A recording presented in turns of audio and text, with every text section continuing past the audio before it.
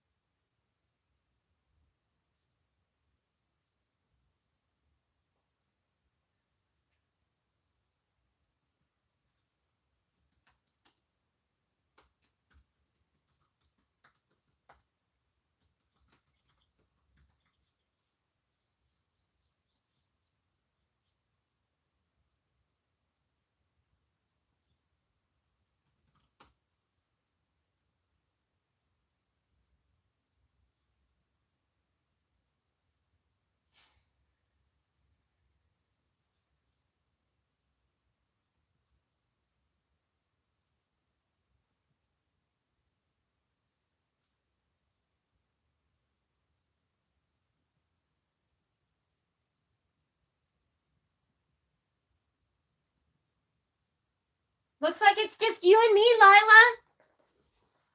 Can you hear me? Just want to make sure you guys can hear me too. It's a date with Lila. Oh, Gloria's here and Amy. All right, we're going to get started in 1 minute. Let me see if I can come on over here. Here we go. Hello, Miss Cindy. Kathy, you guys all ready? You're like, yeah, we've been ready. Okay, excellent. Looks good. All right. We'll just talk for like a minute and then we're going to get right into the meat of it. This is what we're going to be working on. I have like my kit is almost complete, but I don't have we're waiting on some more of this snowflake. And then we're also waiting for some more of another fabric. So my kit's going to look a little different, but barely. You can hear me? We can hear you, I think. So these are my two fabrics that I'm making do with what I just had at the store, but everything else is going to be super complete. I'm excited for this one too. It's going to be great. I was on the phone with my Kimberbell rep this morning because I was like, oh my God, there's so much awesome stuff. I'm so excited about it. I did work on the spreadsheet, but all you're going to get for now is you'll probably get, okay, were you guys on? I can't remember. I did something and everyone says, yes, let's do the borders first. So I think the first thing we're going to do is I have to even out something I don't want to do with something I do want to do. And I love doing the filler blocks. I think that's so easy. So for next week, when we get together, I will have a layout for the filler blocks and how I'm going to put them together. And then we're going to do the borders. We're going to get that done. Nobody will have a UFO because I think that's the kind of thing that holds people back sometimes. And then I started putting together like the sections and then the designs, but this is all, I just cut and paste this from something else. So I will be working on the spreadsheet. It's not ready yet. We'll like write some things in, but it is not ready for me to send out. We love newbies, Miss Sherry, and we love our OGs too. Our original gangstas is what I call you guys. So anyways, that's what we're going to do the very first week. Filler blocks and then the borders, because that's what holds me back. I have UFOs because the borders are not done yet. All right. And then, like I said, spreadsheet will be to come. Where can you find our sew alongs and spreadsheets? You do not have to email me anymore.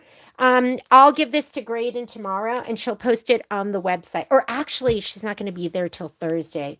So, you might have to wait. And then I will send it to the people that asked to be in the sew along group. So, but we post them on the website. So, because I used to get like 20, 30 emails a week saying, send me the spreadsheet. And I would just send it. And I was like, okay, this is stupid, Janie. So we put it on the website. There's a section that says sew alongs and videos. So we will post it up there. If I can figure it out, I'll do it. Otherwise, I'll send it to whoever's on my list. And maybe I can just add it somewhere else on the website. So let's get started. Yeah, this one is cute. It is really, really, really cute. And I just love it. I love the colors. It's like different, right? The purples, the blues, the teals. This is my kind of, these are my kind of colors. I love like jewel tones. First thing we're going to do, I sent you guys a supply list. And I mean, it's really simple. We're going to press our fabric right now. We're going to press it with Best Press. It'll, Best Press stabilize your fabric so you'll have better, more accurate cuts as long as you're cutting accurately. I can't control it if you're like, oopsie daisies. Like that's a you thing, but it will make your fabric better. Can I get on the list? Amy, Amy. Ooh, ooh, ooh, ooh. Okay, I'm going to add you, Amy, but I'm not going to add anyone else. You can, Amy Horn. You are on the list. If I have time later, I will. But I just sent you an invitation to this event, which means you will have, when I send out the information, I'll send it to you. All right, let's get out our fabric. The two things I'm not going to stabilize right now is I'm not going to stabilize my borders because I'm going to lay that all down in one piece. So I did work on that spreadsheet. I'm ready to actually send you filler blocks and borders, but in the instructions, it says if you want to pre-cut your inner border strips, you'll cut them 2 inches by width of fabric, and then you're going to add SF 101, blah, blah, blah. I'm not pre-cutting. I'll take my border strips and I'll lay it down all in one piece, and then I'll cut it down later. So it really depends on how you want to do it. It was like, Wanda, it wasn't like a special spreadsheet. I mean, invitation, or supply list. It was just the usual. Like we're gonna spray, then we're gonna cut, then we're gonna put it on SF 101, then we're gonna cut our batting, and then we're gonna group. That's like, it's the kind of same thing that we always do. But if you had requested to join the group, then you should have gotten a supply list. I didn't send it out until last night. Oh, guess what, Wanda? You're not on that list, and I just sent it to you. I know I said I was going to do anymore, but I just did it. So the border pieces, I'm not going to prep right now. I'm just going to leave them because then they get all folded up and wrinkled and everything. I'll prep it before we start. So these are the pieces that I am not prepping. I'm not prepping this. Do we need the book if we have it? I would have it just so you can refer to it. In case suddenly I start speaking in tongues and you can't understand me, have the book. If you don't have it, don't worry about it. I'll be guiding you through, but I would have it. It's just going to give you something else to look at. I guess I didn't get added because I didn't get a supply list. I only added the people that signed up for the sew along. That's who got added. So, but don't worry, the supply list, it was really, we're going to be doing it. It's the usual stuff. You guys have done this with me before, so don't worry about it. And you're at home right now, so you can grab everything that you need and we will take our time. So don't worry if you didn't get the supply list. And then, you know what's hard is it's hard for me to go, I just don't have time to do it. So it's hard for me to go back and go, oh, this person bought it, to add it. So it's okay. I'll post the supply list and then we'll put the sheet. So don't worry about it. All right. Okay. So if you're going to do the quilting with me in the hoop for the borders, I want you to pull out your 5/8 of this fabric and then your 5/8 of the snowflake fabric. Just pull that to the side. And if you want to pre-cut it and do all of that, you can, but just pull that to the side. Your backing fabric, you can pull that to the side unless you want to prep it now too. I'm not going to be prepping that. We are going to prep everything else. You know what? With the kits we're cutting this store, we're going to have some more at the end of the week. With those kits, we gave you a choice of getting it with backing fabric and getting it without backing fabric because I never use the backing fabric. I always piece my own. So kind of nice. But this is like if you ordered a kit cut from the store, this is what your kit's going to look like. Okay? It's going to have all your fabric. It's all the fabric for this, and we group it. So your scraps, your fat 16ths, your fat quarters, your 1/8, everything's grouped all together. So let's go ahead and get started. Everything else you're going to kind of need here. Heat up your iron. Get your best press. Heat up your iron and get ready to just do some ironing because that's what we're going to do first. stabilize your fabric. I find that when you stabilize your fabric, it does shrink sometimes in one direction. I do not pre-wash. I do not, let's see, where are we?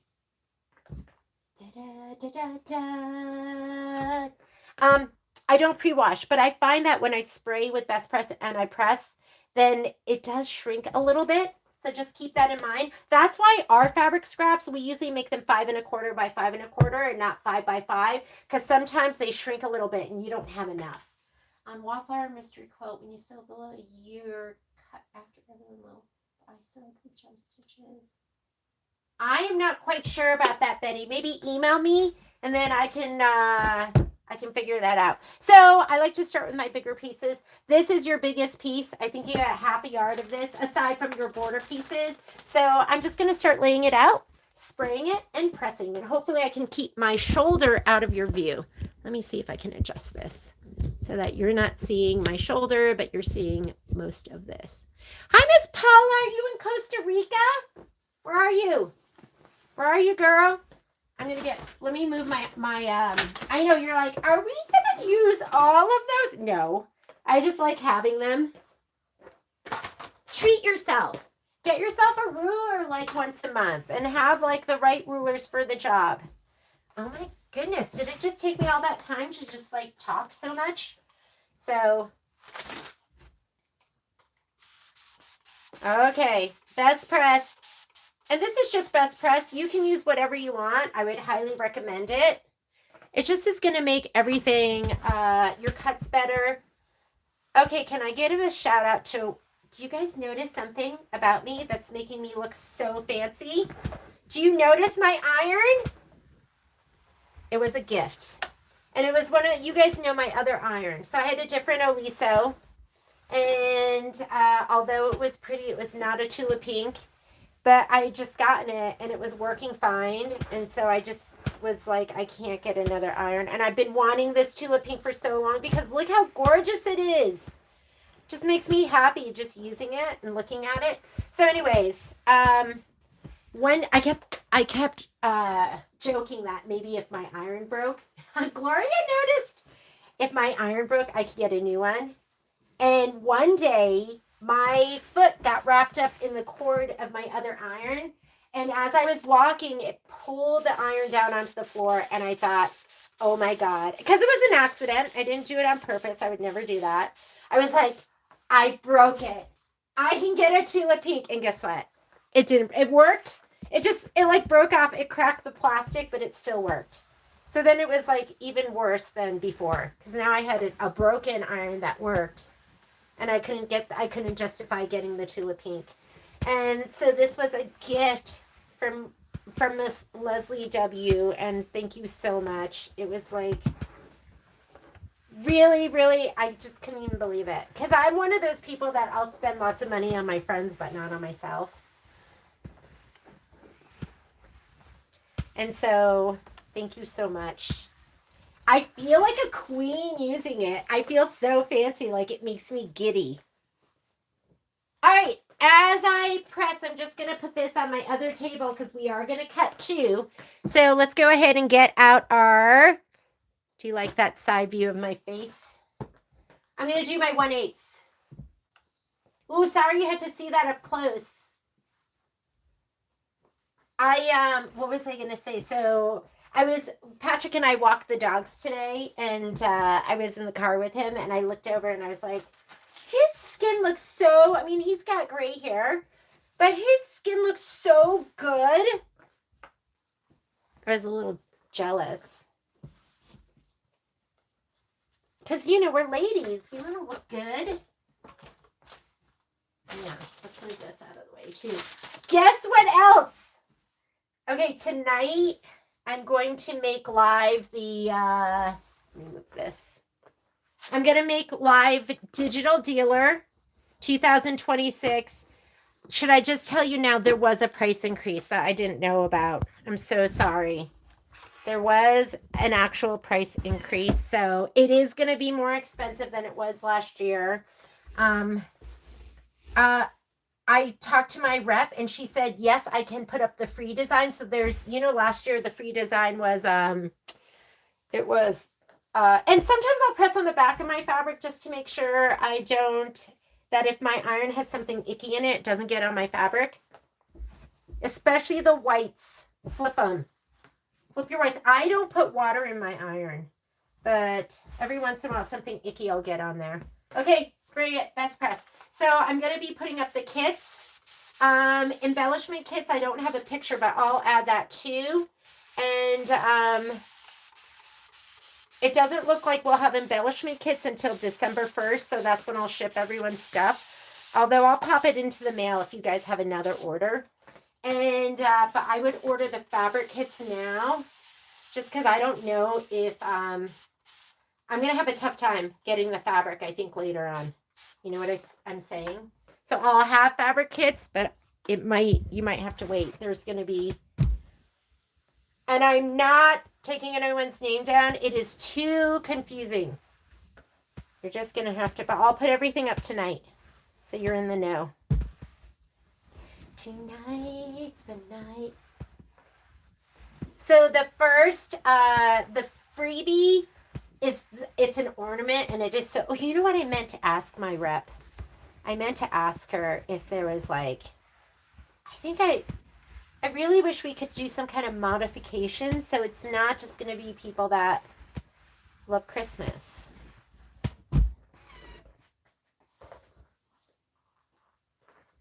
Here we go.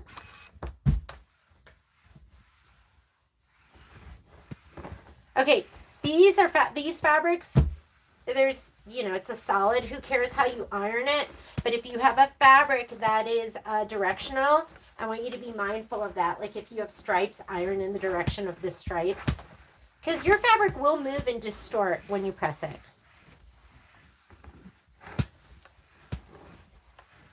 Are you guys having trouble paying attention because you're staring at my beautiful iron? I get it. Do we know what colors will be? Do we know what colors it will? Are you talking about the mystery quilt? Because it's all Christmas fabric. Mystery quilt is, it's going to be your reds, your greens. It's going to be just what you would picture for Christmas. Oh, you know what? There is going to, I have to take pictures because we're going to have different backing. I think we're going to use quilty little Christmas fabric for the backing.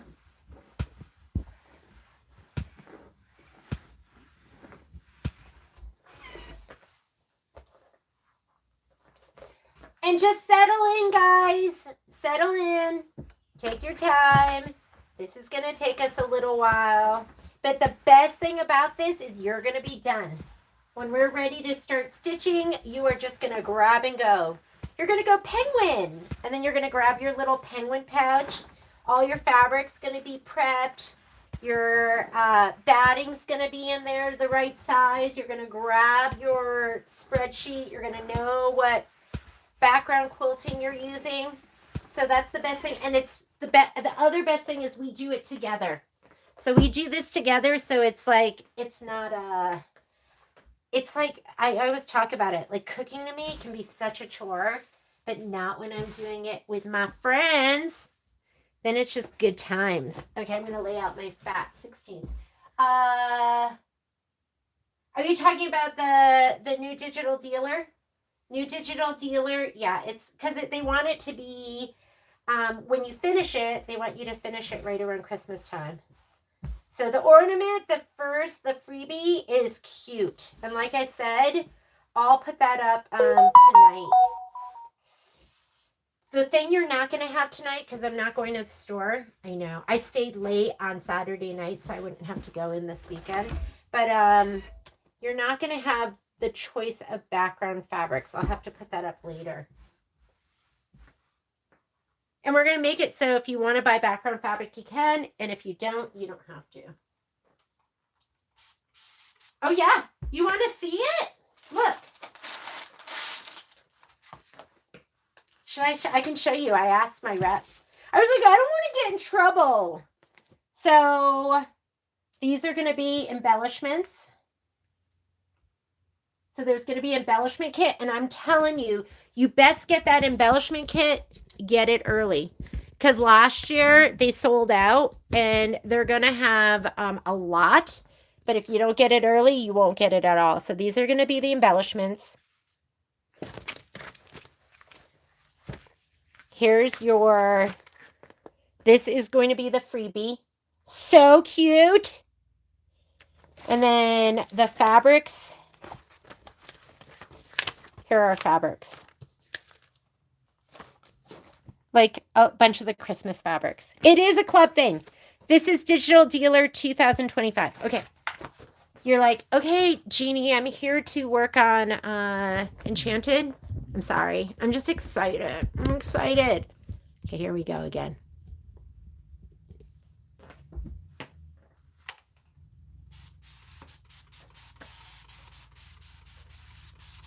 Spray it.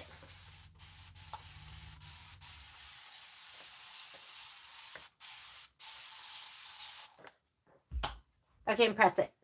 Okay, see? Directional. So don't distort this. I am a ironer all the way. So I'm being super gentle. Once it's set, then I'll just go ahead and... But you don't want to make your diagonals all over the place. Does that make sense? So be gentle. Your light fabrics, press them on the back. So if there's something icky in your iron, you're not going to freak out and be like, oh my God! How do we join, or do I need to wait? Nope. I'm going to put up our, digital deal. I'm going to do it tonight. Tonight when I'm in bed, I will get everything up and loaded. I have a lot to do today. Oh God, can I tell you, yesterday I finished, well, I didn't finish, but I did my flowers for the Welcome Friends, the Janine Babbage thing, and I just laid them down and took pictures and put it on our Facebook group. It is so cute. So I want to finish that, and I have to finish the cut list for the OESD bridge. One of the nice things about just being a retailer is we can just do everything and anything. So we have a lot of stuff going on. And then I talked to Karen and I was like, oh, let's do something where we do the bonus designs from OESD together, as like we did the classics Kimberbell. I don't know. We have so much going on. So what you're going to do is you're going to sign up for Digital Dealer 2026. The advantage of signing up with our store is we do pre-recorded videos that we send you. And then we also do a Zoom for those who sign up through us. And if you don't sign up through us, I do put those videos, I'm making sure I'm doing the wrong side. I do put those videos up afterwards. So the only thing you don't get if you don't sign up for us is you don't get the, you don't get access to the Zoom. That's just for our people. But I'll put all the content up for you. Fat quarters. And then, once you sign up, you will get the designs and you will get the background quilting is included. So you'll get all of that. You do not have to get a fabric kit. You do not need to get an embellishment kit. That's all optional. But if you do want a fabric kit, I would say order it soon. I haven't put it up yet, but order it sooner than later just to make sure you're going to get one. Because I just don't know if I'm going to be able to get all the fabric later. I'll be able to get it, but it's been tough. Like sometimes the fabrics, like the background fabric, which is the red plaid, it's sold out until January. That's why we have some of them kitted with that, and some are just going to have really pretty Kimberbell holiday fabric, Christmas fabric.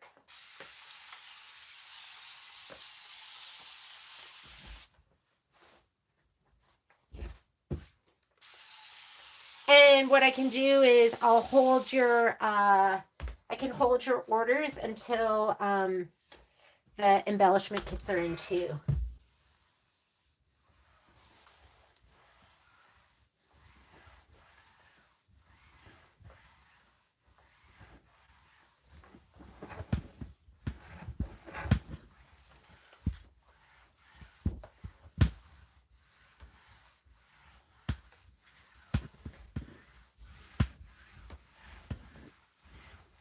I know a couple of you are waiting for your enchanted fabric.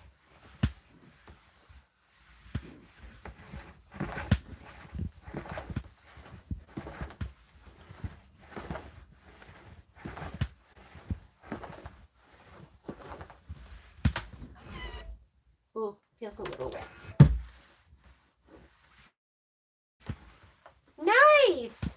Rebecca, you're early for Christmas, right? Quilty was fun. It was fun because, I don't know. Sometimes it gets overwhelming. Some of the projects are overwhelming because they're really big bites. But Quilty was nice because it was like smaller sections. Like you could get, unless you turned it into one amazing quilt, right?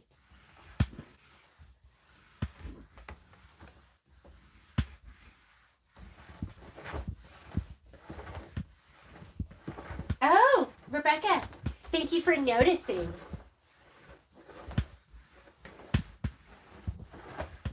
Yeah, this is the Tulip Pink Aliso. Why would you want an Aliso? I don't know about you guys, but I'm feeling the effects of just being somebody who being a maker, and with the iron, it's so nice because you don't have to keep picking it up and putting on a stand, picking it up, because it has little feet and it just stands up when you take your hand off. Should I just iron them like this? Maybe I'll just spray them one at a time and just iron them. 27 pieces. I was just looking at it and go, oh, this doesn't seem like that much. Oh my goodness. We did Comfort and Joy, and Virginia used the little deer in the Comfort and Joy. I was like, oh, look how cute he is. It was adorable. Okay, see, directional fabric. Press or iron in the direction. Pressing is just putting your iron down, letting it kind of sit. But this is ironing, and just go in the direction of the stripes. If you go the opposite, you're going to turn your stripes into waves.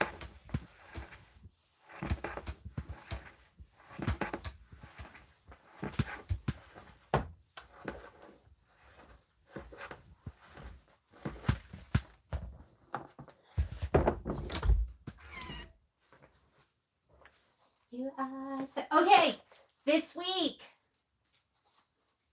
I don't know when, but I'm going to try and scan and cut too. So do you need a scan and cut to do this with us? No.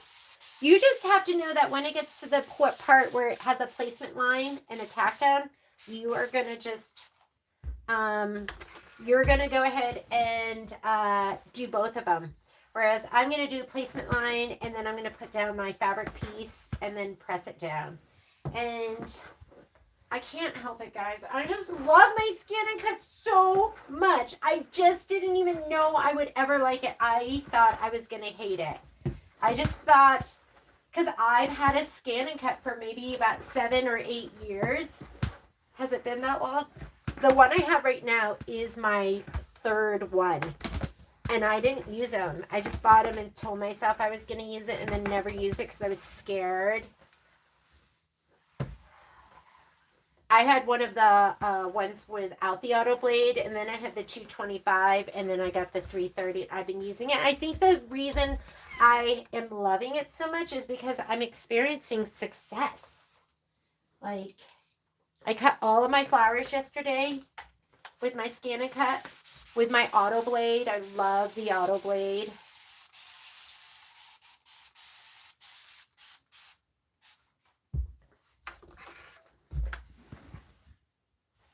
So, I'm just trying to decide how to do it. Like, I think maybe I'll just set my scan and cut up right next to me, and then I'll do my pieces. I'll extend them over I'm just trying to think.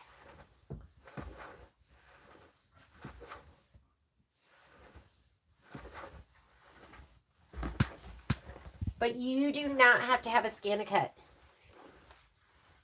Oh, okay. This is the other thing. Susan's on here, right?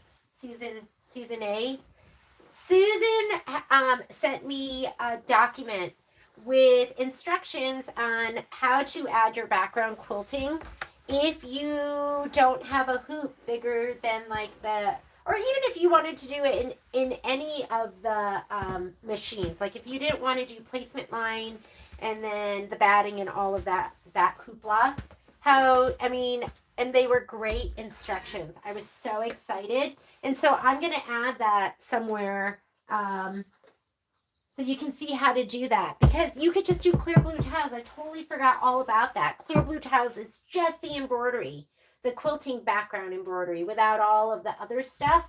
And so I'll put that up for anyone who's been struggling to add the background quilting. So that's going to be there for you. Okay. Itty bitties. Let's do these.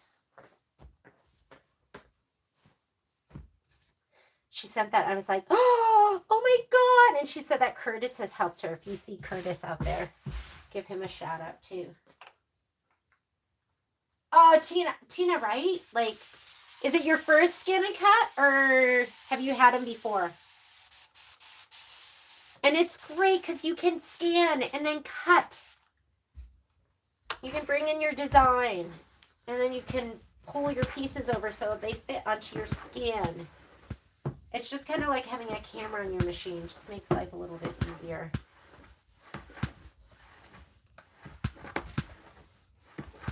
Susan, those instructions were so great. I just felt so tickled when you sent those. I was like, yes, this is what I needed. Quite honestly, I'm just so busy. I just don't have time to do everything multiple ways. And I always try to do everything the quickest for what's going to be for me. So I know these sew-alongs cater to me. I'm sorry. I know. Okay, go in the direction of the arrows of the chevron. Okay?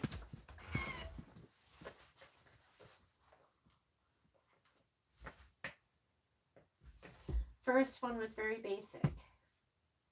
Oh, yeah. Okay, I'm going to do the wrong side of these fabrics if possible. Yeah, the first one was basic.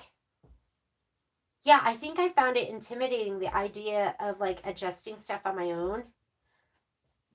You know, having to adjust your cut depth and pressure. And I was like, oh, that scares me. So I never did it. So the auto blade really is a game changer.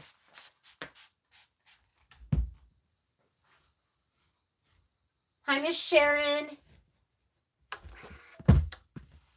My brother lives in Estes Park, and he just sent me videos of just some elk in his front yard.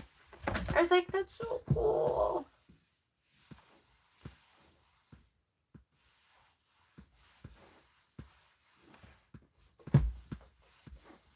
I really want to do, we have a customer, and she's been doing, I forget the name of the website. I want to say the Giving Tree, but it's not the Giving Tree. But they do a lot of the ScanNCut paper craft stuff, and she's been doing some of those, and her stuff is amazing. I'm like, oh, I want to do that. I was like, I need to I have so much scrapbook paper, and now I know why I never got rid of it, because I'm going to use it.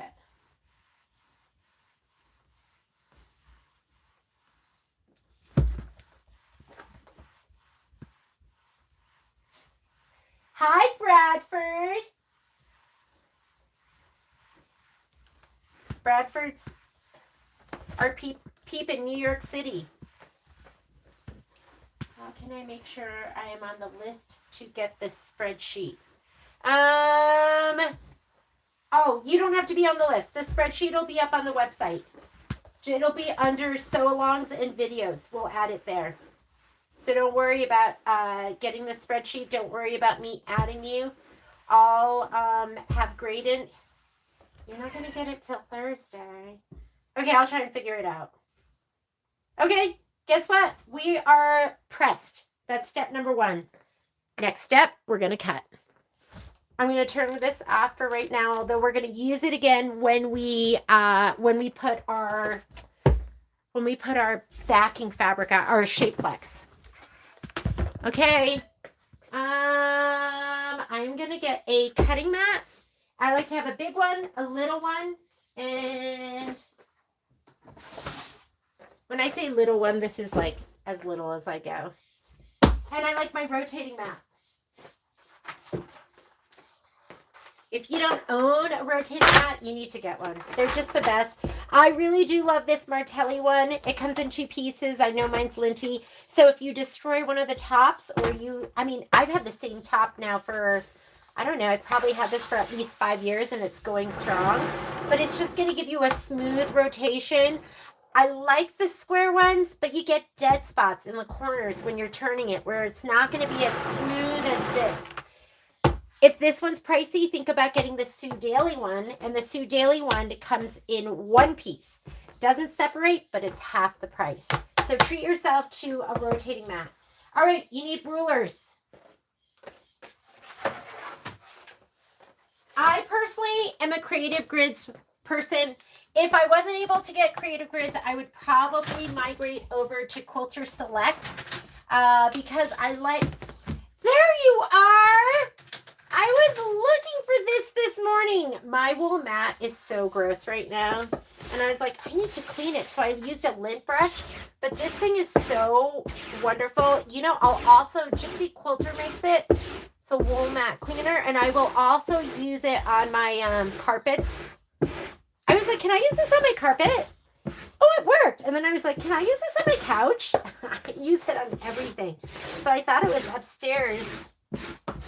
But this wool mat is gross. So you want to like clean it up every once in a while. These things are great.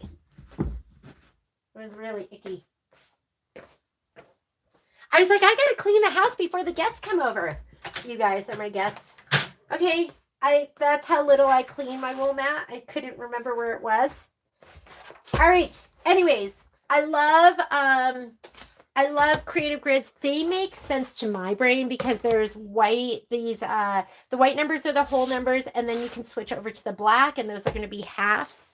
And then for me, so I just love the way they're laid out. This is a Quilter Select ruler. What I love about the Quilter Select ruler is it's super gummy.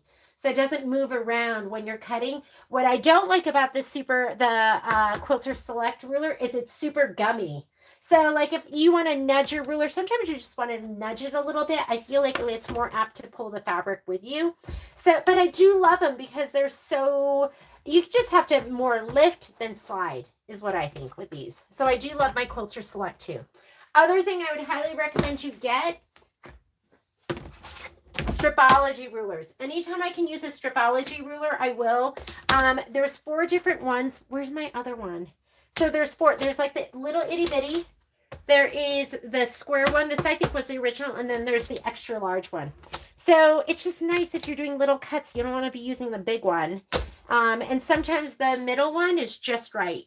So I use these because then you can trim off left and right side and you don't have to flip your fabric around. So anytime I can use these, I will.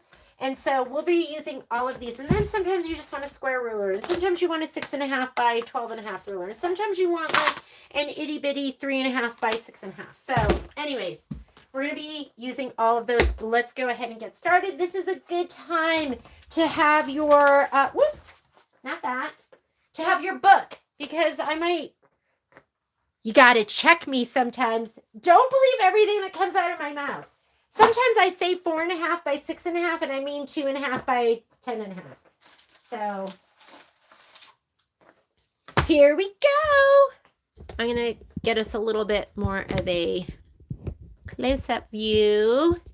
And you need a good rotary cutter. I do love my Martelli But guess what? I need to do, I need to change my blade and I haven't done it because I don't know how. So I have to get the, one of these has like a dull spot in it, but I'll probably use these. Do you have any available yardage of vanilla grunge? I think I do, as long as you don't want too much, because we're doing some more kits with that. But yeah, if you want like a yard, maybe I could even have 2. Let's start with our big piece. Okay, so let's get that bigger piece. This one right here. It is the kind of bluish, medium blue. And we need a 10.5 strip by width of fabric.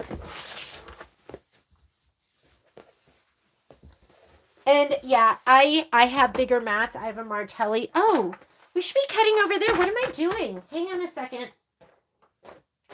Yeah, why am I not cutting over here? Silly Jeannie.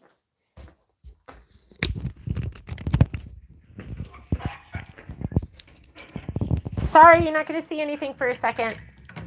Just put my camera down. Switching my filming arms. All right, here's my Martelli table, which I love. I love my Martelli table. Goes up and down. I really just leave it kind of down like this. I'm short, so it's perfect for me all the way down. But if you are taller, here we go. You know what I didn't prep? I didn't iron this stuff, so I am going to have to iron that. Sorry, forgot that.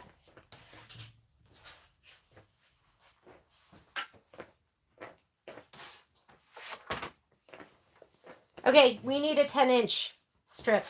So I'm going to cut that off of here first. And then we're going to cut it down from there. This is one of my faves. My 12.5 by 24.5 inch ruler. And if you guys ever want to get rulers from me, let me know. I'll try and make you a special deal. Let's just cut one whole strip. That's 10.5 inches. Read that carefully. Make sure you got it right. And I'm going to clean up this one side. If it's a big cut, I usually will cut to my mat if I can. If I can cut to my ruler, I'll cut to my ruler. Make sure you put your line on the fold, or else you can get an elbow in your fabric. And I'm just going to trim away this stuff over here and make sure it's nice and cleaned up. So my day started out with a call from Violet. And Violet doesn't really, I call her. I am the one that calls. I'm the needy mother. And I was like, oh my God, this is the best way to start out my day. I can hear that. There's a dead spot in that one. And then she was like, I don't feel well. And I was like, oh, my baby's calling. I was kind of touched. I was like, oh, she doesn't feel well, so she's calling mommy. Okay, make sure it stays together. I'm going to cut 10.5 inches off. And I could have folded it twice, but here's my 10.5. Make sure you're on the fold. A line of your ruler is on the fold. Don't just trust this edge here.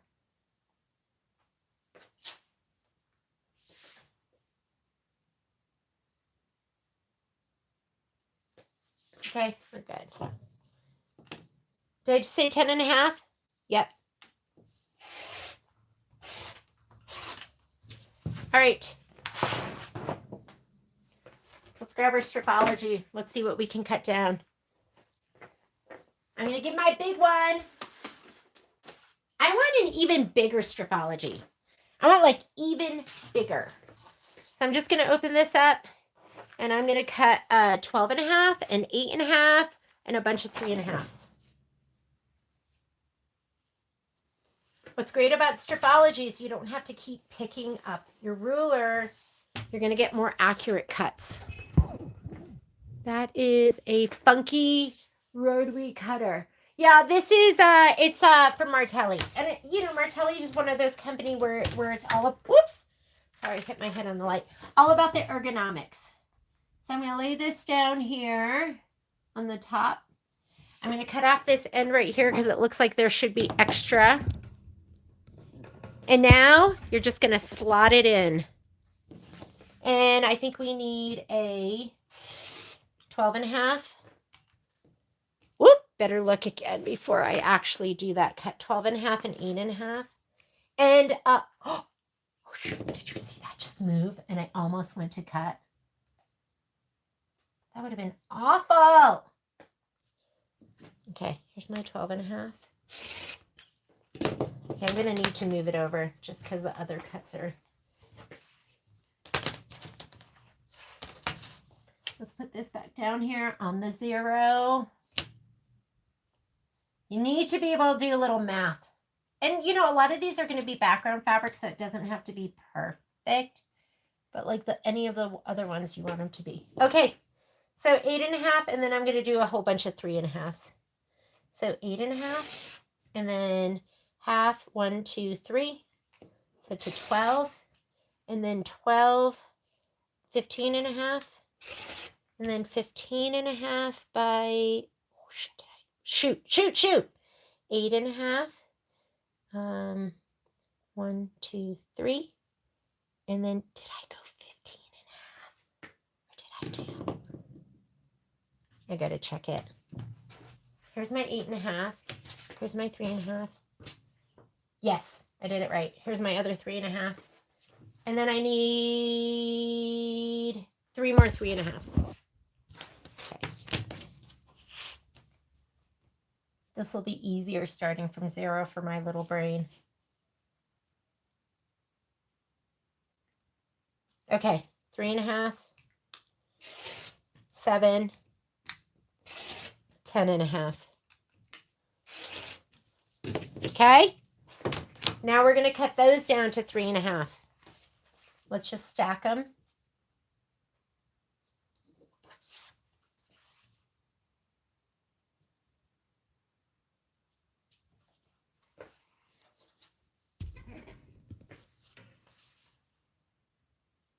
Sorry, did you not see me doing my math? Hopefully I can go through all of these. You want to apply some pressure on that ruler. To lay this down. And this is a good time where I might just use the little square one. Put it on my 0. This should go to 10.5. Here we go. 3.5. We got 3 cuts of 3.5. So we're going to go 3.5. And then we're going to go 7. And then the last cut went to my 10.5. Okay, these are done. All right. What else do I have with that? And then I am going to, here, so you can see everything. Is that better? Any questions? I haven't been looking. No? You guys are good? All right. I have a little bit right here. I have 2 more 3.5s and a 3x5. And I got to fit it into, oh, well, I have that whole piece over there. But this one is, it's 10. So I can get my, 5.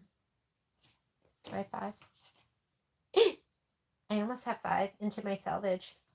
So I'll just cut my, I'll cut my 2 3.5s. Little Stripology, where are you? It's also nice now to have your rotating mat when you're doing something little. So I just really just go back and forth between everything. I'm just going to go ahead and 3.5. Oh, I got that 5. I got it. So 3. Was my 5 over here? And we're just going to do it right over here. So what if I have a little bit of selvage in there?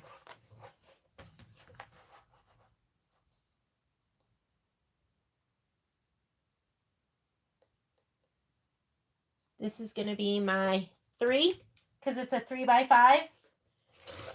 Plus 3.5 is 6.5. Plus 3.5 is 7, 10. Oop, I'm off of here, but guess what? I can still get it on there. There. So this I'm going to cut down to a 5, and these are going to be my 3.5s. And I didn't even have to use that other big piece. I'll put that in my backing.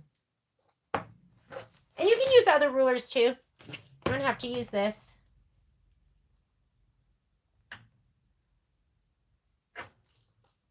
Are my 3.5s.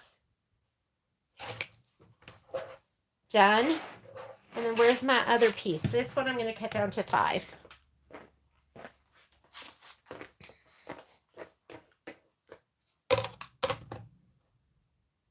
And I have a little bit of selvage in there, but guess what? I'm okay with it. As long as it's smaller than a 1/4 inch, it's going to get sewn in. Okay, done with that. Trash can. And now we're just going to be cutting away.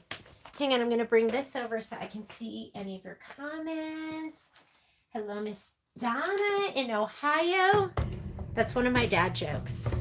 What state is round on the ends and high in the middle? Ohio. I'm not very good with jokes. All right, next one. And do we keep this? The hoarder in me says yes. Okay, let's go to what's next.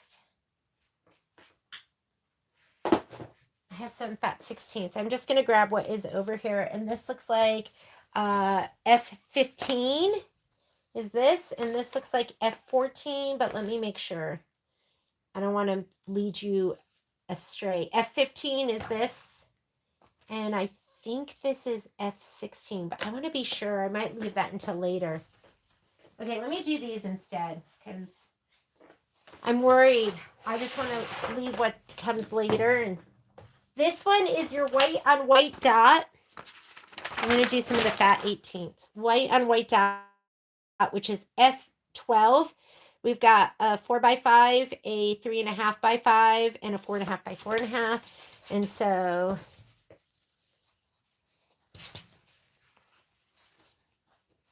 can I do the 5 and then that? Yes, I can fit this one in here. Stripology, I'm going to cut off both of the icky ends and then I'll cut it down. So I like Stripology because you can clean up one end. And that one is, we'll do 5 inches.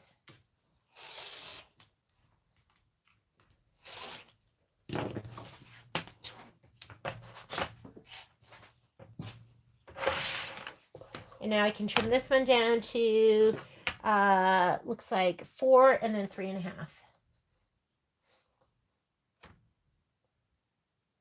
I'm going to clean up one end.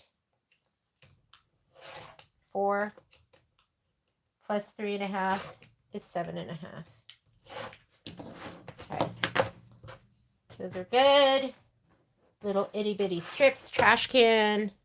Porter saves all of those. Okay. And then I need one that's 4.5 by 4.5. Guess what? I have a 4.5 by 4.5 inch ruler. And I'm just going to put it right here and then we'll trim and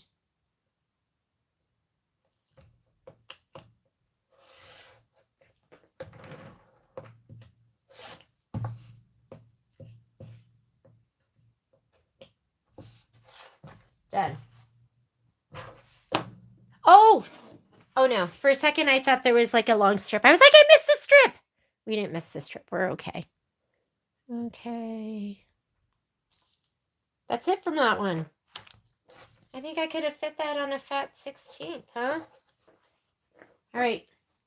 And then I like to just put this all to the side. I'll keep this all together. And one night when I feel like watching TV and not filming, I'll sit on my PQ 1500 and I'll turn something good on the boob tube and I will just sew everything all together. All right, what's next? This one right here. What's this?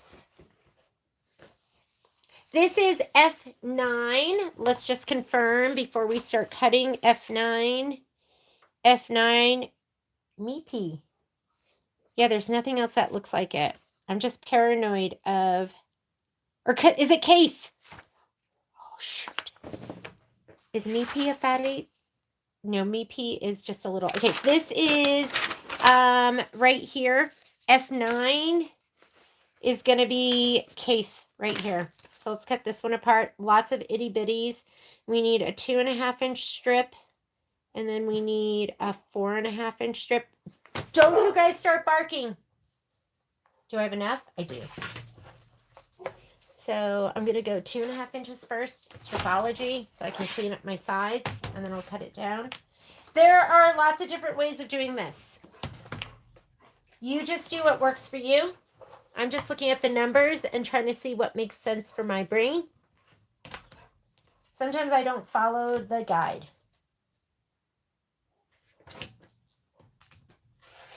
I'm cutting a 2.5-inch strip by 9 because I can fit the 6 and the 3.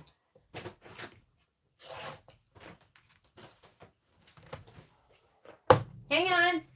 Doggies need, I've been waiting all day because at some point they're going to start attacking me. So I'm going to give them their treat right now. Okay, sit.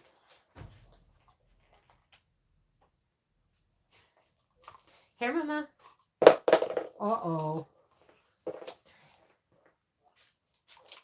This is a sad thing. Poor Momo will let Poppy pick first, and there's a good chance she's going to steal what he has, and I'm going to have to separate them.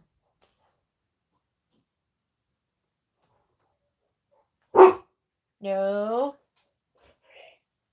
Mommy's going to kick you out. Okay, what was this one? 6 and then 3. So here's my 6, and here's my 3. Yes, I'm leaving my blade exposed. Okay, next. We need a 4.5 by, let's do a 5. We'll do a 5-inch. We're going to do 5.5 inch. 5.5 inch, yeah, because I have extra. Always get it on the 0.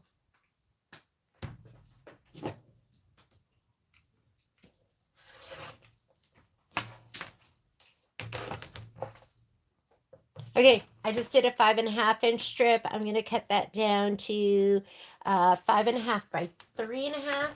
So this one's going to go 3.5. I'm going to clean up that edge over here. I'm going to go 3.5. Then I'm going to go, oh, I shouldn't have picked up my ruler. But I'm going to take this one down to 5 by 4. I'm going to do 4.5, and then I'll just cut off 1/2 inch.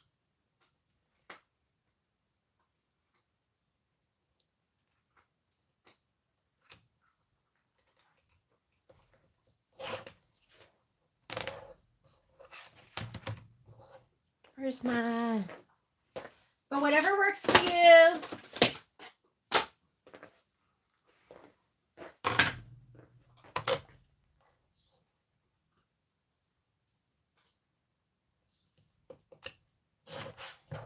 Done.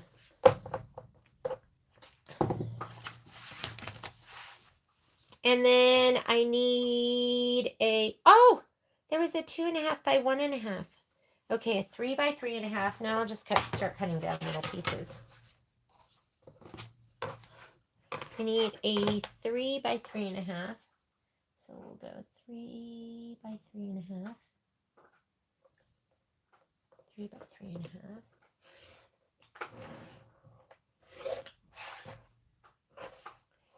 And now I need a 2.5 by 1.5 and a 2 by 2. 2.5 by 1.5.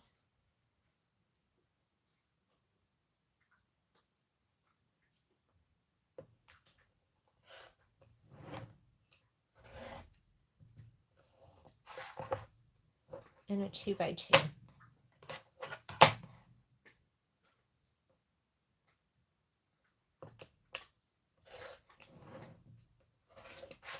Rotating mat is so key because then you can just turn the mat and not take your hand off and not have to contort to sew, which I know we've all done. You're like, I can get it. All right, these are done. Next, the leftover little itty bitty. Who knows if I'll save that. And that was case. So now we are on, let me do this, the polka dot right here. So I'm going to go ahead and cut a 7-inch because that's 5, 10, 15, 20. So we want a 7-inch strip. I'm going to go ahead and just fold this over. Okay, this is when your Stripology shines, guys. We're going to clean up that edge first, so get your 0 on there. Put this, one of the lines of your rulers on the fold. Clean up one edge. Make sure I'm going to have enough. You need 3 by 8.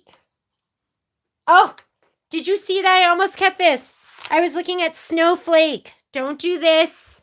We're doing this. 3 by 11, and then, yeah. Shoo! That was scary. I'm going to do a 5-inch strip first. I'm unfolding because we have to do that. That would have been bad. The other one I was talking about is the snowflake. So this one is 5 inches. Excuse me. And then cut that down to a 3 and a 5 by 5. Clean up that edge. Get your 3.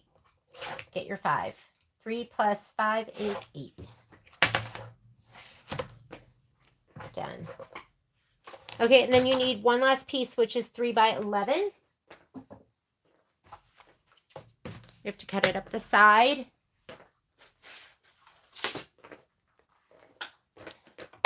Three by 11.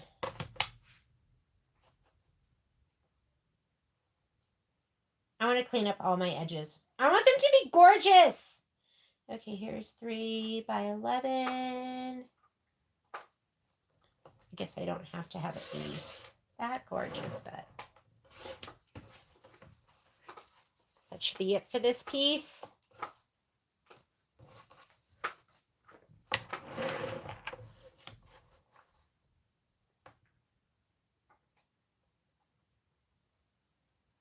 Sometimes I'll take my, I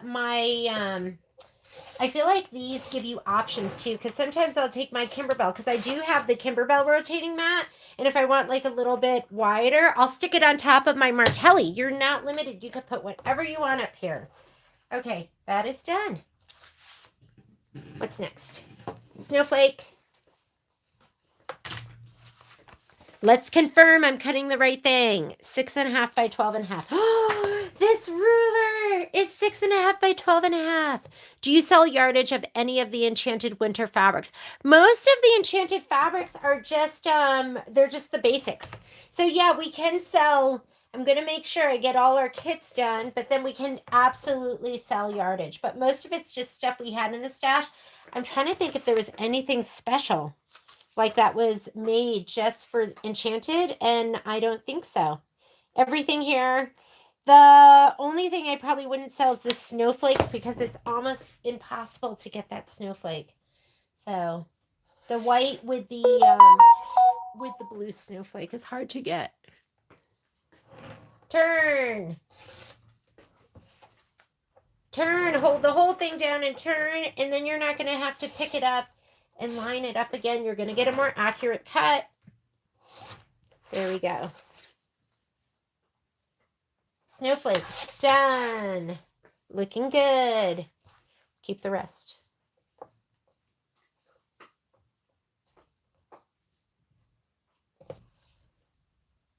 Okay. Pretty petals. This one is F11. Let me just confirm. We're going to cut a long 4.5-inch strip, and then we'll cut it down to 2.5.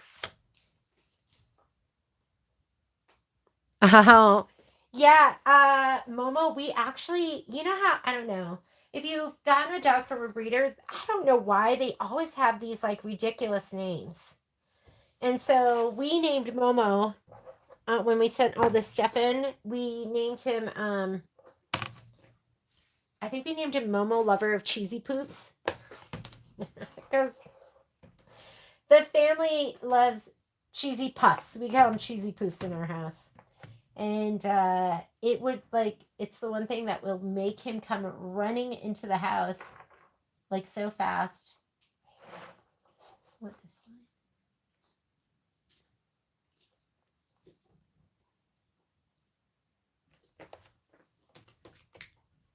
Okay, let's look at one more time. Is this the right fabric? This is the right. I'm so paranoid. 4.5. There's no other pretty petals. Wait, there's a blue and there is a, so the blue is a fat eighth, the other one's a fabric scrap. Do you like that when I'm like, oh! You're all like, what's wrong? What do we do? 4.5.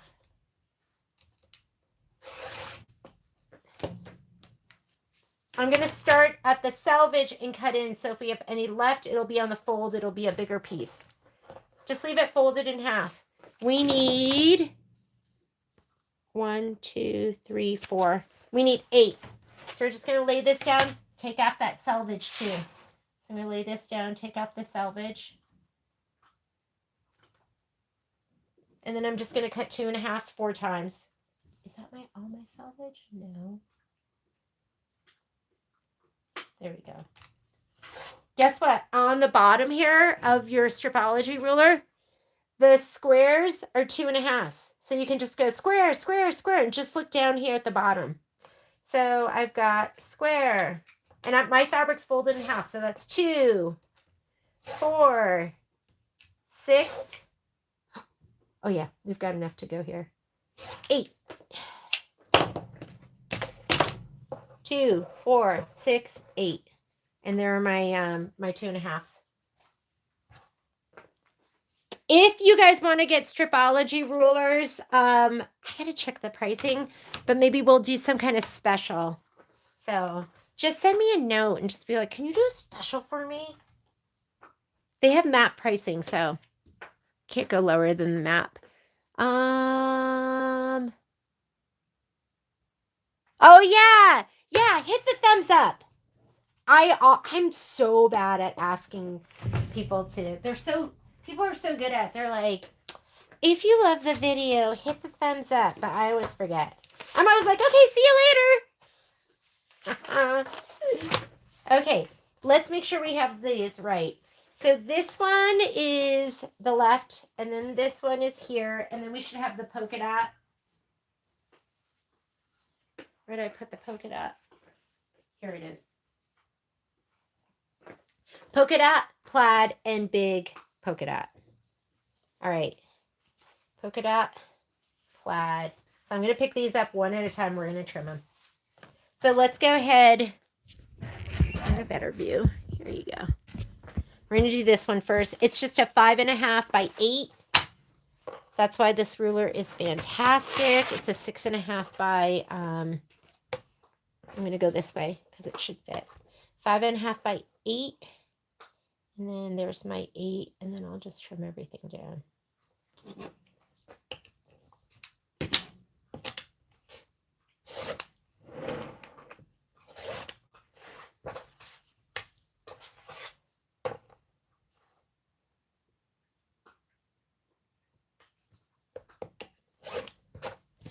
Five and a half by 8. Done. Plaid. This one is 7 by 5, and that's 8. So let's count a 7-inch piece. See Stripology. This one is this my 5.5 by 8? No. Oh, wait. That's my 5.5 by... No. That's my scrap. This is my good one. All right. Stripology. We're going to cut 7 inches, and then we'll clean it up. I wonder where Momo went. He's hiding from Poppy with his treat. Because he's like, she's so mean, she'll take it. All right, this is 7.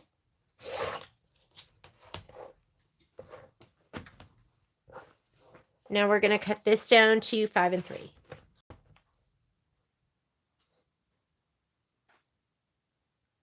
You guys better have your Sojo ready because we have like so many projects. Here's my 5. Here's my 3. 5 and 3. Done. Garbage. What's next? The black. 5 by 5.5. I don't have a 5.5 inch ruler. I just find I use my 6.5 and my 4.5 the most. So 5 by 5.5. And this is 5 by 5.5. Let me make sure. 5.5 and 5.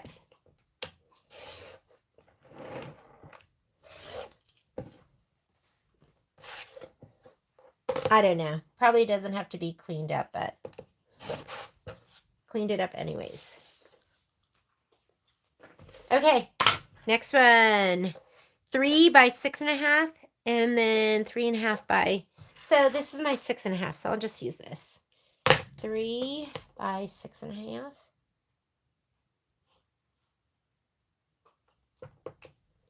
And you could look at the instructions and go, oh, that's just an applique piece. Who cares if it's not cut perfectly? So you could just do that too. 3.5 by 4. 3.5 by 4.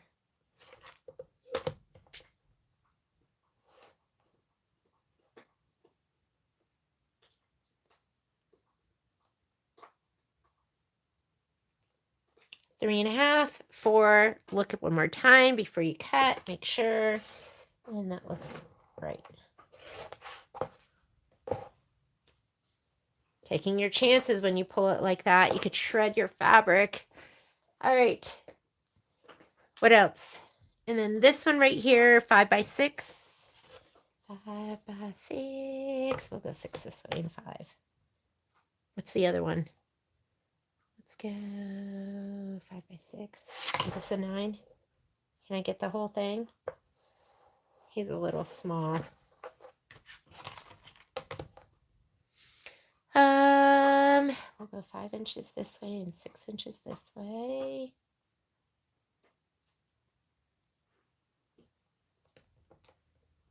Five by 6.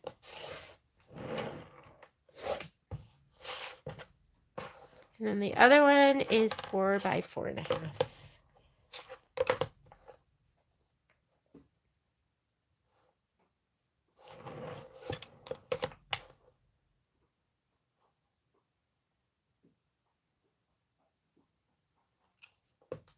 Four, 4.5, 4, 4.5. Yes.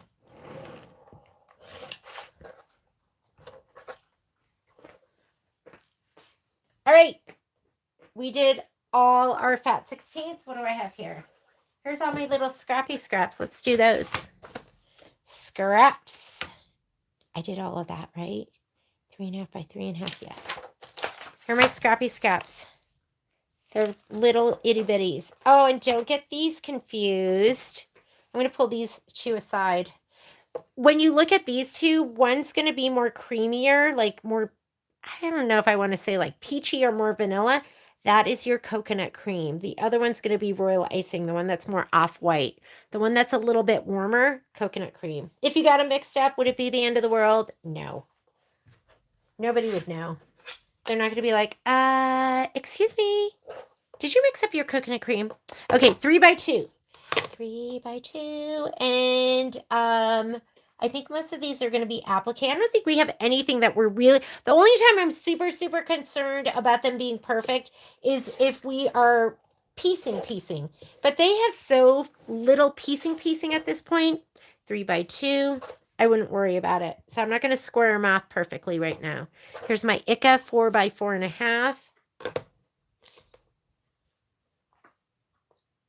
We call it Ica. It's Ice Castle. 4 by 4.5. Let's look one more time. Did I grab the right fabric? Yes, it's got to be this. Ooh, there's some spots in my in here that sound gritty. This is my gray. This is 4.5 by 4.5. That's exactly the size of this ruler.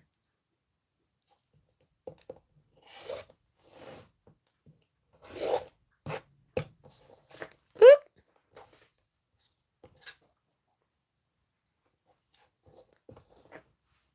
You guys all just working so hard right now.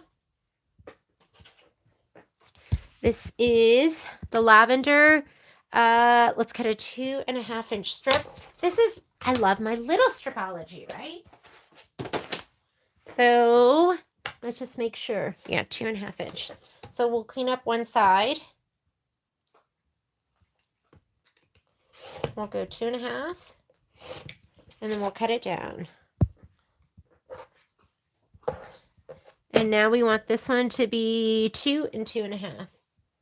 So let's clean up this edge. And we'll go 2 and 4.5.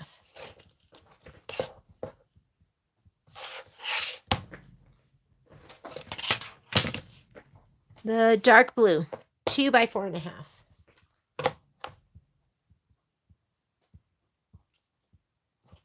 Where's my cleanest edge? That one's wider that way.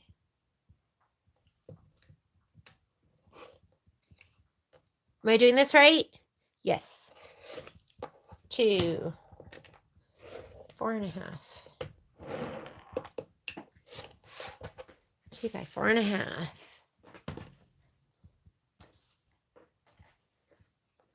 1.5 by 3. Oh my God, I was watching one of my videos and I was like, oh look, bed head. Because a lot of times I'll just get up and get out of bed and just start filming.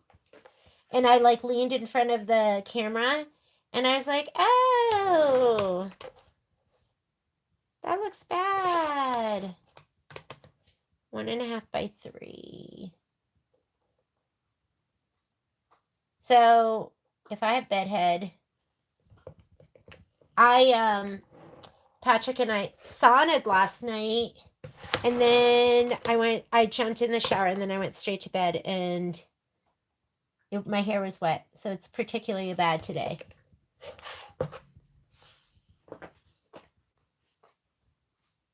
Oh, yay, Susie! Yeah, I tried to get him out as soon as I could. I did have to wait on like one stinking fabric. So, you know what, like I always will, because I buy fabric from a couple different distributors, and a lot of times I'll be like, okay, so I'm going to be part of this allocation, and then sometimes I get wrong information. This is Weepy. I know it doesn't look quite like this, but it is. It's this, this one. Meepy. It's a new color for us. I've never had it. So you'll be right with us, and even if you are waiting on your fabric, you're going to have the video so you can do the prepping. I will probably do my scan and cut this week because I want to be ready. If I don't get to do it this week, I'll do it this weekend. And if anyone wants to scan and cut with me, I possibly would do it live, but I don't know. Because then what I don't want is to lead you astray. Okay, let's figure out. So the coconut cream is going to be the 4.5 by 5. And again, the coconut cream is creamier. So this is 4.5 by 5. This is a 4.5 inch ruler by 5. 4.5 by 5. Is that 5? Yes.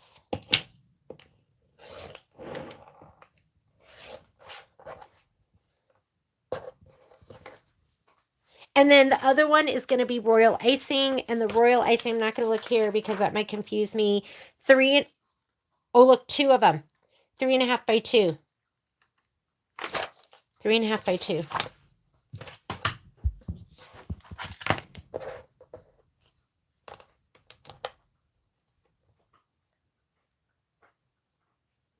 I know, I was so upset because we have a customer in Alaska that didn't get her stuff yet.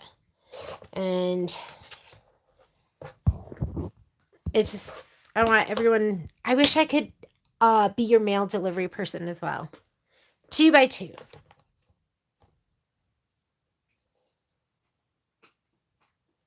I'm going to cut off that edge.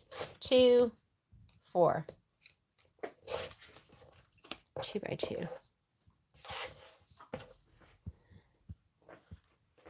Oh, look at my little pile. It's getting so small. But but not really, because now we have to do the fat quarters. Okay, fat quarters are going to take up a little more room. Let me go ahead and move this to the side.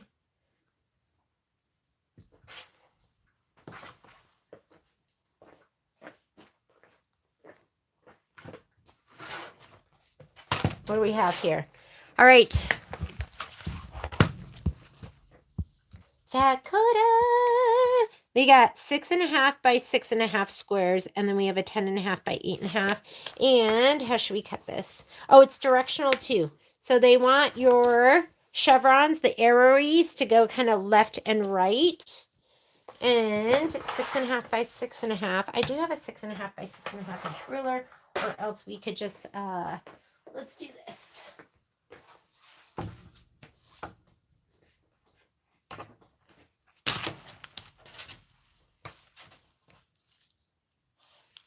I want to use the lines.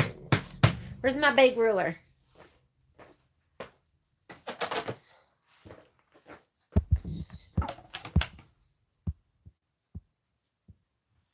Six and a half.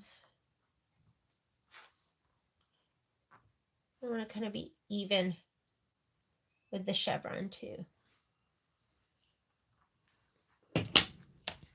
What do I got here? 6.5 by 6.5.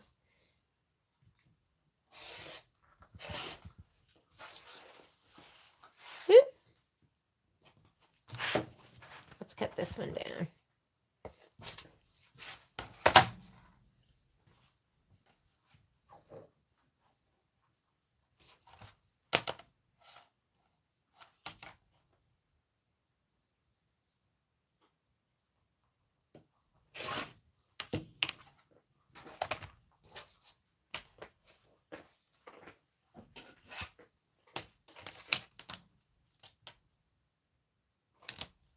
Clean up this edge. And 6.5. And now I have a nice big piece. But these are my 6.5 by 6.5. Remember, those were directional. That's going to make a difference how you cut it. And then the last piece I need on this is going to be what? I need a 10 by 8.5 and a 3 by 2. So a 10 by 8.5. Lay your fabric down right. So the arrows have to go this way. And then I need the 10.5 this way. So this just happens to be an 8.5 inch ruler. So I can just go ahead and go here to 10.5. This is almost definitely going to be a, I'm going to make sure I'm right on that line. This is going to be a background piece. So I'm guessing the bigger pieces usually are. So 8.5, 10.5. So it's not totally even on the side. I'm just going to just leave it. And then I need one more piece that's 3 by 2. This is directional too. They want them to go this way, and it's 3 by 2. This is such a nice little piece. I'm not going to cut that. I'm going to cut it this way. This way. I'll do my 3 by 2.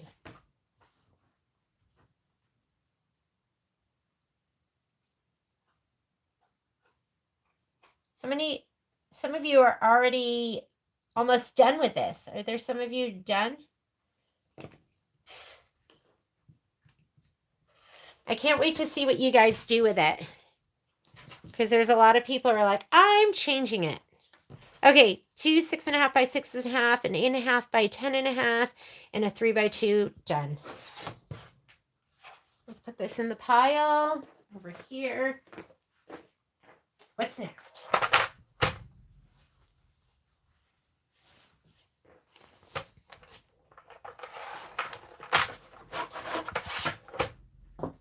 Eight and a half by 10.5. And a half,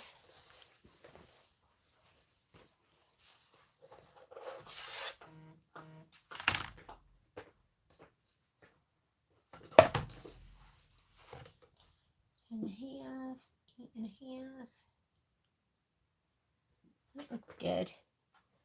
8.5, 10.5. I'm good.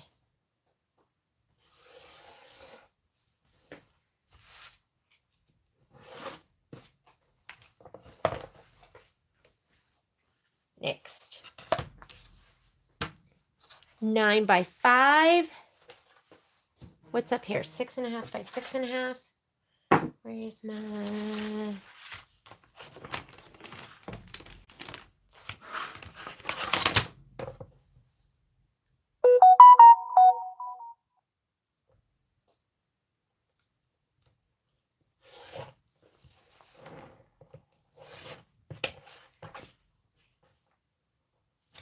What is this? Sticker? Oh, coffee. Oh God, you guys can't even see. I'm sorry. Sorry about that.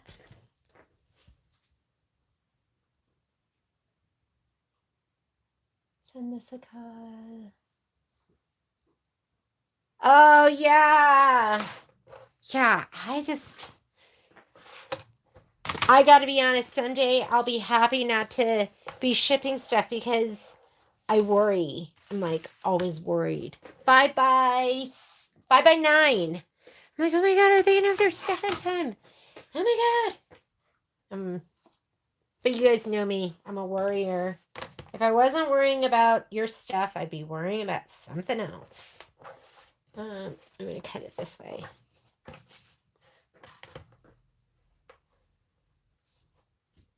I had a girl, one of my girlfriends it was her birthday. So we went over for dinner. Like it's our mom group from like when the kids were little. Okay, 9, 5, got it. And we were just talking about like different ways of like meditating and calming ourselves. For me, the thing that calms me the most is just actually working, just getting my stuff done. That's what makes me feel best. Okay. Oh, this is the one that I almost... So we're going to cut a 4-inch strip, and then we're going to cut them down to 2.5 inches. So let's do that first. 4-inch strip, and I think we're doing it with the fabric this way. Stripology, please.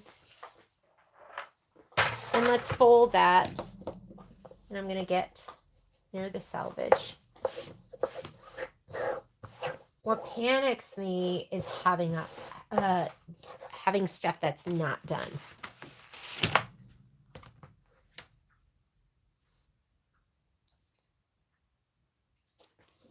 Okay, gonna clean up that edge, and I'm just gonna cut a long strip that is 4 inches.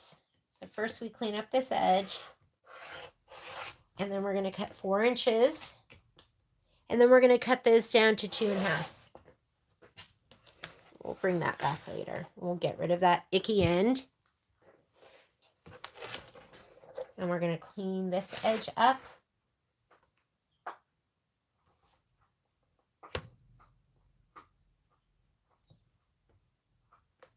Okay. And then we're going to do 2.5.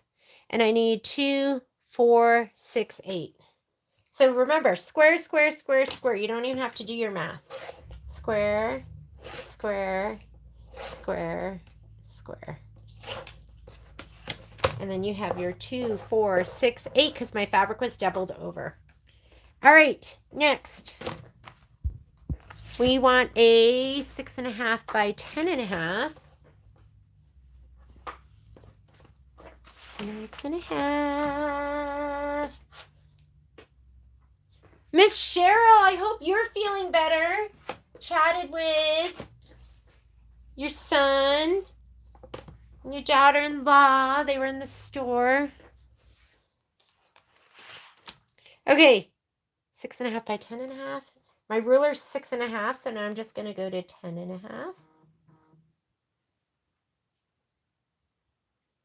I'm not getting... It's not straight this way. Let me straighten it. And I'm not totally square, but I'm going to leave it because guess what? I think this is probably going to be a background piece. So there's my 10.5, 6.5. Look at your numbers one more time before you cut.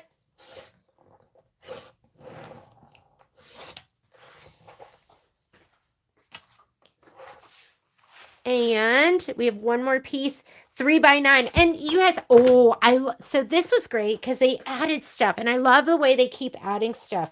So when you see the ones that have the turquoise on it, I think those are your filler blocks. And they're a little bit bigger now. The highlighted fabrics, block by block quilting if using standard size.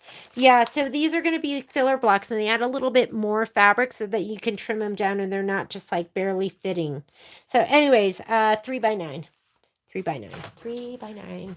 Ooh, I feel like I can fit it right in here. The other thing they added, which I love, did you guys notice that now, because they have like, they're adding the actual color that we're kitted for, and then they have like the letter, which I wish it was like A for Azure, but you know, then you have aqua. But anyways, now they have this and the color code on your sheet. So I love Kimberbell because they're always growing and improving. 3 by 9. And come on, their stuff is so darn cute. So cute. I feel like they're just a really good mix of cute and classy. They're just, Kim's amazing. Okay, 3 by 9. She's amazing. Just like, she just has great taste and good vision, and yeah. I keep telling myself I'm not going to do that project, and then I can't help myself because it's just too cute. Can't say no. I'm just like you. Directional. We want our stripes to go this way, and we're going to do a 6.5 by 8. I'm going to just 2 of them. We're going to do one strip that's 6.5. I'm going to do 1 6.5. Put your line on the fold. And this is a 6.5 inch ruler, so I'm just going to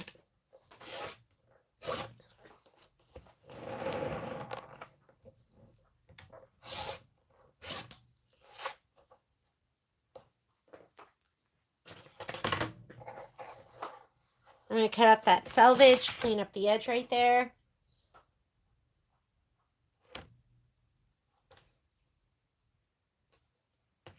Is it 6.5 by 6.5? Oh, good thing I checked it. 6.5 by 8.5. Clean up that edge. I'm going to go to 8.5.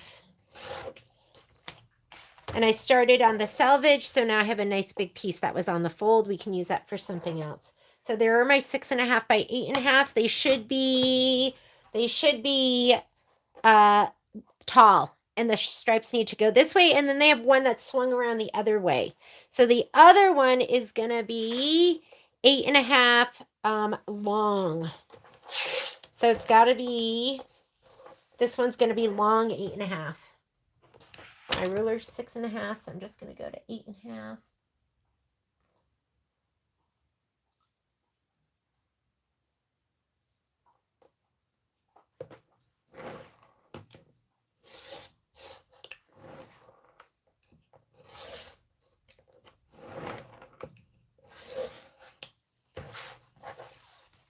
There we go. Done. That's important how you cut that fabric. Pay attention to the ones that say directional.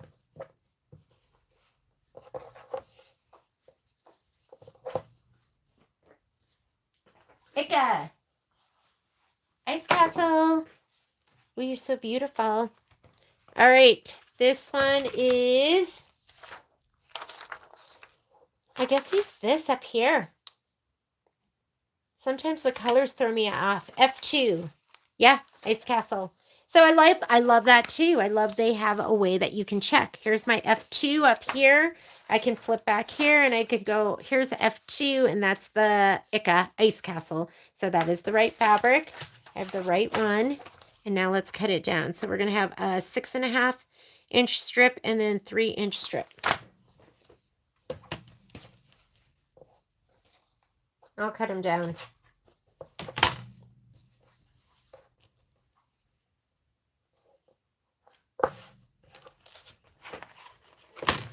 Six and a half and 3.5. And clean this up a little bit.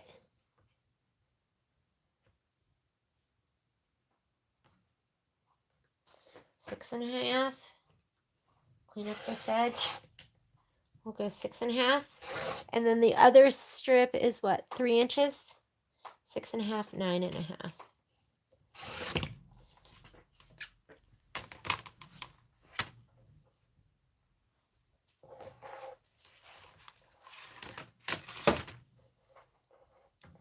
We're going to cut this 6.5, 4.5, and 4. And I do have to cut 1/2 inch off of two of them.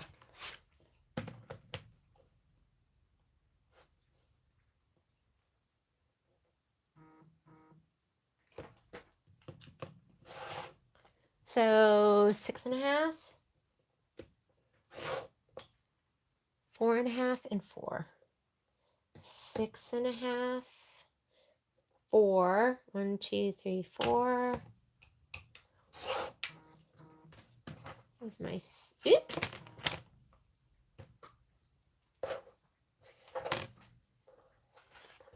4.5, and this one is 4.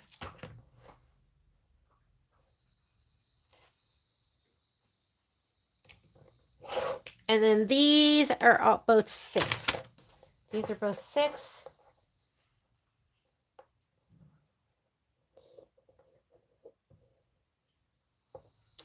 And like I said, any way that works for you. What works for you. These are 6. 6.5, and this is 6.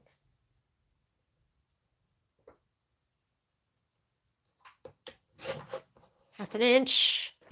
Those are done. Here's my 6.5. My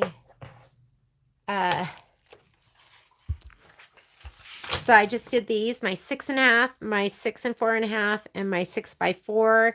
And now I need, what is this? Oh, these are going to be my 3 inches.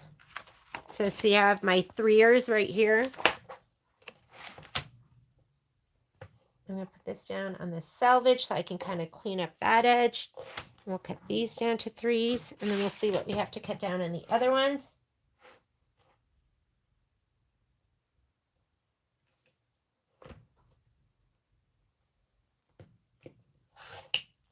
Three.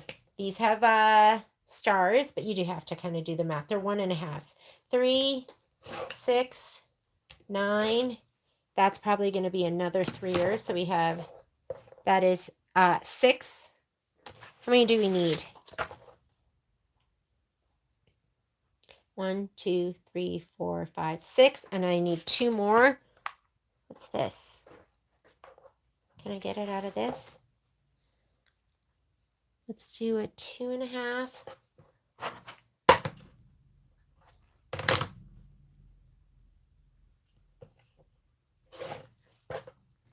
What is this one going to be?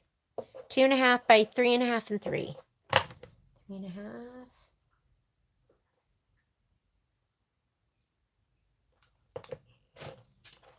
And 3. Sometimes I'll just use my ruler, just like a regular way, pick it up and cut. 3.5 and 3. Okay, that is my 2.5 by 3 and my 3.5 by 3. And then I need 2 more 3 by 3s, and then I'm done. 3 by 3s? Yeah.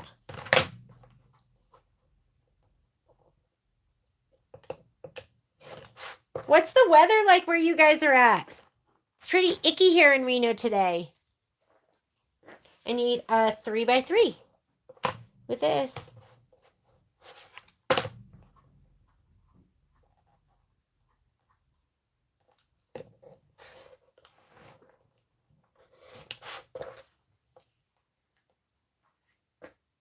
Okay, that should be it for that.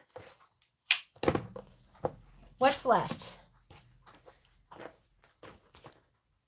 I've got, oh my God, oh, I have 2 more. No, this is it, my snowflake. And then I do need to, let me heat up my iron because I do need to press that sparkle teal fabric. I need to press that one out. Okay, this one was the one that I almost cut wrong.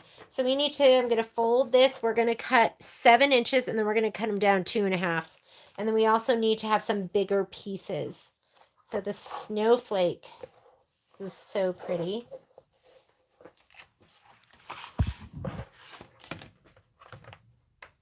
Put Put it on the fold. Put your line on the fold.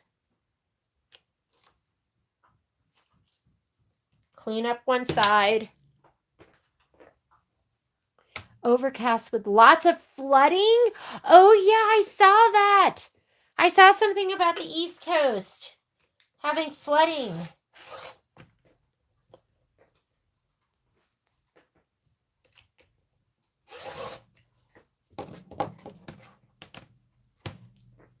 I grew up in Willamette, Connecticut, and I feel like our weather was never very exciting. So, you know, I was always kind of excited as a kid when nothing bad ever happened.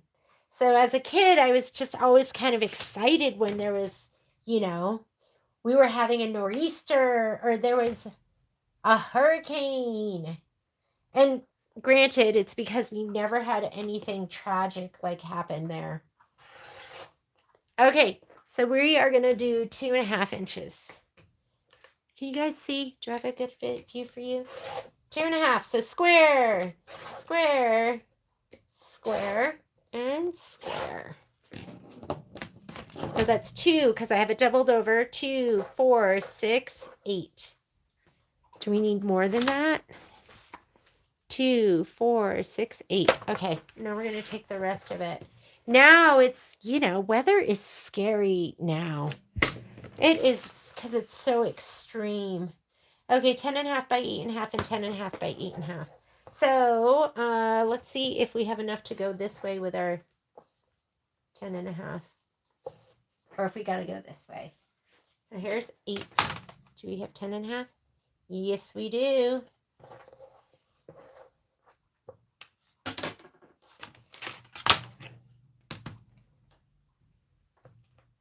Yeah, I'm scared of the weather now. Okay, so we're gonna go here, clean up this edge, go over here to 8.5. We're gonna clean up this edge. That's a good scrap. Throw away these ickies, and then we can clean up this for 10.5. There's my 10.5. Yeah, it'll fit. So I'm gonna clean up this edge and 10.5.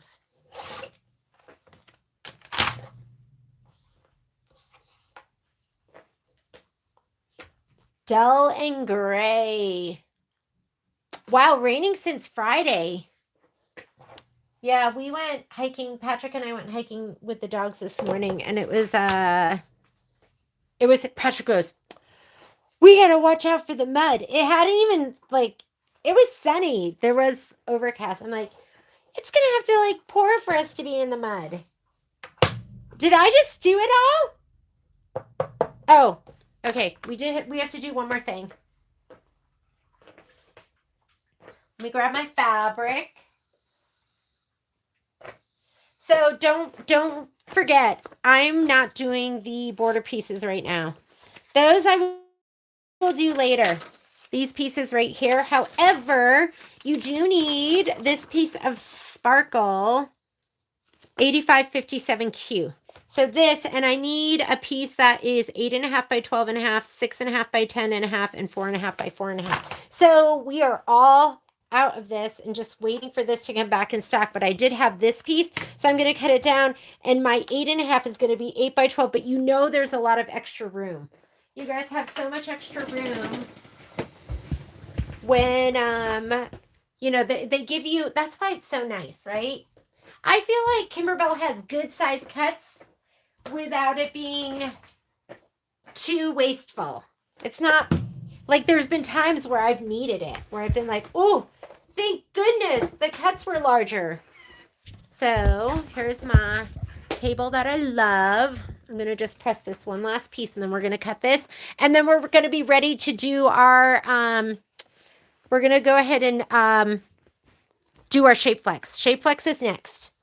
You guys, we're going to be all prepped and ready to go. This is the best part. We get to do this together and hang out. I need the sew-alongs. Sew-alongs keep me on track. I'm hoping sew-alongs keep you on track and keep those projects from being UFOs on your shelf. No UFOs, please.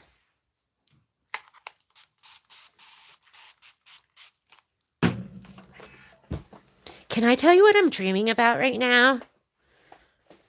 I'm dreaming about a Big Mac meal. Is that so bad?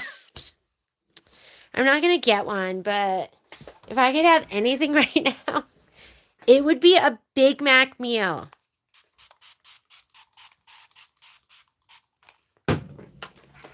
Violet and Patrick think McDonald's is disgusting, and then Kai and I love McDonald's.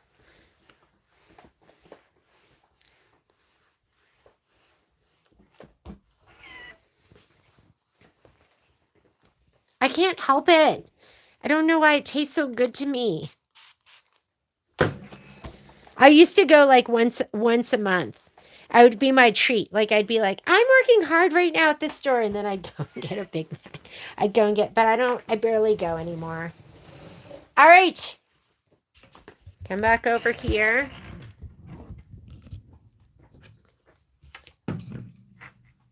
$84 degrees in sun. Uh-oh. Hey. Hey. No. Poppy. No. Leave it. Leave it. Sorry, I turned, Poppy finished her treat. And then I turned around and Momo came into the room and he had his treat, like he hadn't even touched it, hanging out of his mouth. And then she was chewing on the other end. And I know what that means. That just means she was gonna steal it. No, Pops. You can't bother him. All right, so what do we have here? Mine isn't quite big enough. This is where Mama has to intercede. 8.5 by 12.5. So this ruler right here is 8.5. I'm gonna have to make this one work. So let's see if it's bigger on the other end. She's so mean. Mean. 8.5.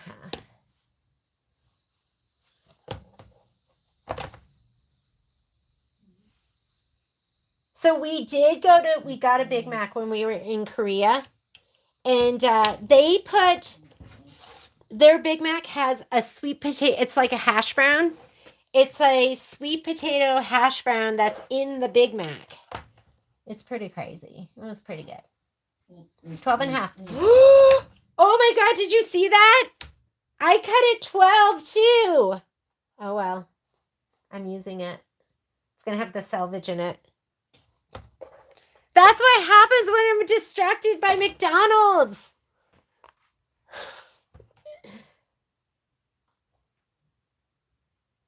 When Patrick is like, sometimes I get down, like I've had times where, I don't know why. And you know what Patrick will do? He'll offer to get me, when he tries to cheer me up, he will offer me McDonald's.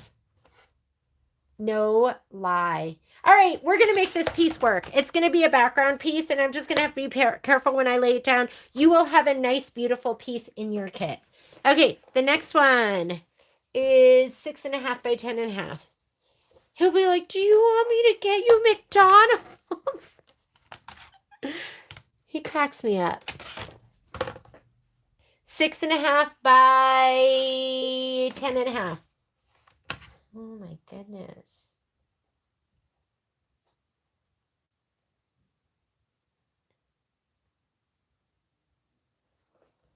Six and a half.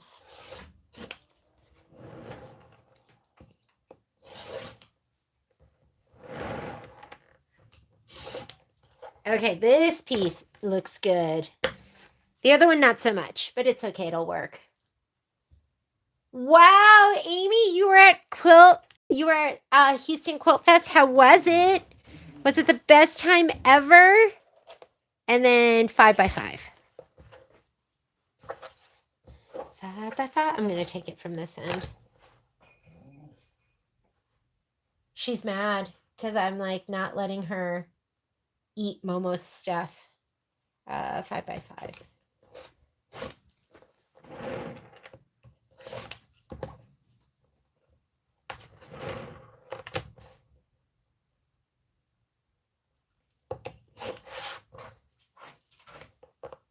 Hang on just a second. Is it raining out there? You can go.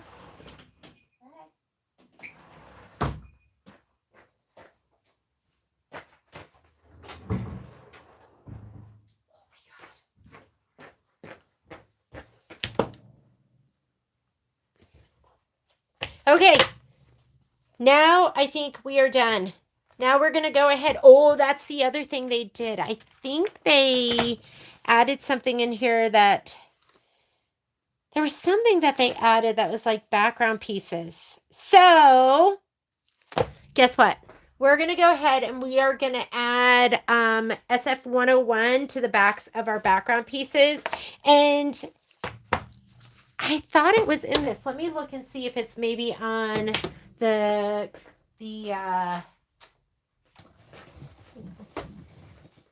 new digital dealer stuff. But I feel like there was something that now has a key for what's going to have, what's background. Let me look at this. Where I was like, oh, that's genius. That's so good. Oh, yeah. Okay. So this is going to be for the cut instructions for the Digital Dealer 2026. And look at, they added a heart if it's going to have iron fusible backing. So it's not for Enchanted, but that's going to be coming up. And I thought that was fantastic too. I was like, that's great, because you know what we're going to do? We're going to flip through each page and pull the pieces that are going to have SF 101. So let's go on back over here. I saw that and I was like, oh, yay! Genius! We're going back to my ironing station. My ironing station has this wool mat, and I love this wool mat. This is made by Gypsy Quilter, and it's long and it's big, and it covers this whole area. I'm going to tidy up and get rid of most of these rulers. We're going to use some later on because we'll need them. But let's get all our fabric. What I find helpful is grouping. So we're going to group our fabric, make sure everything's laid out, and then we'll pull everything that needs background. Yes. Can you believe that? They just added that, and I was like, oh, that is so great. Great, great, great. Okay, here we go. It's the best angle I'm going to have for you. Must be snowing in Monroe. Oh, yeah. Yeah, we're getting some weather for sure. Okay. I'm just going to kind of lay these out, and then as we go, I'll pull the pieces that we're going to have background on. And then I don't care how I iron them down. Then we'll regroup as we put them. We'll regroup them as we bag and mark. Oop. It's all my little itty bitties. And like I said, most of these are going to be either background pieces, or they're going to be applique pieces where we need to put some SF101 because you just don't want the background to shadow through. Let's just lay it out. My sewing room is messy.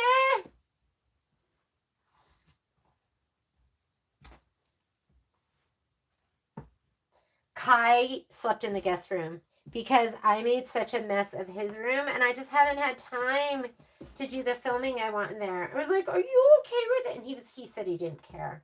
I was like, I'm so sorry. He's so sweet.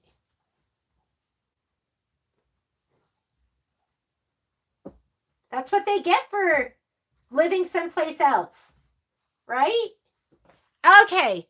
We're all pulled like this. We're going to go through the book and pull out our pieces. What I really like to have out here, though, is I like to have a ruler, because sometimes I'm not sure what size is what size. So I'll have a big ruler right here, and I'll lay the pieces down just to check them and make sure. So let's go ahead and do it like this. And we're going to go through the book, and we're just going to see which ones they want us to put Fusible woven on.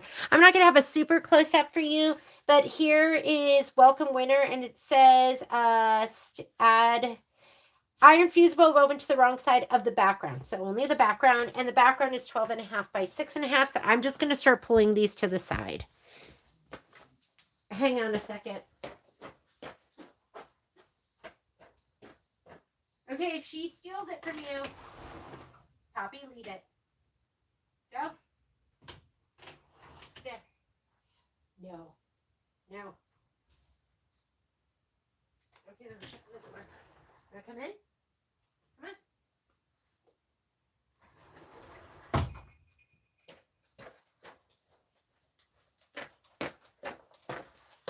Okay. You might hear a dog fight. I have to break it up. Snowflake.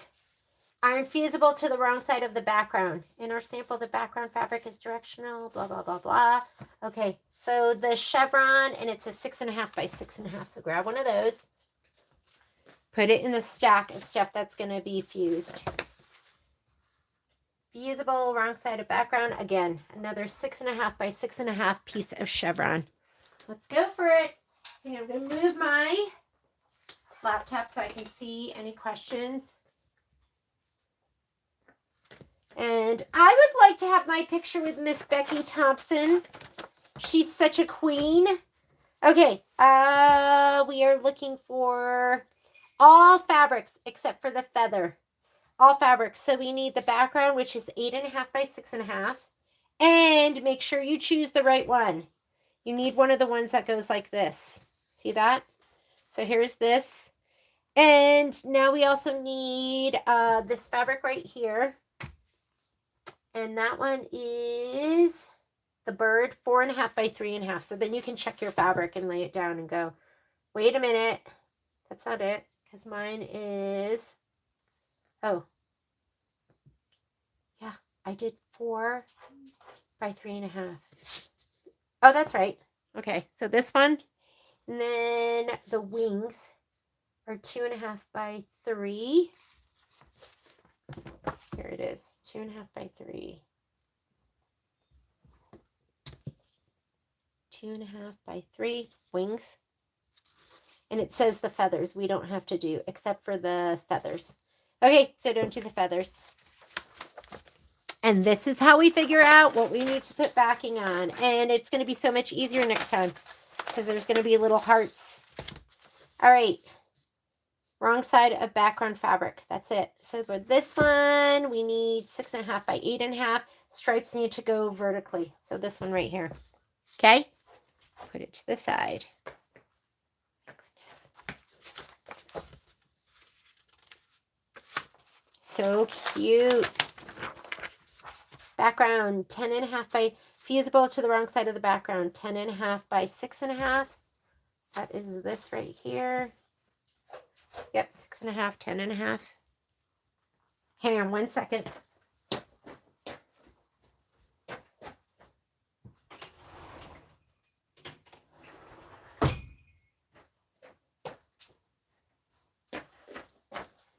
I know, for those of you who have dogs, you get it. Open the door, shut the door. Open the door, shut the door. Okay, and that's it. Wrong side of the background. Let's turn to the next page. Let's keep going. Iron fusible the wrong side of all fabrics. So we have to do the house. And the house is 8.5 by 10.5. This bad boy. And then it's sometimes hard to tell what fabric is what fabric. So in that case, I'll go back to the list here. And I'm going to look for, is it called Winter Home? So Winter Home, 3.5 by 3. I think these are all 3 by 3.5 by 3.5. Do I have a 3.5 by 3? I'm not seeing it. 3.5 by 3. Okay, maybe I miscut one.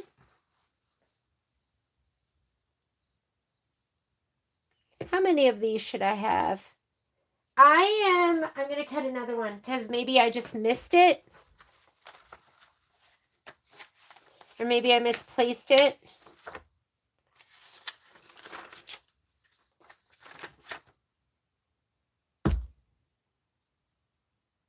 Three and a half by 3. I think, oh, you know what? I cut one, I cut it to 3.5 by 3.5. So I'm just going to grab one of these and that's going to work. So I'm going to just put that over there.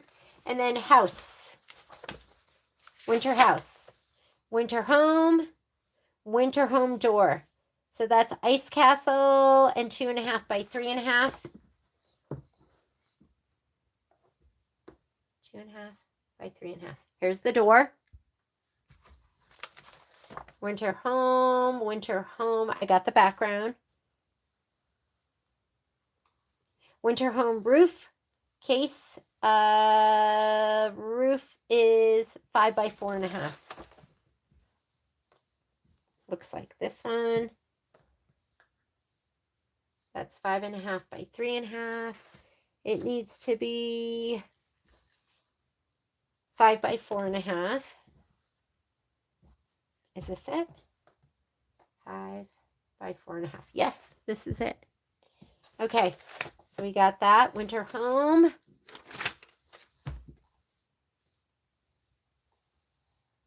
Winter home. Coconut cream, the 4.5 by 5. Coconut cream, 4.5 by 5. Here it is. This is that for that. And that's it. Okay, we got all of those because it wanted SF 101, wrong side of all fabrics. Let's keep going. Keep going. Pine tree. Wrong side of the background. 6.5 by 6.5. I think it's going to be this guy right here. Yes.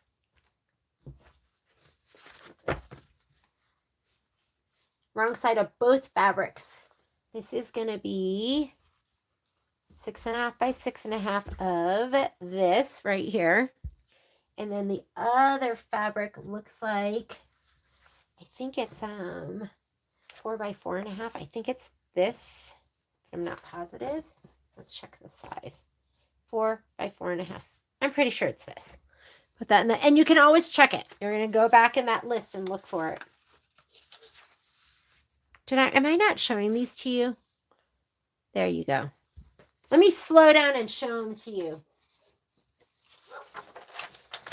I've watched Courtney's videos before. She does a lot of scan and cut, I think, right? Which I think are great. She's really, really fun to watch. Okay, 6.5 by 8.5 for the back of the skates.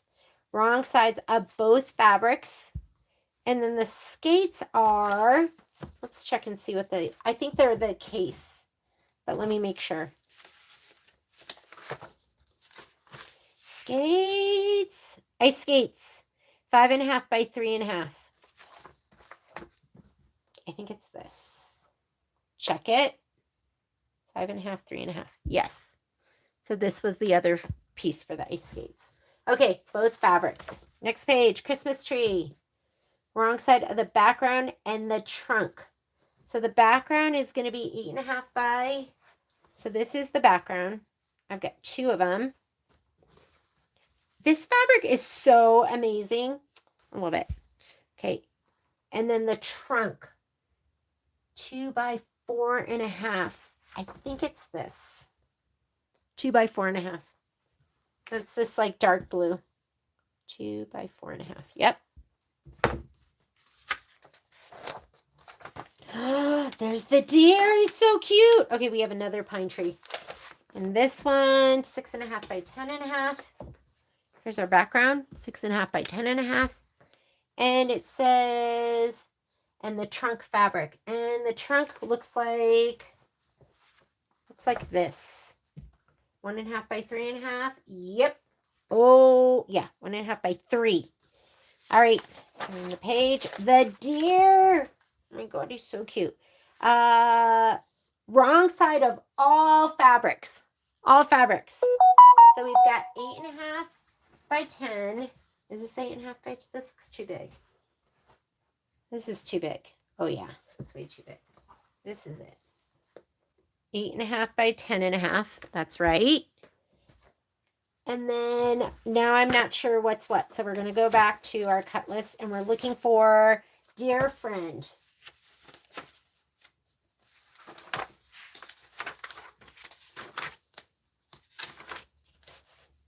Dear Friend background.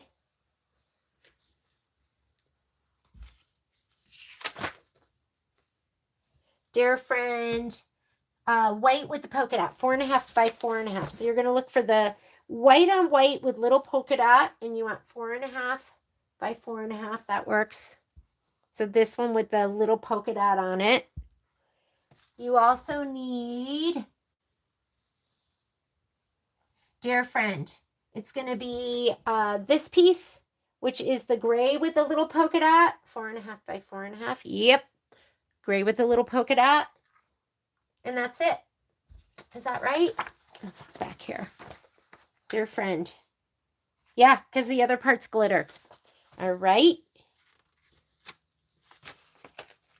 Dear friend. Oh, penguin. All fabrics except the hat fabric. So the background is 8.5 by 10.5. So we get another one of these, 8.5 by 10.5. All fabrics except the hat fabric. The hat. There's hat and there's hat, brim, and scarf. So no hat fabric. We're not doing, but we are doing the hat, brim, and scarf. That's like confusing. I'm just gonna do all the hat. Why wouldn't we do the whole hat? I'm just gonna do the whole thing. Sometimes I do. Oh, it would be so fun to go. I'm not allowed to leave this store, Amy. I'm shackled. I try to leave this store and like, I might as well have like an electric collar. Okay, penguin friend. Penguin friend.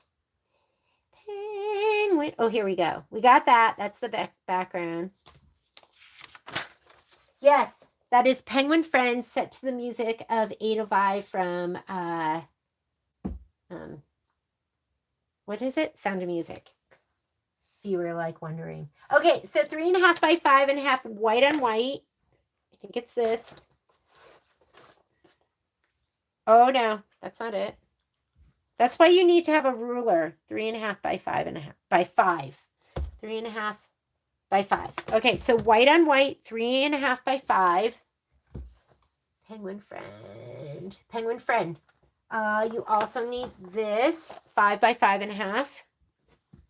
Really? What's that on the penguin friend? Yeah. Oh, that's just his little itty bitty outer body. And then penguin friend. Oh, Island Breeze. The hat. So 4 by 4.5. Remember, I'm doing everything. I'm not listening to what they say. 4 by 4.5. Okay, this is your Island Breeze. And because it's just going to confuse me. And then the Pretty Petals, 3 by 2. Here, this one. I'm doing it the whole thing. You can be like, I'm not doing the whole thing.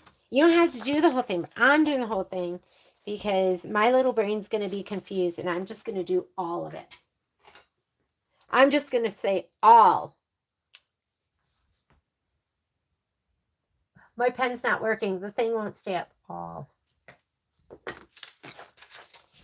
Okay, Polar Bear. We're going to do all fabrics. I'm doing them all. We're doing 8 by 12.5, which mine is really 8 by 12. I was confused. I was talking too much. The body. Oh, it looks like this. This is his body. 5.5 by 8. Yes. Hat. Hat 3 by 2. Okay, I gotta look it up now.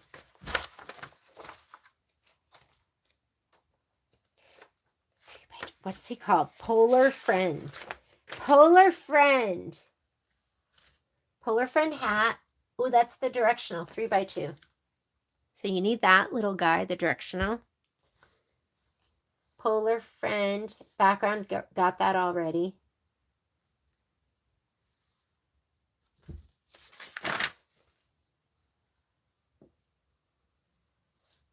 We got the body. Did I miss something? I feel like I missed something. I feel like he should have had 2 pieces to his hat. Hat and hat brim. I missed his hat brim, I think. Polar friend. Ooh, ooh. Polar friend, polar friend. Where are you? I got that. I got the directional. I got the background. I missing the, here we go. So it's case, which is 2.5 by 1.5. It's this right here. 2.5 by 1.5. It's got to be this little guy right here, this tender morsel. Put him to the side. I'm doing the whole thing. I know it said one or the other, but I'm doing the whole thing because I'm just going to get confused. All right. Here we go. Snowman.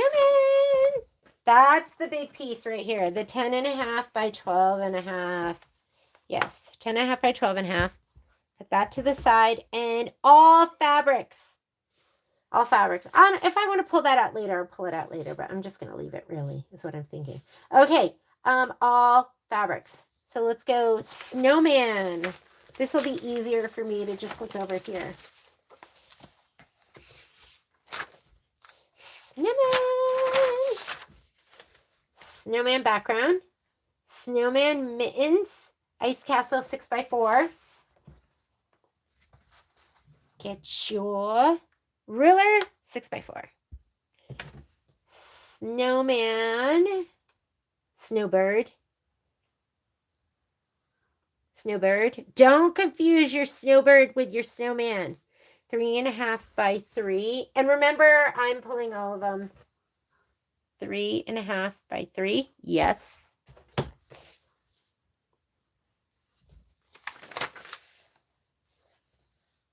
Snowman.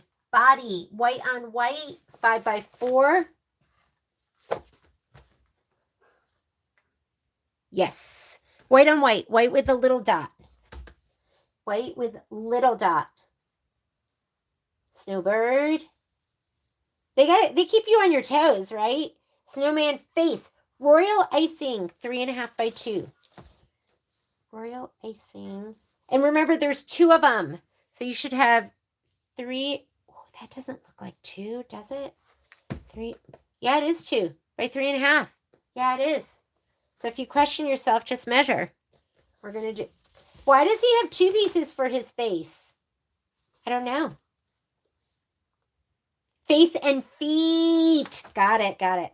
Face and feet. That's why you have 2 pieces. Okay, that's... Oh, did I do everything? Did I go down to the bottom? Snowman. Snowman. Face and feet. And that's it. We got it. Okay. Keep turning. Keep turning. Mittens. All fabrics. We got a big one. We got our 8.5 by 10.5. Pretty petals. Lavender. And then mitten base. Okay, I got to turn to this page again. Mittens. Otherwise, I might get confused. Mitten, right here. Mitten base is Ice Castle, and it is 6 by 4.5. 4.5 and 6. Ice Castle. Mittens.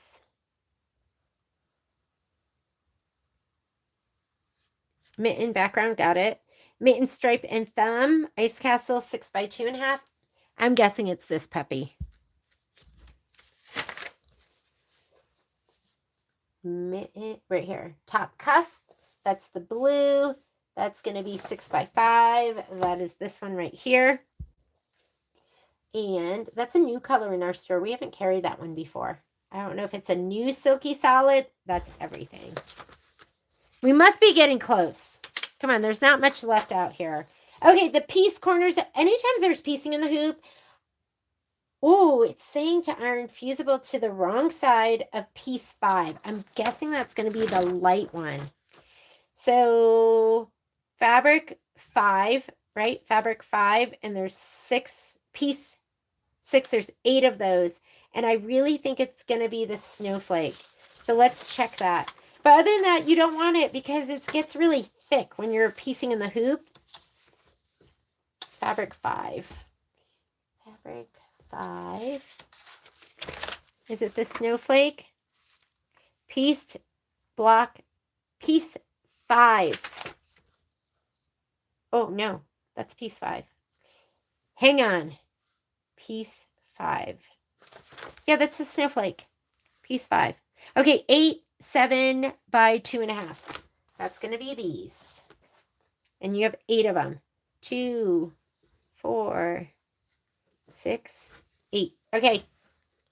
Because it's going to shadow through. So we're going to put SF101, but none of the other ones. Wrong side of piece 5 fabric. Oh my God, that's it. We did it. I mean, they do recommend putting SF101 on your inner and outer borders. I never do it. I just lay it down. Although, guess what? We probably will lay it down on the snowflake because it's light. So the snowflake will lay it down, and I don't have that yet because I ran out while we were kidding and we kidded everybody's. So that's not going to be there. So don't worry about it. We'll do that before we stitch that out next week. But that's a snowflake. And your snowflake fabric, I don't have mine. You'll have yours. But that piece is going to be 5/8. What do we have? 1.5 inch, 2 inches.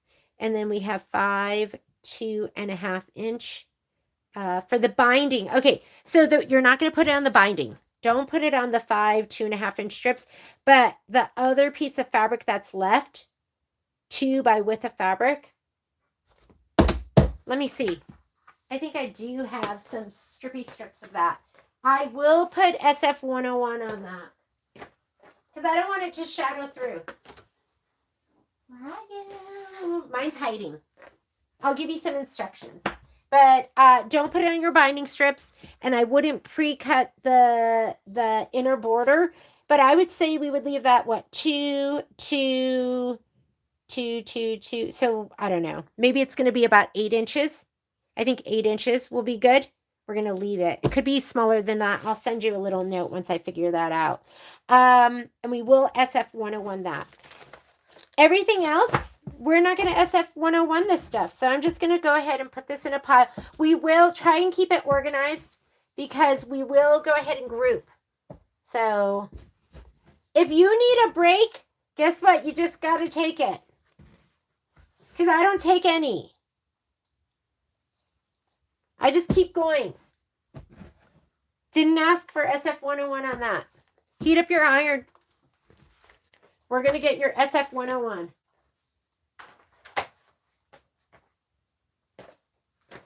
I think we did a good job. Did we miss anything? Did anyone catch me missing anything? I like it when you speak up because sometimes I get confused. Uh-oh, it's starting to rain out there. I think we got it though, right? All right, this is SF101. It comes on a 25-yard bolt.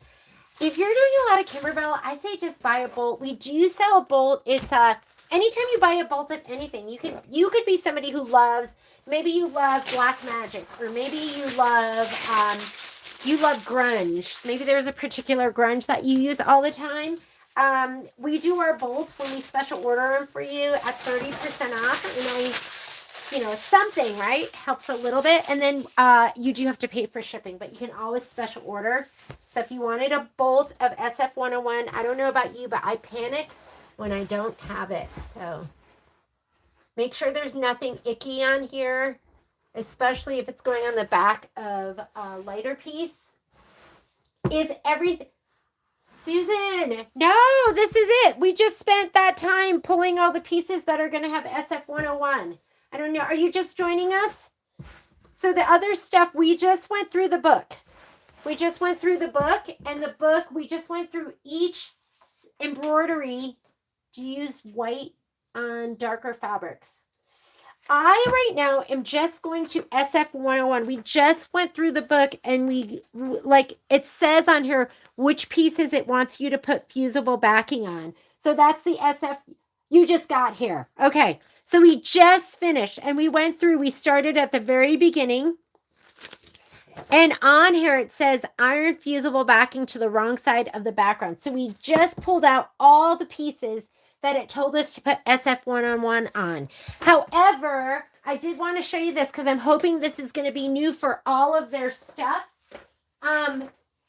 This is the cut list for Digital Dealer 2026. And it's putting a heart by all the pieces. So we're not going to have to go through the book like that. We'll just grab the fabric. And then if it's on here, we're going to put SF101 on this. And this, you can see, it's like every gray piece. So every gray with small polka dot. Hang on just a second. In the door, out the door. Come on, Pops. Nope. Inside.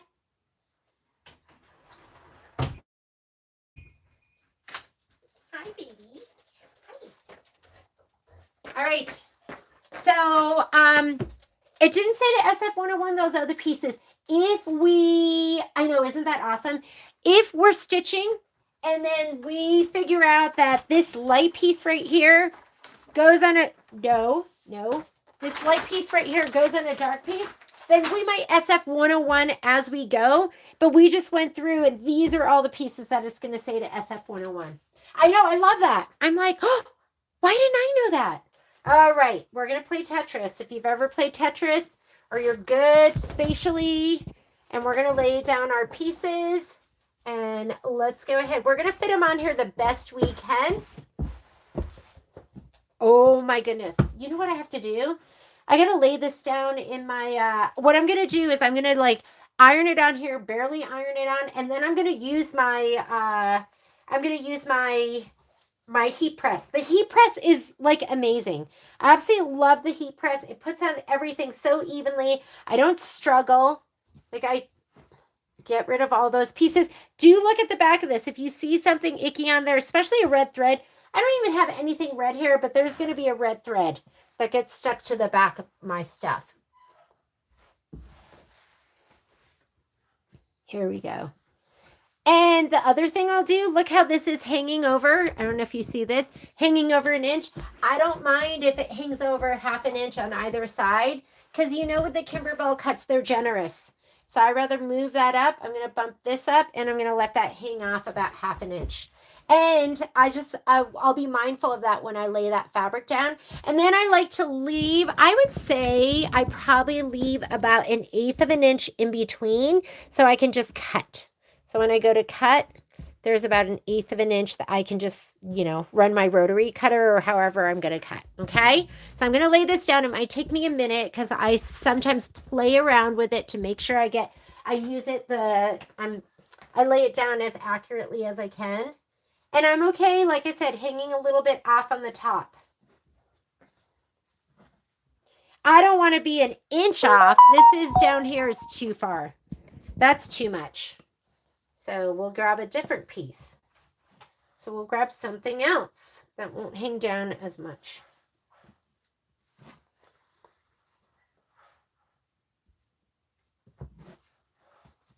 Get those icky pieces out of there.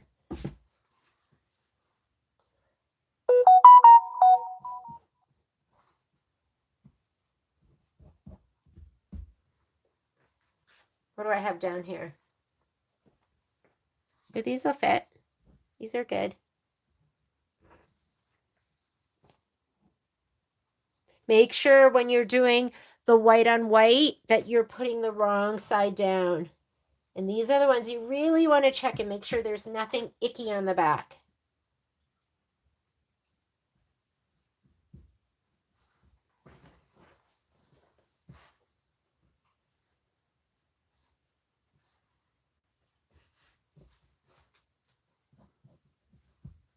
And I'll just play. We'll just play around. Put down as much as we can.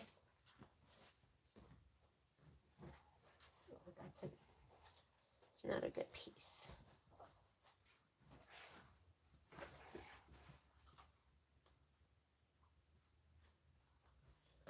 Just take your time. Check these pieces before you lay them down. Make sure there's nothing icky on them. Then we're going to iron them down, but I'll do the final press on my heat press. And I'll press at 320 degrees for 20 seconds. That's what I'm finding my sweet spot to be.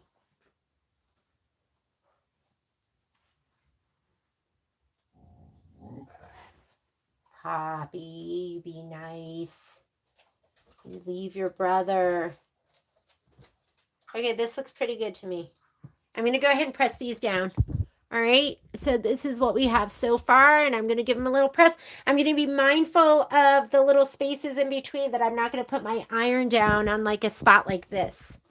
So, and I don't try and press it down perfectly here because it's just too hard. I will press it perfectly down when I use the heat press. Sorry if you're getting my shoulder view.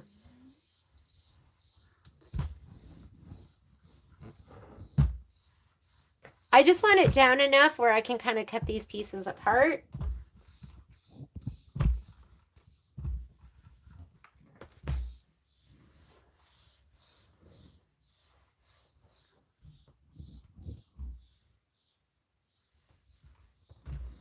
Ooh, shoot, did you see me go under there?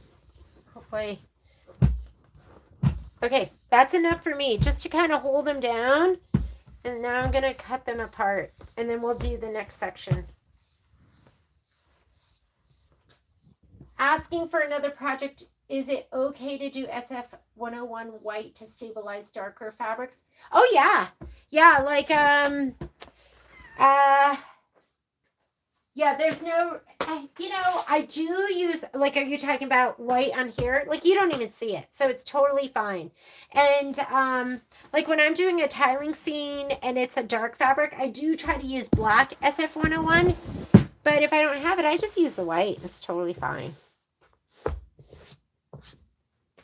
Rotary cutter, small ruler. Here we go. And I'll just lay this under here, and I'm going to cut these apart. Let me see if you can have a better view. Yeah, the white doesn't shadow through. I just worry about the black fabric.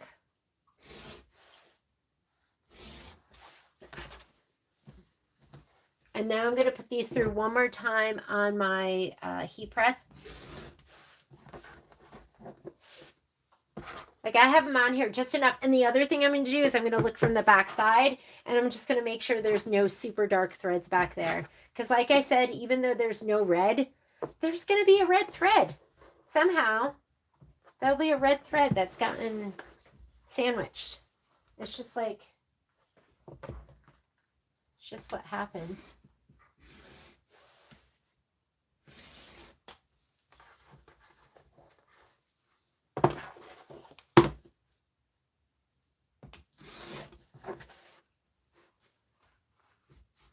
Like, look, what is this what's this nonsense? Oh, it's nothing. It's my brain making something up. There was nothing even there.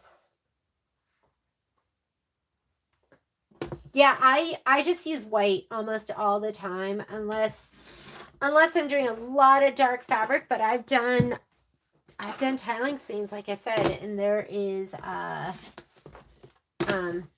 done it with SF 101. I've done it with white instead of black because that's all I've had, and they were totally fine.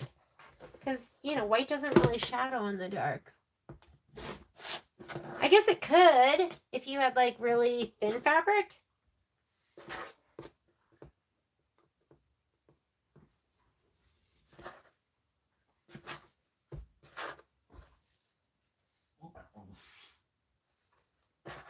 You know what else I get sandwiched? Dog hair. There's a little bit of Poppy and Momo love in every single project I do. All right. I'm going to move this. I'm going to pull this over. We're going to do more.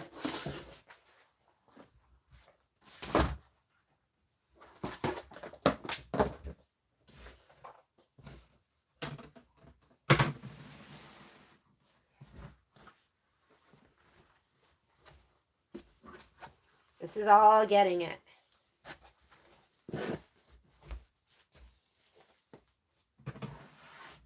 Okay, here we go. And I do usually lay down the bigger pieces first, just because they're just easier.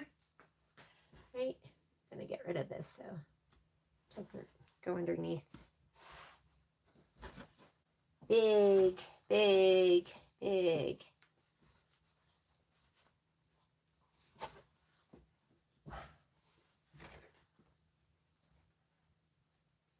And we'll put the little ones in.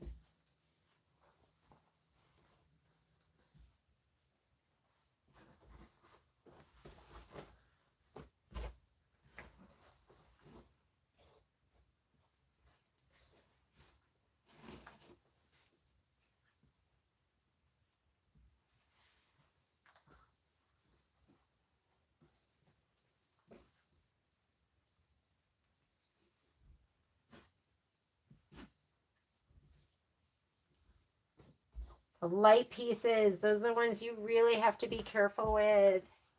And where's all my... Nope. I'll just do all the snowflakes down here at the bottom.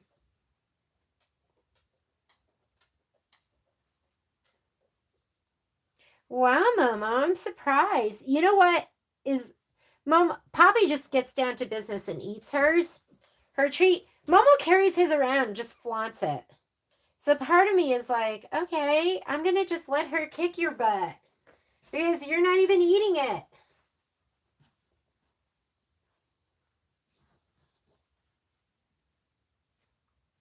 He almost like shows it off. Like waits and eats it super slowly.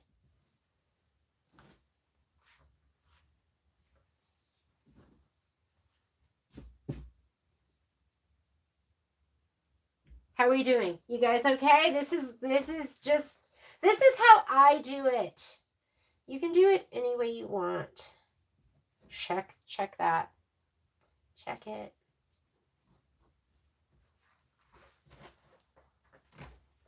It's my little system.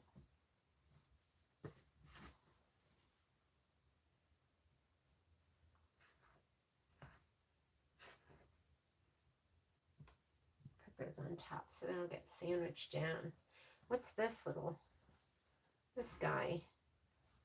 Do we have a bigger one? Oh, we have you. Uh-oh. It doesn't fit with that one, though.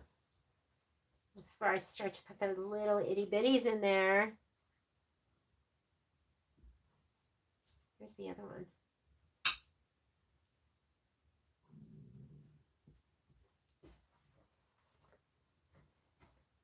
Whoops. Okay, this is where I might also get my Teflon sheet out so I could lay it down on these spots where they're kind of exposed.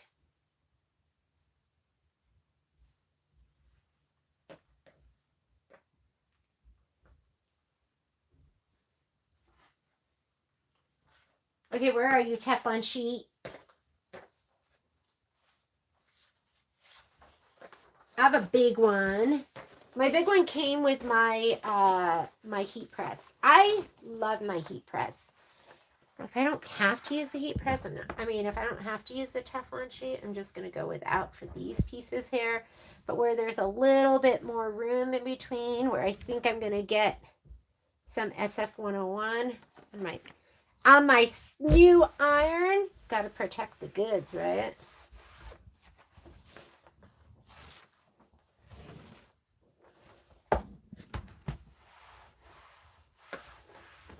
And even now, I don't want to press it down super well because I want to be able to check it. After I cut it apart, just want to make sure there are no threads hanging through.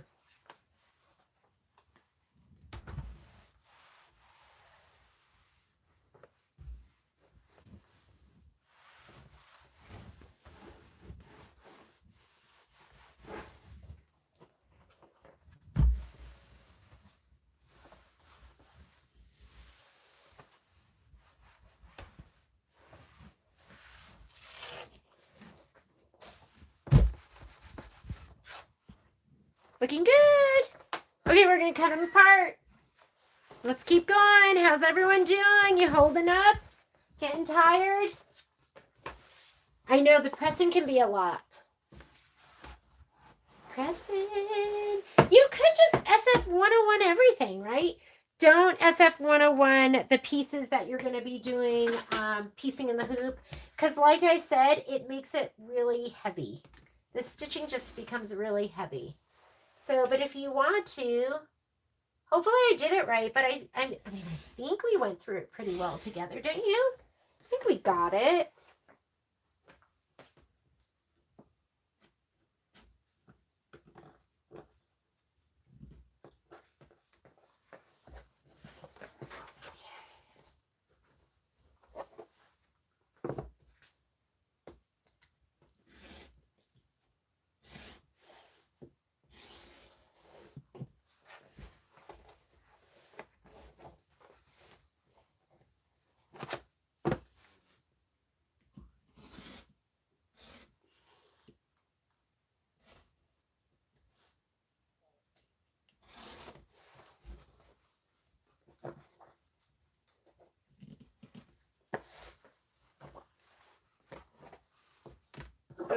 that didn't stay down at all, but it's okay.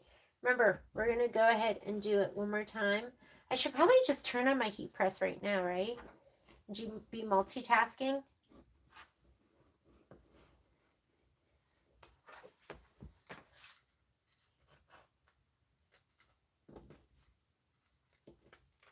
Okay.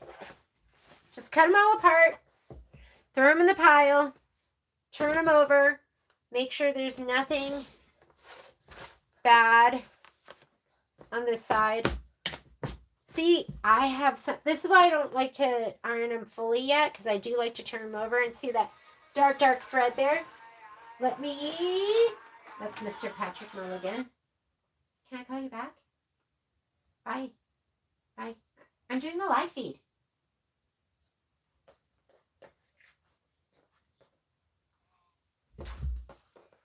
Patrick said you guys can wait while I answer a question. Okay, Valerie Egan.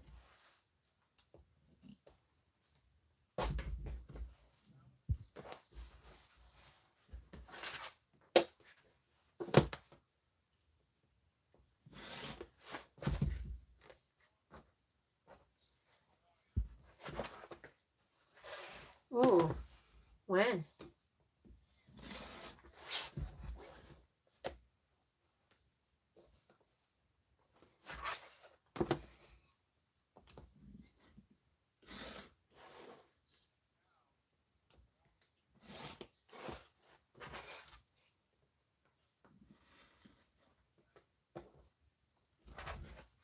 Nope. Don't know what you speak of. You need to take care of BB. That's a have to.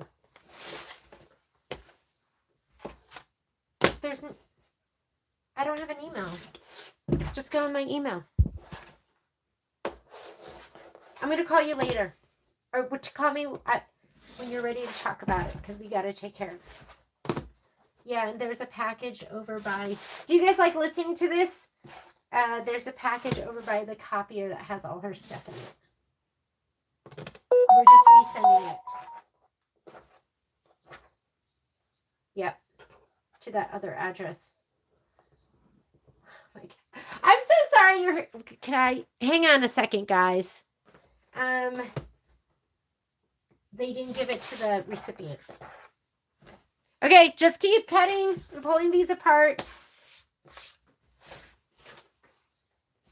Just keep cutting. Sorry, are you getting a lot of shoulder view? Hang on.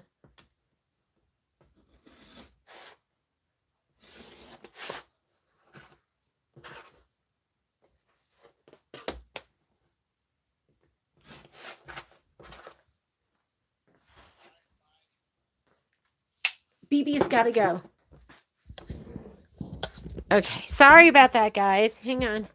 Let me go ahead and adjust. Okay. I know, I had to talk to him about that, though.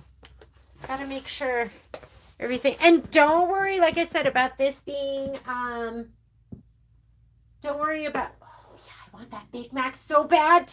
My tummy is like... Hang on a second. Let me turn that off. My tummy's growling. It's hungry. Okay, let's lay these out next. He's doing some shipping, and so we have some important stuff that has to go out today. What are we doing on time? 2:37?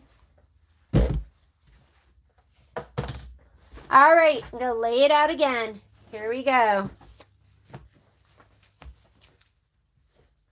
I love McDonald's fries. Okay, if we don't get McDonald's, I really like Five Guys. I know everyone loves In-N-Out, but I love Five Guys more because you can get Cajun fries there. Okay, here we go. Let's lay it out again. Big pieces first. They're the easiest ones to lay down. Look at this one. This is really important that there's nothing icky on the back of this because it's white. Oh, and look, I had it upside down. Okay, look at these really careful. Be really careful about these and just make sure you have, because it's tone on tone. So just make sure you have the right side up. Check it twice. Is it, I mean, will it still work if you don't have it right side? Yeah, it'll still look amazing. You'll be like, I didn't even notice.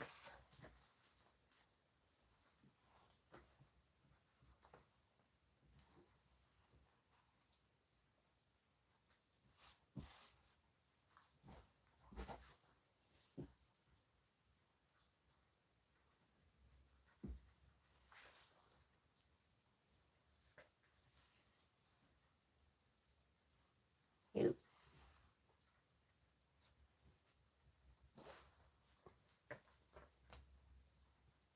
The dark pieces, if there's like a thread on the back of those, I don't even really care that much, right? Because you're not going to see it. You are not going to see it.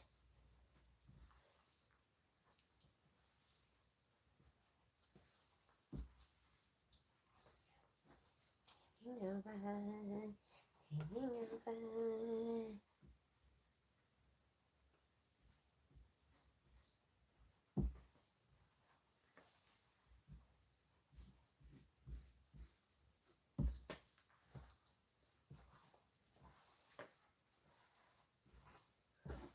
What is this? Is that something I can get off? Yes.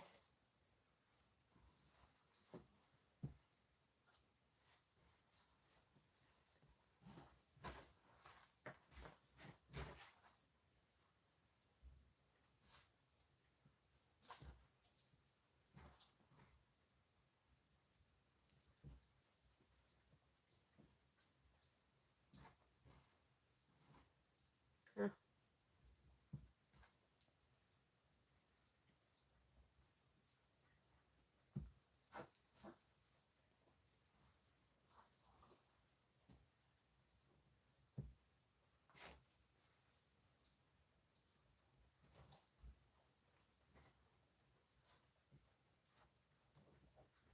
Okay, you're just going to keep fitting those pieces in.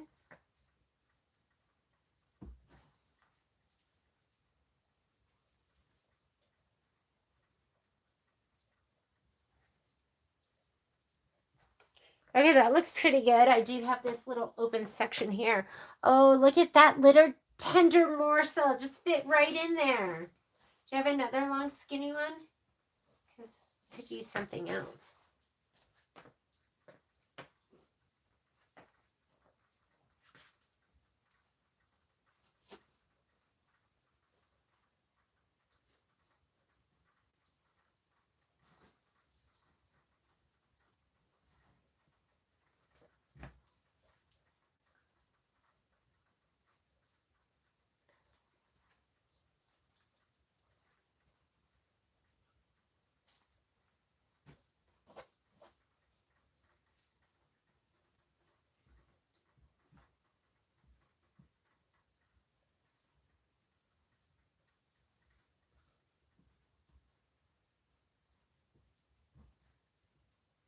So is there any one way to do it? Nope. Nope. You're just going to keep fitting them in.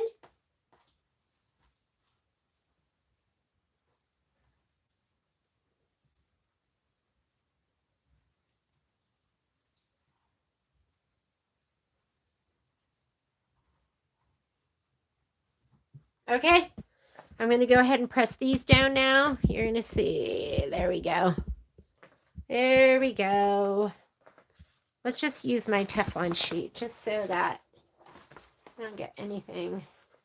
One spot where it's really open over here.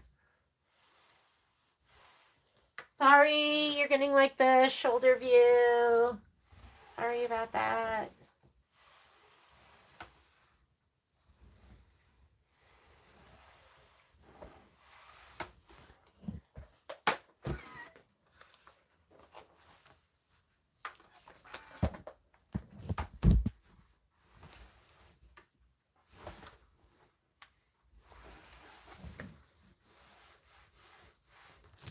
This spot it doesn't cover to here.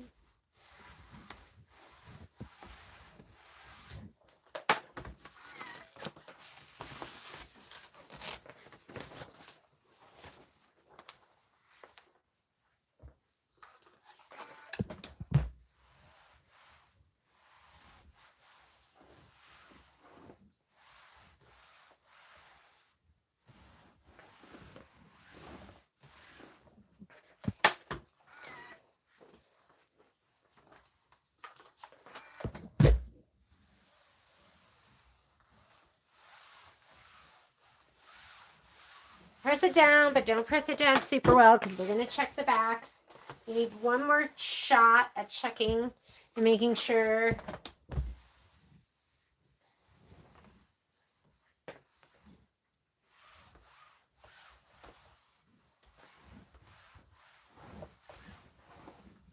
Ooh, malt vinegar.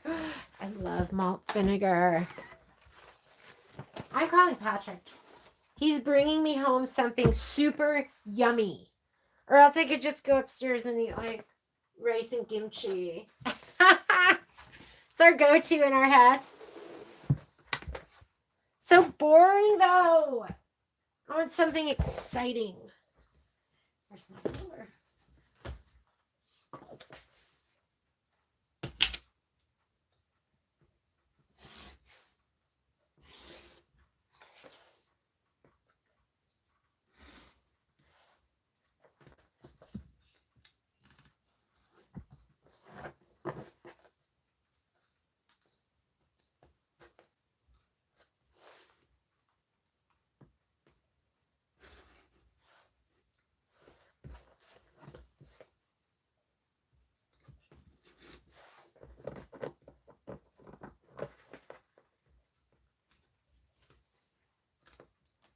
Okay, just gonna make it a little easier on myself. Oop. See, it's barely even pressed down, but that's okay. That's how I like it. I'm gonna do my final press in my heat press. Or if you don't have a heat press, you're just gonna turn it over. I'll turn it over to the back side and then I'll use some water. Because I find that water makes everything stick better with SF101. But the heat press makes everything stick the best.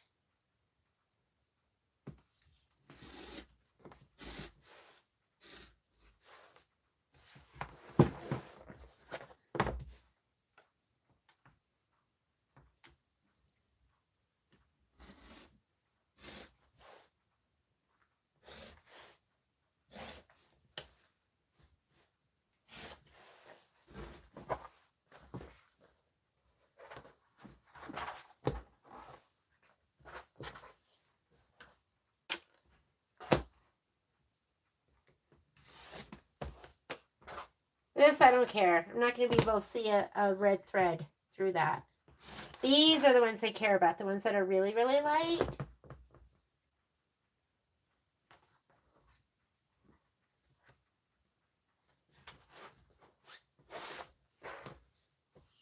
And I'm going to cut off some of this excess SF101 down here because I don't need all of that, and that'll just get everywhere.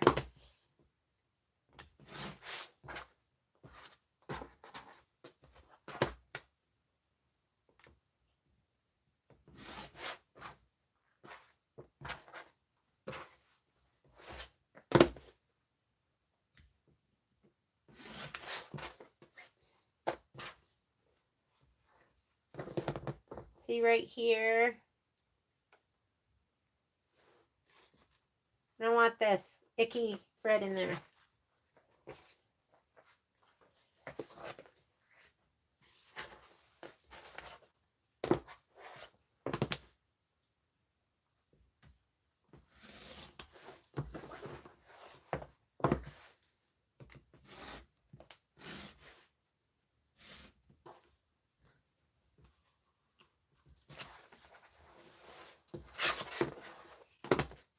What this does, if you just lay it out and cut it, means you don't have to like cut specifically SF101 pieces. Now you just cut to the fabric.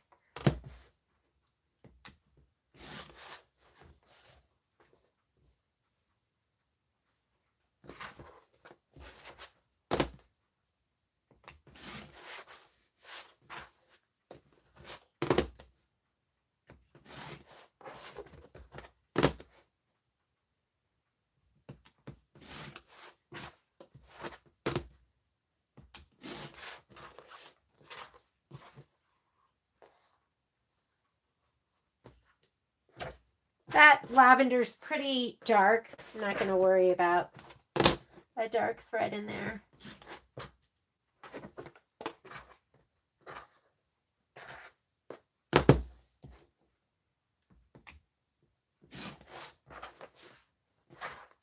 I'm worried. I haven't. Oh, see, we wouldn't like that. Can you see that? That's like a super dark thread in there.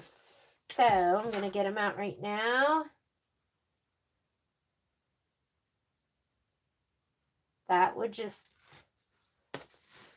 drive me crazy.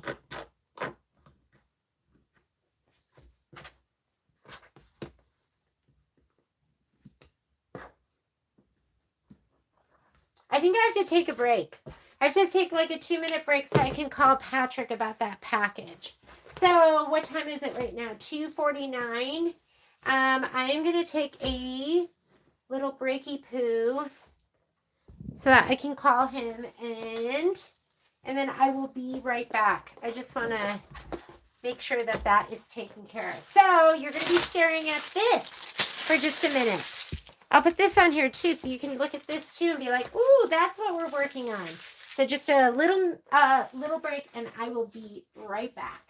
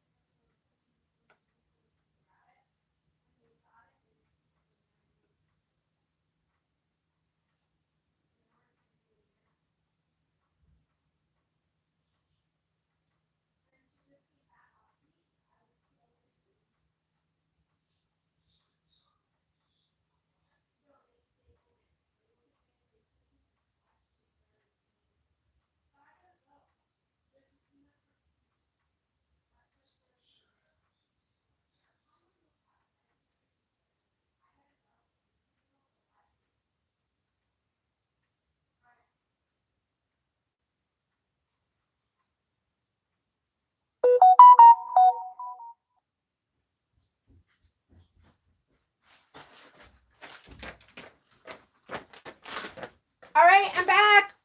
Let's keep cutting. Let's keep going. Where's my ruler? Oh my God.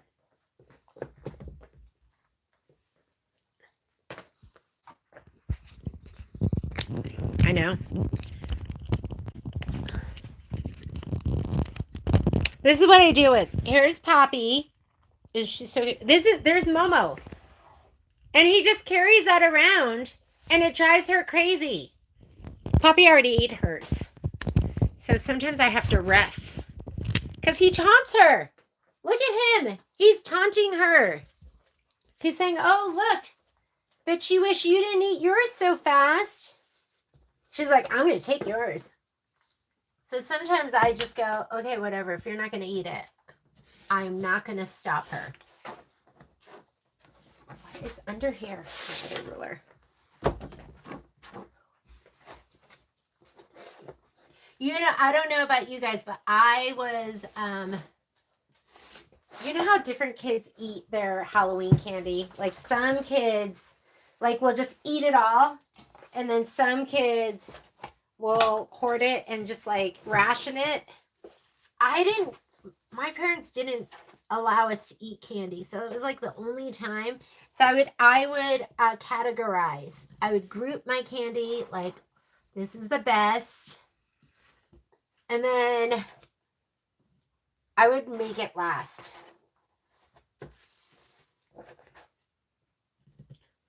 I was a candy hoarder.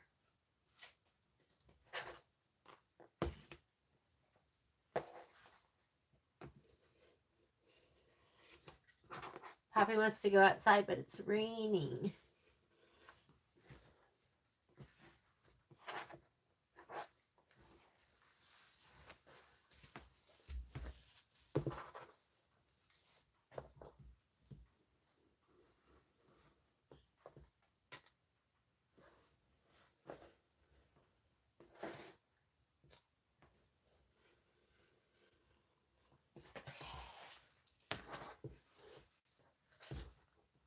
Oop.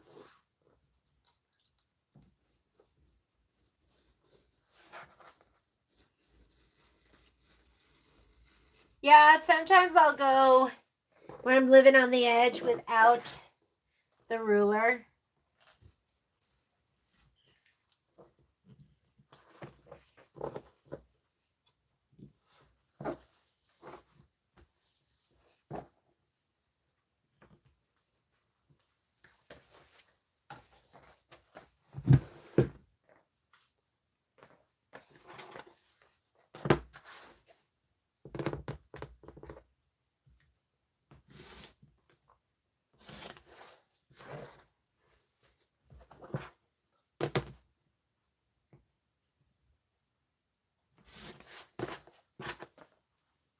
Those are both dark. We are almost done. All right, I am going to get out my heat press. Let's get it, because I think I can multitask. Someday I dream about having my heat press on a table where I don't have to bend down and where it's kind of awkward. But right now, this is my heat press, and he lives under my Martelli table. So I'm just going to go ahead and turn it on. And it's already set to 320 degrees, and it's already set to 20 seconds. So it does have to heat up. So I'm just going to let it heat up a little bit. Here is my little 15-inch by 15-inch surface. Like it's a little slide out thing that it has on there. You're like, you're moving a lot. I know. I'm holding it in my hand. So what I'm going to do is, while I'm cutting apart the rest, I'm just going to lay down my pieces. Maybe I can put this in this filming arm. Hang on a second. I'm trying to get you the best view possible. Okay, here we go. So while I'm cutting apart the rest of my pieces, I'm just going to lay these down. And it's a good time for me to put down my my big Teflon mat here. I can put these down so it doesn't heat. The other thing I'll use is butcher paper. Butcher paper is great because it's cheap. You can just cut a piece, lay it down. So I'm going to put these down. And then while I'm cutting apart the rest, this will just, you'll just hear it go off, and we'll go ahead and adhere the rest of our SF101, and it'll be fantastic, okay? That's hanging off the edge a little bit. Okay, so I'm just going to wait for it to heat up, for it to be at 100 or 320 degrees, and then I'll put that down.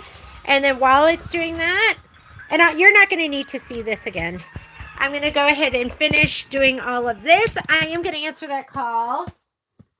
Well, I guess I didn't get there on time. So let me cut these apart.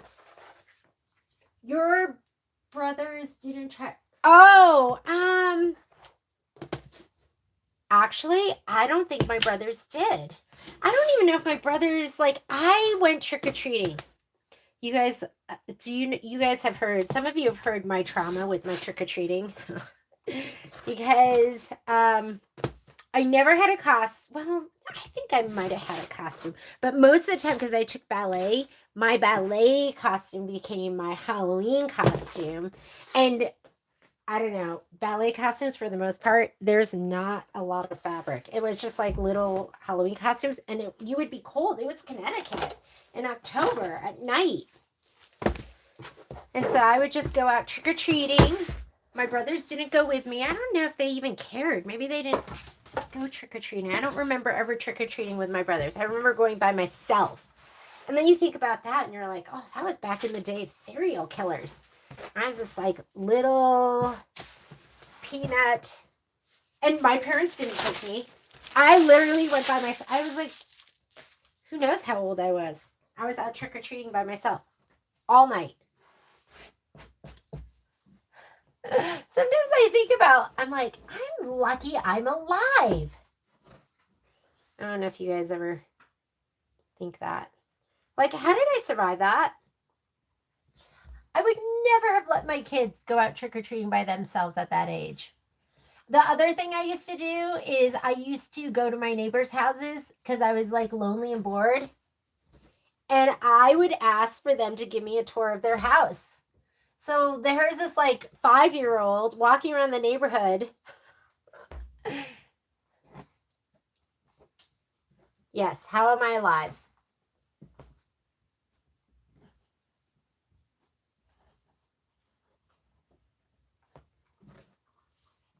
I would have been so easy to abduct. But fortunately, I had like super nice neighbors. Oh, I just heard my my thing just went off, so it's ready. I have a little corner. I'm not worried about that. See how that corner's not getting covered? Are we blurry? Sorry. That was blurry.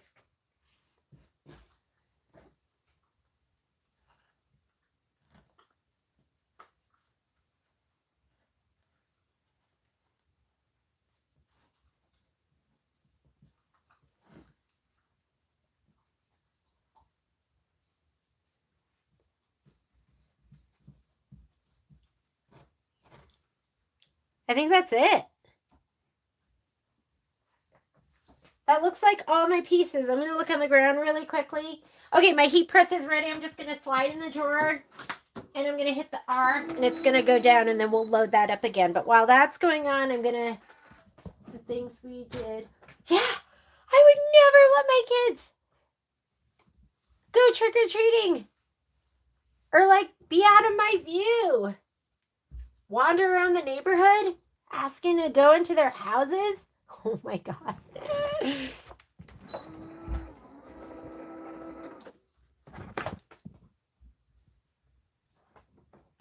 Alrighty. So my heat press just came back up. I'm going to pull it out. I'm going to pull out those pieces. I'm going to load them up again. Okay. I'm not going to show you because I'd have to take my camera off and keep turning it back over here. So sorry. I'm loading up my heat press. And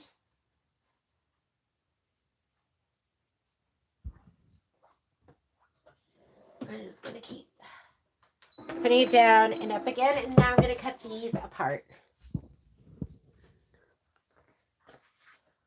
Yeah, I don't know why it was so blurry. Where's my cutting mat? Pretty good. I think we did a pretty good job getting these on. Whoops, upside down. I don't ever remember my brothers trying to steal my candy. Which is kind of amazing, right? I don't know if this piece got on all the way.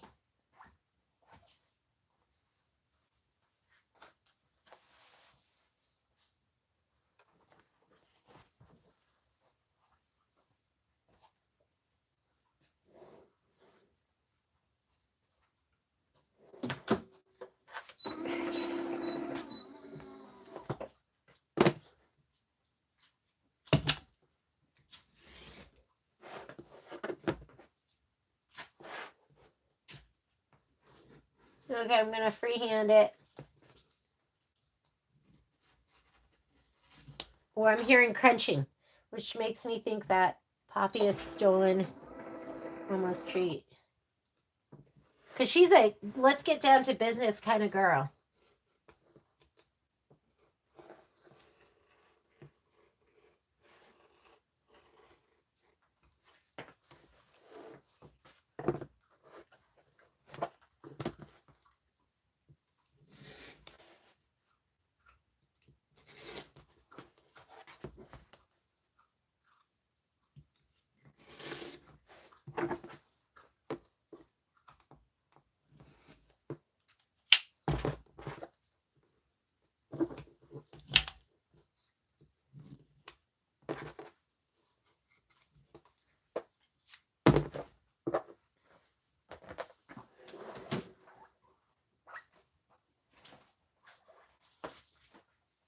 Okay, I'm loading up my heat press again.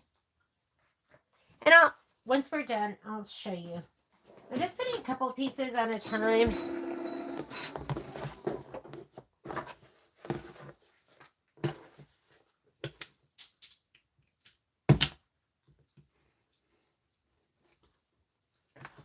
All right.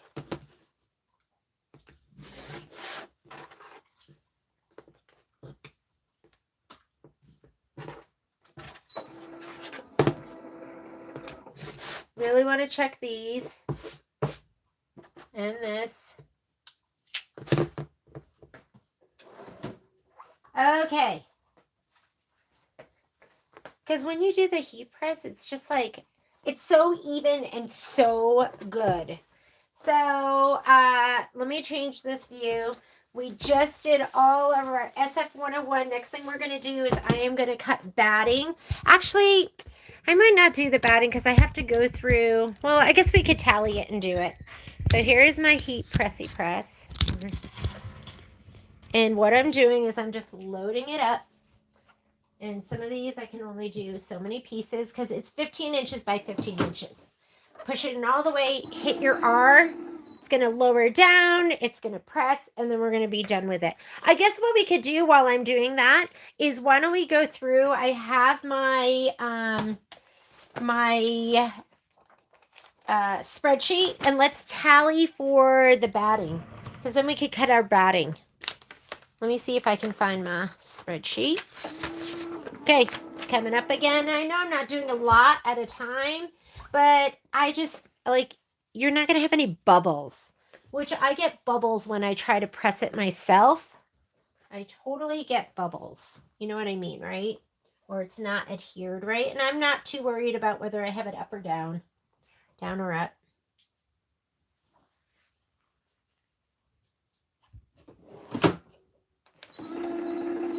Okay. Here we go. Here is my handy dandy spreadsheet. I do have a tally spot in the back. Right back here. But that tally spot is left over from, this is from Star Spangled Beauty because I just cut and pasted. So all of this is wrong. Don't look at that. I do have the right names, but all of that is wrong. Let's go ahead and we can tally. We can actually tally from this. The filler blocks are right, but nothing else is. So I'm going to take this. We're going to go ahead and tally. While we're tallying, I'm going to go change up my heat press again. I'm not going to switch my view. You don't have to see it. Boring.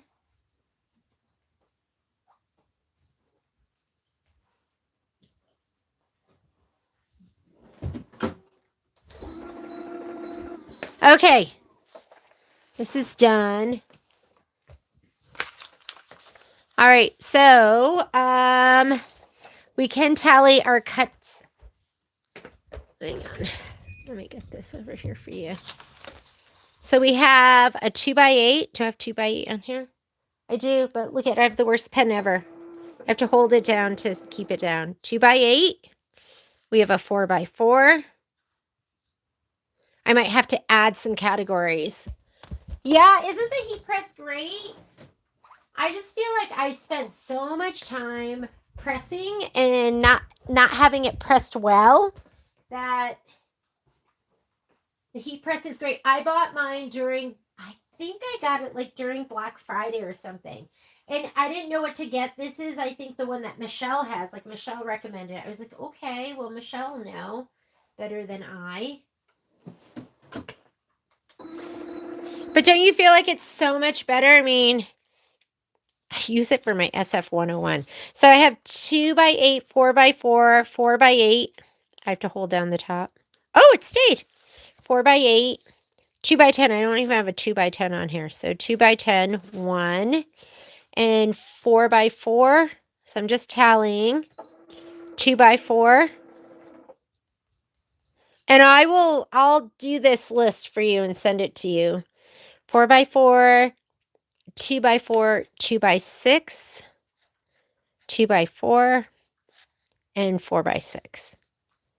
And then you're going to need strips for the borders. So borders, you're going to need, I usually do mine 1 1/4. The other ones are going to be 4 1/4. And I like to have them a little bit wider so they kind of get sewn down and not smushed in. So I will do those a little bit wider. Okay, hang on. Just changing out my heat press. Let me just put another section in.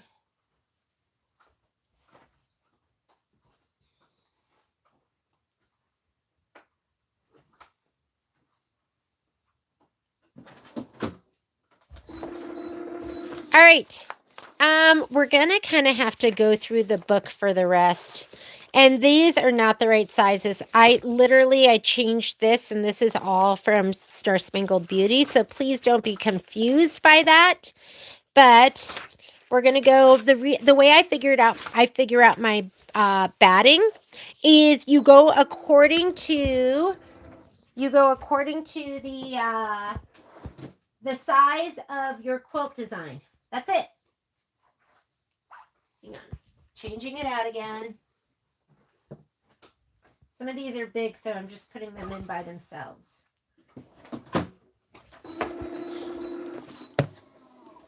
Looking for my pen. There it is. Okay. So I'm just going to take the tallies from the book. So for this one, here's the quilt design. It's 4x10. That's the size of your batting. So I need a 4x10. And then we can cut all of those. These are 4x4s. So I'm going to just mark that off. I have a 4x4 category. This one is 4x4.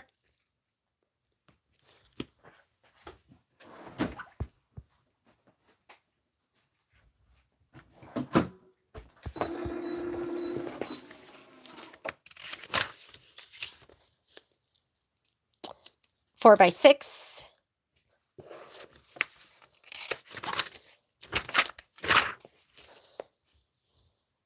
Four by 6. Hopefully, I'll tally right. 4x8.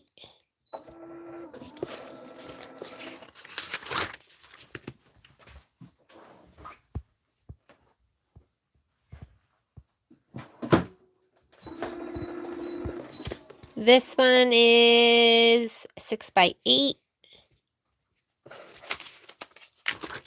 And we're doing batting. Right now, I'm just tallying for the batting. 4x4. 4x4.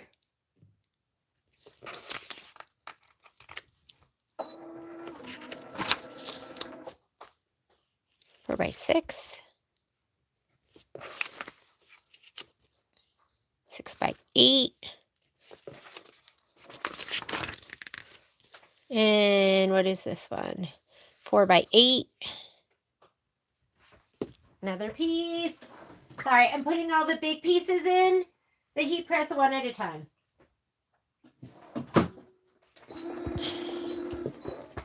Uh-oh. Did I do this one? I don't know. I don't think I did, right? Okay, did I do this one?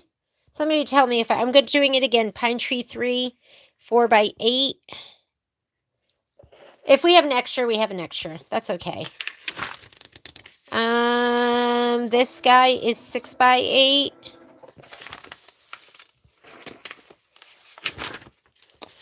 This one is 6 by 8. Did I do that twice, Gloria? This one is 6 by 10. I don't have a 6 by 10, so we're going to add a 6 by 10 category. I'm just going to leave it because now I'm confused. So there might be an extra 4 by 8 in there. And then this one is, I will redo the tallies before I send out the sheet. So this one is 8 by 10. I don't have an 8 by 10, so we're going to add an 8 by 10.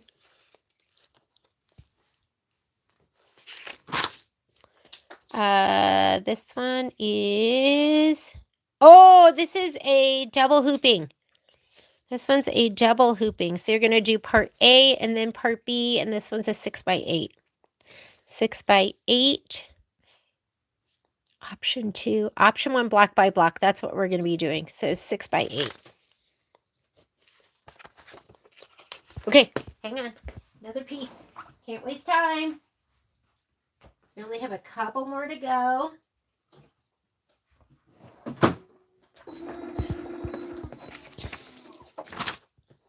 Okay, these. What are these going to be? Oh, and you know what I wasn't paying attention to? If I need multiples of that block. Like this one, for instance, we need 4 of these blocks. So 4 of these blocks, it looks like they're 4 by 4.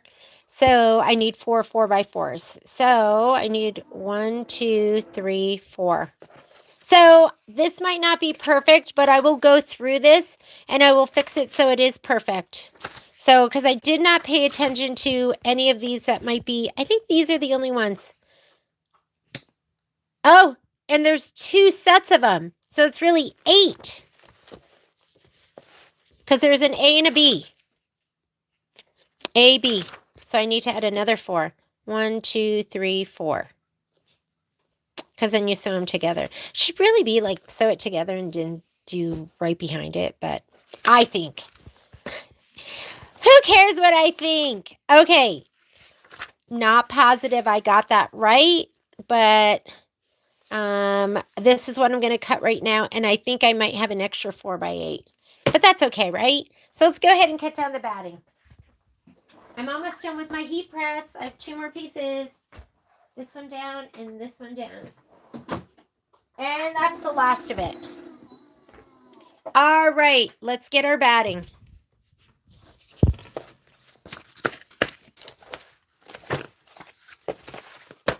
Oh, I don't think I did these. These little itty bitties are just sitting up here. Okay, let me throw those in too. And then we'll be done. Or did I? Yeah, I definitely didn't do these. Okay, last load. Now put these in my heat press.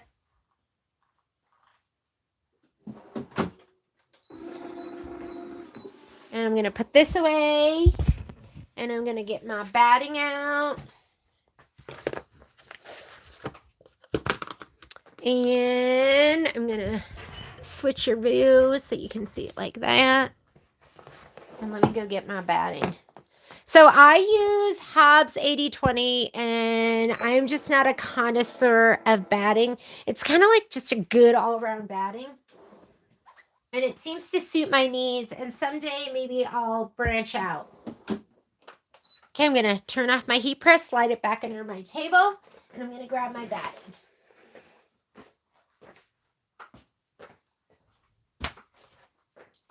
I have a brand new bolt, but I also have these pieces. Ooh, maybe I need to leave this because I need to, we're doing, Spring is in the Air in 2 Fridays. So let me leave this because that looks like it's already pre-cut for that. Let me grab some other pieces from some other spots and see what we have. Like, what is this? What is this? Okay, this could be my 2-inch. Those are so little. Are they really? 2 by 6. They're so tiny. Let me see if any of this is 4-inch, because if it's 4-inch, we'll use it. But yeah, we've got 4-inch until about here. Let's see how far we can go. All right, right here.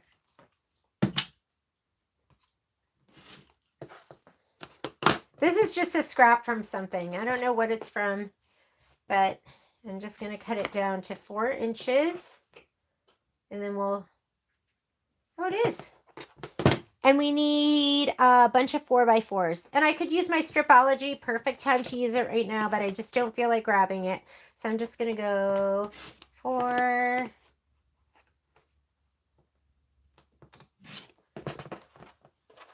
of those. And what is this? Can I get a 4x6? Can we get a 4x8? No, but we can get a 4x6. Huh. That was an epic fail cut. Okay, here's my 4x6, my 4x4. All right, these, I think I could take these to my 2s. Because there's a whole bunch of 2-inchers. Actually, there's only 2x4, and let's cut these down to 2 inches.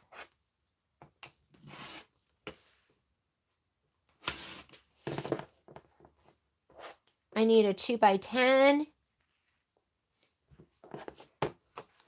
What is my 2x10? Is that like a, oh, here it is. I don't know if you can see that. There's like a little skinny right there. I'm always suspicious, like, did I mess that up?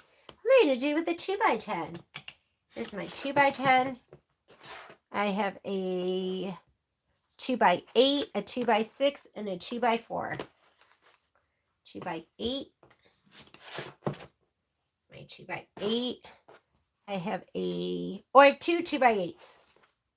No, one. One 2x6.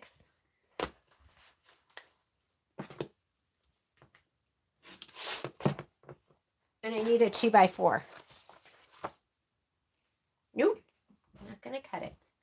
What is this chunky guy here? I wonder what this was from. Too skinny.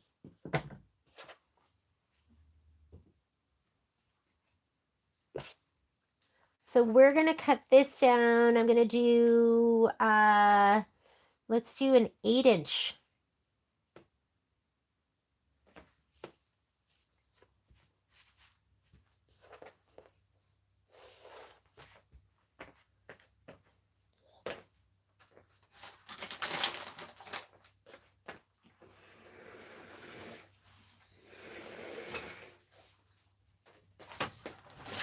How are you guys doing? You're still hanging tough? This ruler is 8.5 inches, so I'm going to go to 8 inches.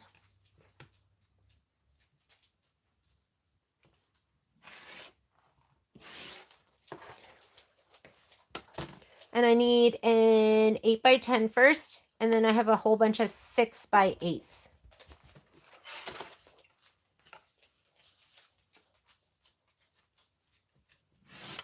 My 8x10, and I need a whole bunch of 6x8s. 6x8s, I have 5 of them.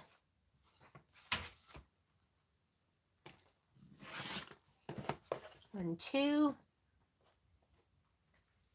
I do also have a 6x10. This is, okay, this is 10, and this is 8, so I'm going to go ahead and cut it down to the 6.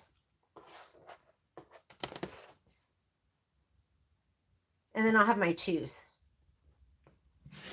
So here's my 6x10.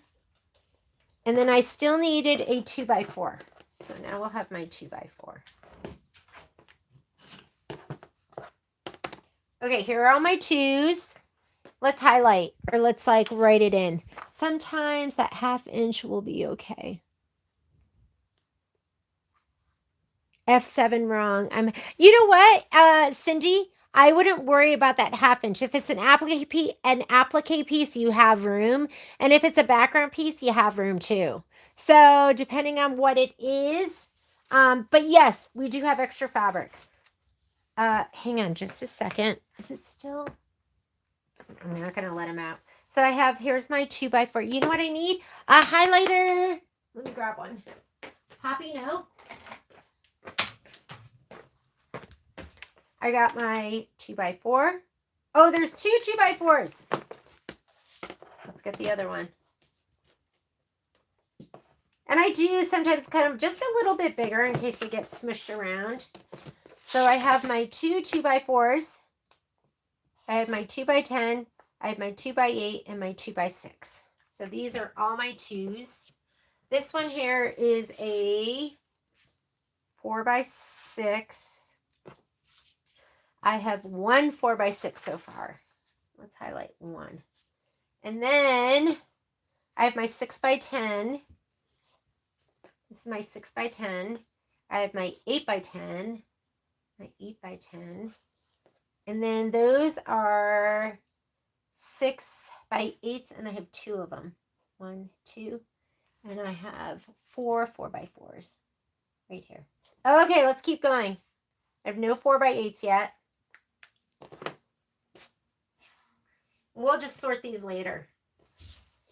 What is this tender morsel right here? Could this be a 6-incher? I think this will be perfect.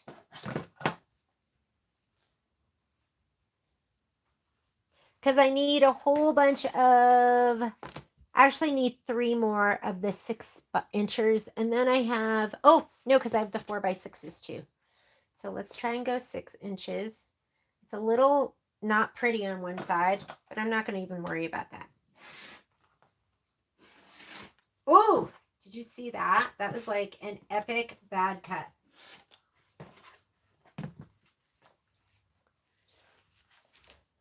Okay, we're going to cut these down. I need 1, 2, 3 more 6x8s.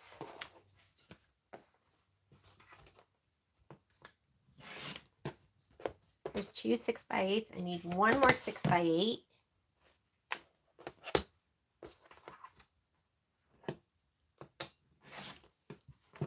So that is 5 6x8s. 5 6x8s. All of those are done. Now I need 6x4s. And 6x4s. These are 6. Oh, look. Just throw that away. 4x6s. Those are 2. 1, 2. I need 1 more 4x6. I need a whole bunch of 4x4s. What do I have here? Sometimes I'll be like this. 4x4. Stretch you. I can't believe I show you these things. You've probably done them too, right? You're like, oh, you're just a little too small. Let me see. Oh, those are actually, I don't know. I'd be really stretching them. Let's just cut. Let's just cut where we're not doing that. What is this thing here? Was this the thing I just put to the side? No. I don't even know where this came from. Okay. We're going to use it. And I'm going to cut some 4x4s.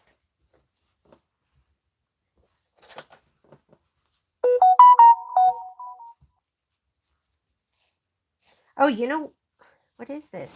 Is this fusible? Oh, you know what? It's not fusible, but I think I did some spray adhesive on it, but that's okay. We're going to use it. We're going to use it right now.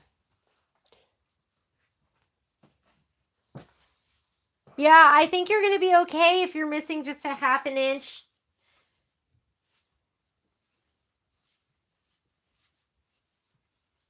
Okay, I'm going to do a 4-inch strip. We're going to cut it down.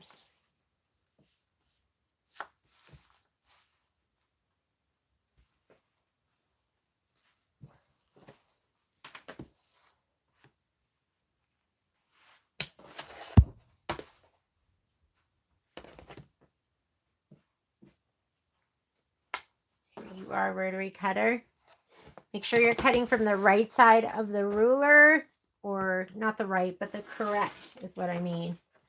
Okay. I don't know if you've ever measured from the wrong side of the ruler. That kind of stuff is like my specialty. It's my superpower. Actually, I don't do it too often, but I definitely do it.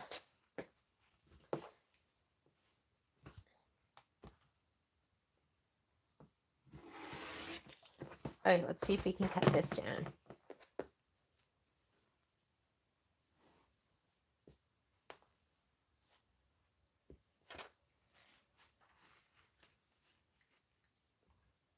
We need a whole bunch of 4x4s. So how many more do I need? I need 10. So I have to do 5 cuts. 10 of these. Stripology! Poppy!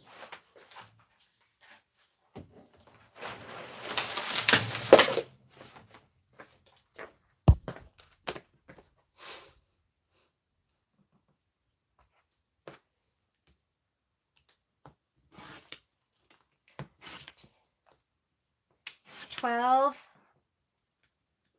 $16, $20. Okay, they're all my 4x4s. And then we need also, so I did all my 4x4s. I thought I did all my 4x6s. I need 4x8s. And a 4x10. Let's do our 4x10 first. 4x10. Or let's do 4x8s, because if this is 16, perfect. I'll get 2 4x8s out of this. Here are my 2 4x8s. 1, 2. One more 4x6 and a 4x10. Okay, let's cut another strip. I'm telling you, this one might be okay. Let's see what I can get out of this.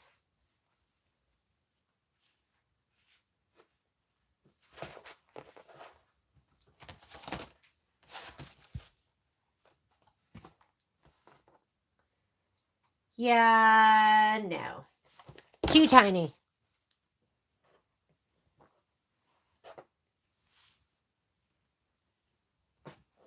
Okay, we're going to go in with another strips of 4s.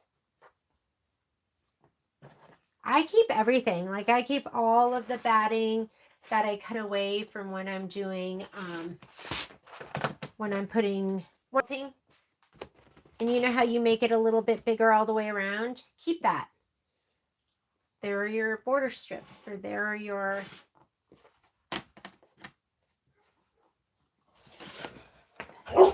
Momo. Quiet.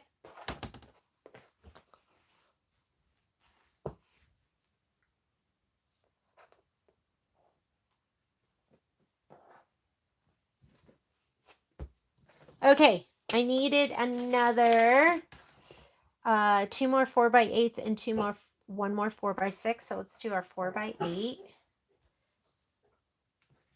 Look, it's not even cut pretty. I don't care.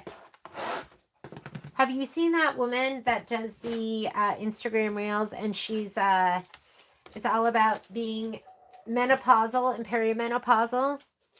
Did I do my 4x10? I'm gonna cut it right now. And then she's like, we do not care. So that's gonna be my thing. 4x8, 4x6. I do not care if my edges are totally straight for my batting pieces. It'll be okay. All right. I don't know if I totally cut those perfectly, but we are going to group. We are in the home stretch, so let's just do it. So to group, Momo, don't bark back. We're going to group our fabric first. It's going to make it easier for us. So all of that ungrouping and grouping, we're going to do it right now. So what I mean is all of these pieces, you're going to do like with like.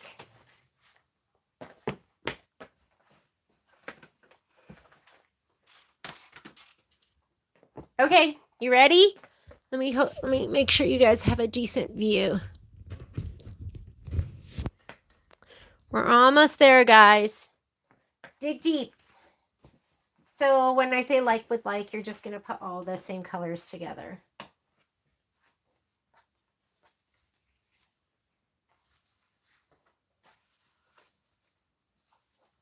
Sorry if you can't see. Maybe something might be a little out of your view, but you get the picture.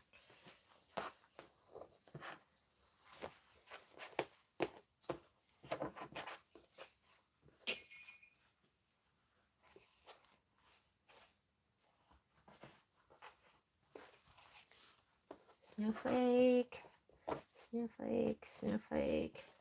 Oh my God. They want to go outside. I don't want to let them out because it is wet outside. They don't care.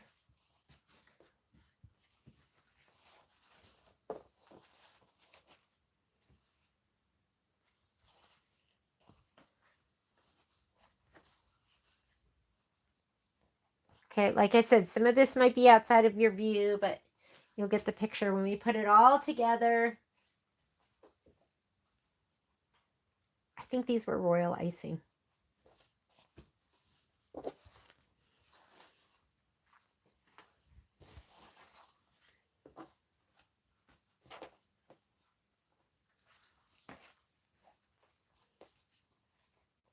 Okay, this is when I get out my painter's tape too,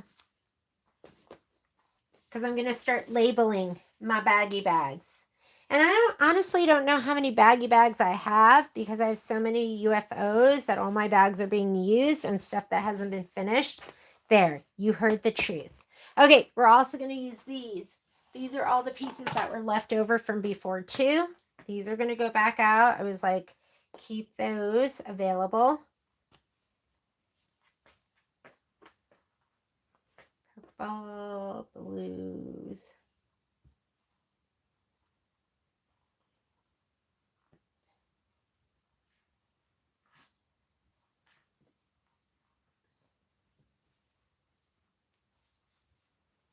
And I know some of these are out of your view. Okay, I like to use painter's tape, a Sharpie,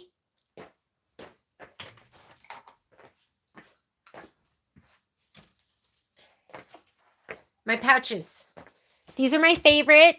They're on our affiliate link, and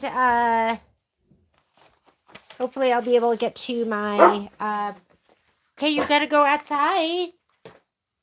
Oh my God, you're gonna get so wet. Just a little bit.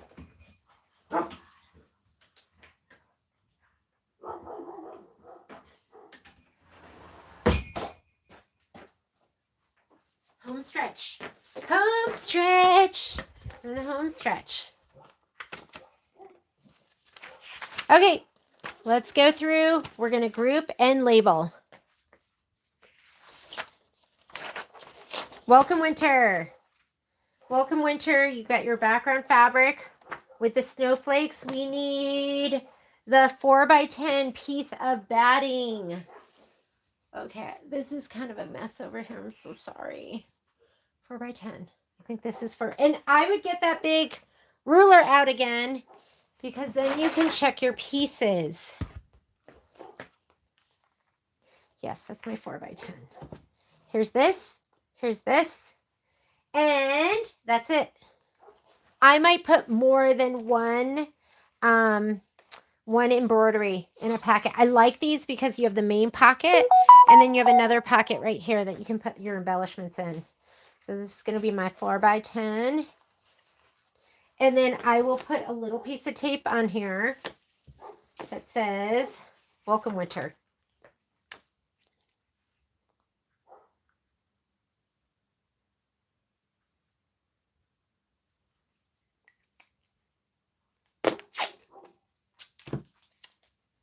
I'm going to put another one in here because I'm limited. Okay, next one. Hope you're not getting anxiety from this mess. There is method to my madness. So we need the 6.5 by 6.5 of this. And then we also need, that's it. There is no other thing that goes with this, but we also need the 4x4. So these have the 4x4. So I'm going to grab a piece of this too. And I'm going to grab both of these because the next one is the snowflake too. So I'm going to grab this one and another 4x4. It's kind of like we're prepping. These are our ingredients for our embroidery design. I'm going to put these two in here. It's going to go in here. And I'm going to write on here Snowflake 1 and Snowflake 2.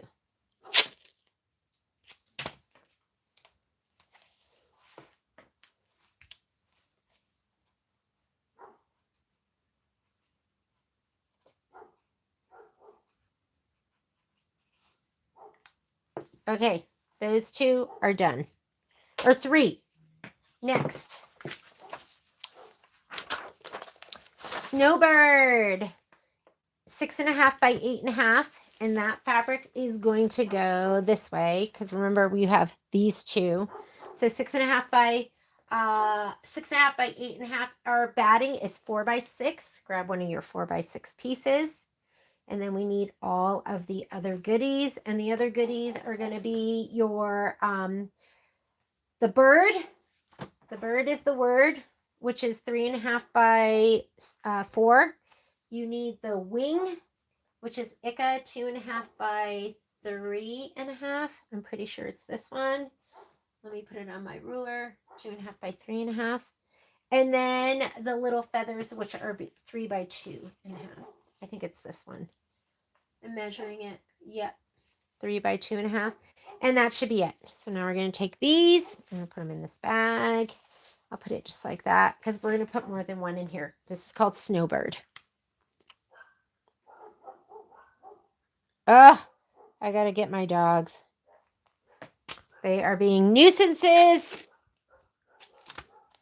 Oh, the neighbor's dog is out, Bindi. She's so cute, quiet, nice, not a menace.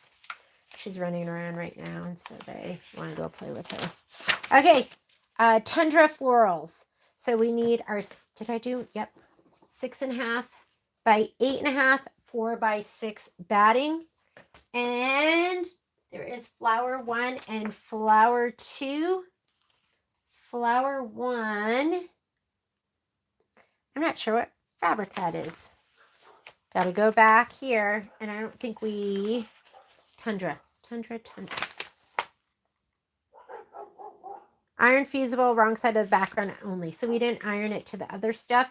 But Tundra Flower 2x2. I think it's this little guy here. Yep. So this is one of the Tundra flowers. And then the other Tundra flower is... Tundra Florals. Here we got that. Tundra Florals, got that. Florals. Oh, it's the purple. The purple. This one, and it's 2 by 2.5. Okay, right here. That's what you're putting in there. And both of those, neither of those had SF101 on them. Didn't call for it. I'm going to put one more embroidery in here. Here they are. Aren't they cute? Super cute. Okay, Tundra Rose. That's the one, 10.5 by 6.5. Okay, here's our background fabric. Your batting is going to be 4 by 8. Here's a 4 by 8. And it should kind of just frame in there like that. 4 by 8, and then we have a bloom, inner bloom, and leaves. Bloom, inner bloom, and leaves. This is Tundra Rose. Okay, hang on one second.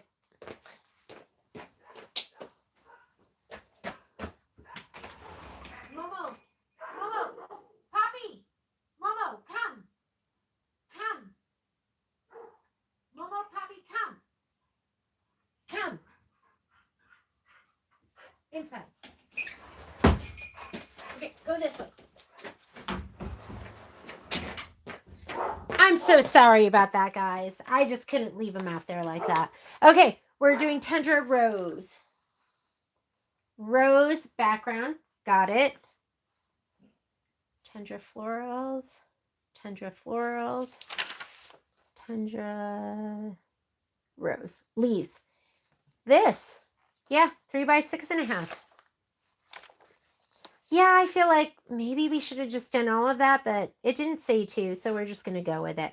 Tundra Rose. And then we need the purple again. So this one, 2.5 by 2.5. Here, I'll put these up here so you can see them. Put it coming together. And then Tundra Rose, the inner bloom, a 2 by 2. And that is this one right here, which is the Meepy. This is a brand new color for us too. So that looks like it. Tundra Rose. This is what you're going to have for Tundra Rose. I'm going to just put it in here. And then I'm going to write on here Tundra Rose and Tundra Florals. I think those are the ones we just did, right? Tundra Rose and Tundra Florals.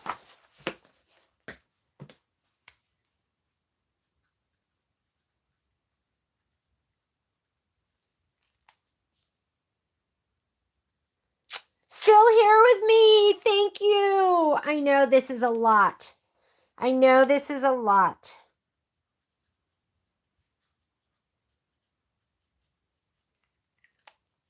And if you're like, I can't do anymore, I totally get it.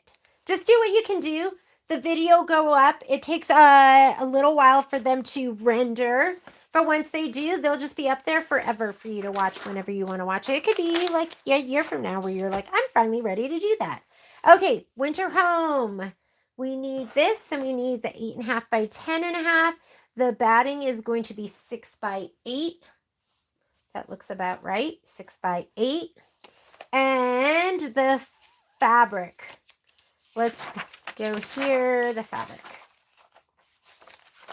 What's this one again? Winter home. Okay, winter home gables.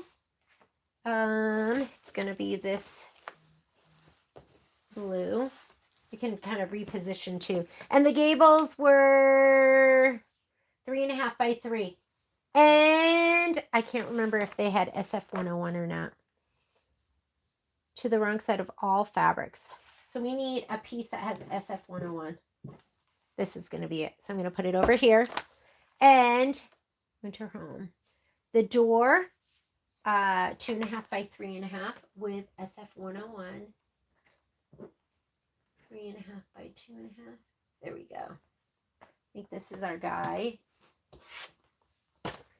3.5 by, 3 by 2.5. Yes. Oh, 3.5 by, wait a minute. That's not it. Another piece. Did I mess that one up? I'm going to come back to that because I should have something that's a little bit longer. So my winter door, I'm missing a piece. Okay. Our winter home. Background, we've got winter home roof, 5 by 4.5. Nope. This one.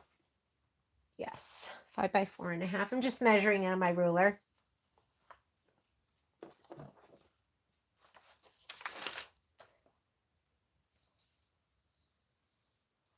Winter home house is coconut cream, and it's this one. Okay, so I am missing my door, so I'm going to put this in there, but I'm going to make a note. Winter home, and I'm going to say missing Icador, which is Ice Castle. So this is winter. Is it called winter home? Yeah, winter home.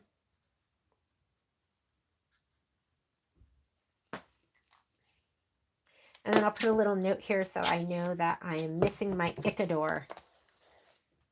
And maybe I cut that wrong.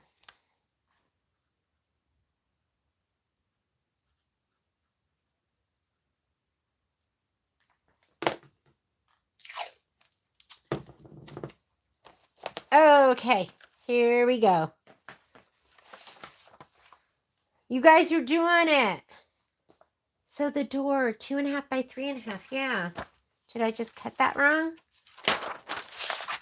Okay. Pine tree. Pine tree is 6.5 by 6.5 fabric. This one with backing. And then we just need 4 by 4. This in here. That's pine tree. Pine tree 1.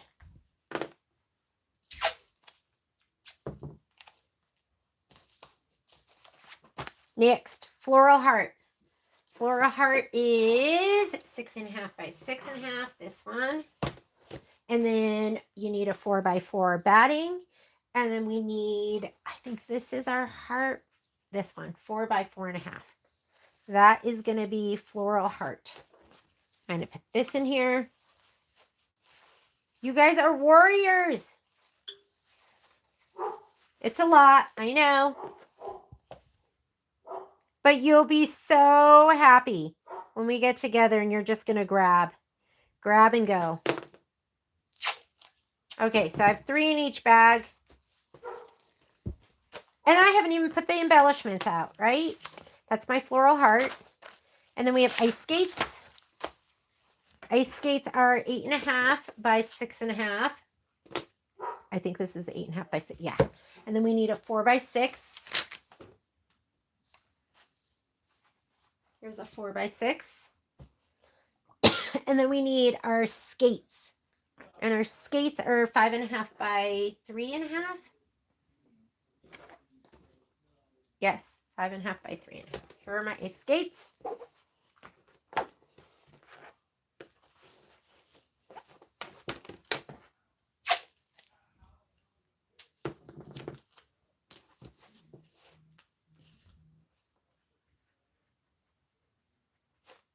All right, ice skates. Tree. Tree has 8.5 by 10.5. It's going to be this puppy right here. The batting is going to be 6 by 8. Here's my batting. And then the fabric is going to be, the trunk is all, because the other one's going to come out of your embellishment kit. So we need our trunk, and it is the long skinny, I think it's this one. Is it this one? 2 by 4.5. Let's look at trunk. Pine tree 2. Pine, oh, it's this blue, right? No. Pine tree 2. Oh, it's the midnight. It's the dark, dark blue. Haven't even seen it. What do we have over here? Ooh, you know what? I left a couple of things in here. Pine tree blue. I need the dark, dark blue. Here he is. Pine tree blue. Okay. There you go. This is pine tree 2. Slide that in there. Oh my God. I brought those dogs back in, and Patrick just got home and let those dogs back out. Oh, it's embarrassing. Okay, this one is 6.5 by 10.5. Here's our fabric right here. And then we need our, I think it's going to be 4 by 8. Let's see if we can find a 4 by 8 piece. Here, this looks like 4 by 8. Yes. And then our trunk, which is the brown one. We have one little brown trunk. Where is he? Here he is. And that's it for this one. And there's going to be embellishments. So we're going to be putting on, like this one has navy flocked vinyl. Navy flocked vinyl? What is that? Never heard of something so amazing. Pine tree 3.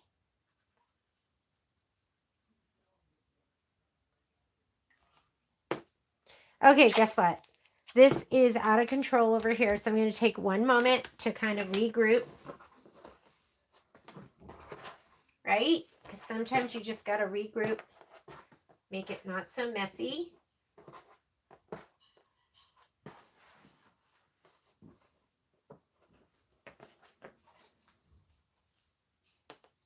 Oop.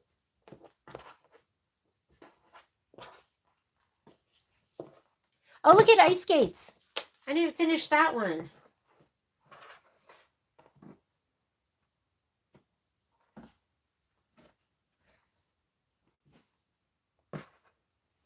Okay, this is going to be better. Makes my mind a little bit crazy too when it's so messy. So hopefully this is going to help a little bit. All right, back to grouping. So that was Pine Tree 3. Let's go Dear Friend. Dear Friend is 8.5 by 10.5. So we need a 6 by 8. And then we also need for Dear Friend, those were, we have to look at the list. Dear Friend.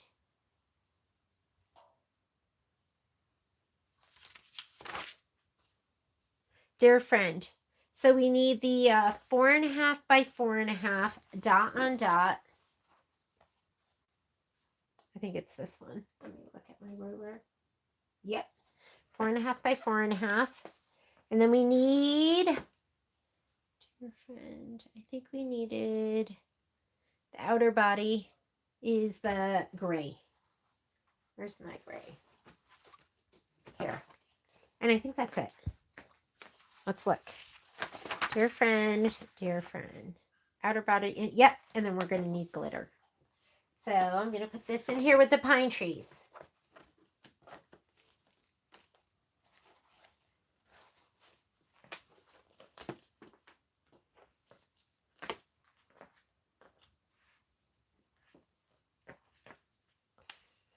Is anyone else?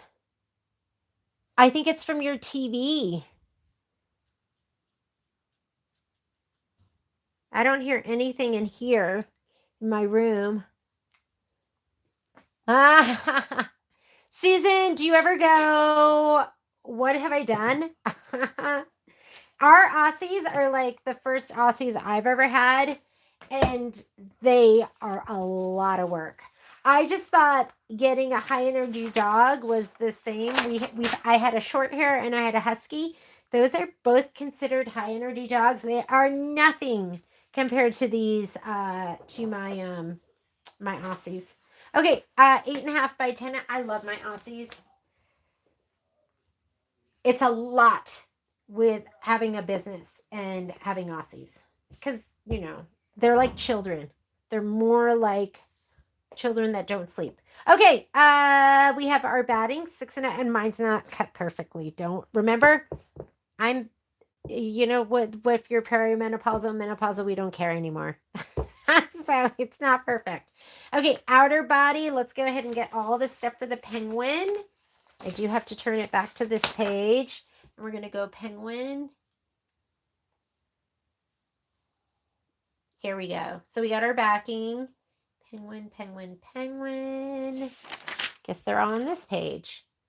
Penguin. Okay, I need 3.5 by 5.5. It's going to be this one right here. Put it on my ruler. Nope, not that one. This one. 3.5 by 5. That's right. So dot on dot, 3.5 by 5. And then this one, polka dot. The hat, ISBR, this one right here. And this for the hat, 3 by 2. Okay, here's penguin. Okay. I'm going to put it with ice skate just because ice skate is lonely and only has one in there.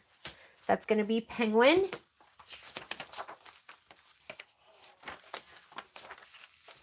Here we go. Might have to add some to each one. Penguin friend.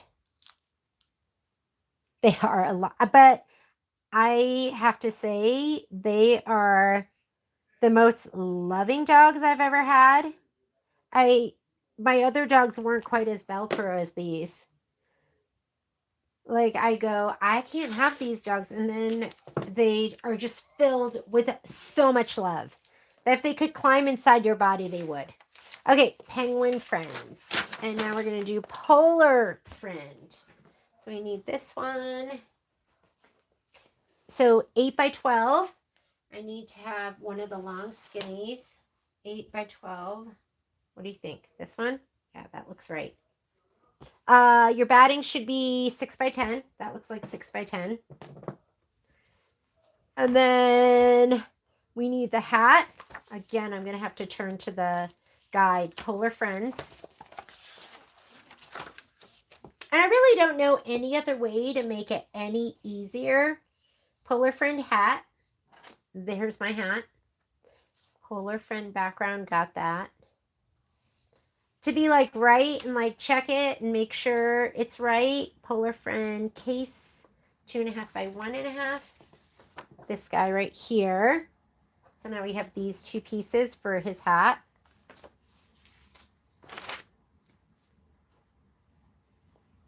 And then you guys, and this is like, I think people are with any dog. You get one dog for your dog.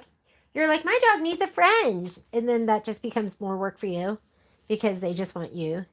Although my dogs play a lot. Okay, this is Polar Friends right here. And I'm going to put it in with Penguin Friend. I'm going to put it in with Penguin Friend and Ice Skates. I'll put it in the front part for right now. Is it going to fit? Sure does. Sure does kind of fit. Okay, that is... Hi, Miss Sherry. I know, it's cute. And this one is going to be so spectacular. I love them all, but there are definitely ones I like more than other ones, and this is going to be one of them for sure. The Sweetheart Street Bench Pillow, I know I'm going to love that. That one is like so cute. Sometimes, like, once you start stitching it too, that's when you really fall in love. And I just find these projects are like children. Like, you love them for different reasons. Wait a minute. Oh, Penguin Friend and Polar Friend. Okay. Next one. Do you like this? How it's like dwindling down? Not as much? Okay, Snowman. Snowman. Oh, he's the big chunky. That's like the biggest piece we have. So it's got to be this one. Here's the Snowman. And now I got to turn to the page because I don't know what it is. And like, once you do one of these with me, I do the same thing. I'm pretty systematic. You know what I'm not systematic with? My quilting, I've done it. I feel like I've done it 20 million different ways. Snowman. And I hope you guys know, when I do this with you, it's my first time doing it and probably the last time, almost all the time, because I just don't have time to do it beforehand. The thing I do beforehand is I definitely do the 5x4. I do the digital dealer. Digital dealer always gets done once beforehand or twice beforehand sometimes, or 3 times. But when I stitch these out, it's my first and last time. Just because I have so many other things. But I know I'm going to do the project. I'm just going to do it with you. So sometimes it's not perfect. And I really count on you guys to be like, oopsie, Jeannie. Sometimes you guys catch me. I'm like, oh, and then we're going to do this. And I do something wrong. Okay, I'm going to fold this one just because he's big and chunky. But I try to just provide you with as much stuff as I can, like the prep and we do it together. I want you guys to get your projects done. Okay, that one was, what was that one? Snowman?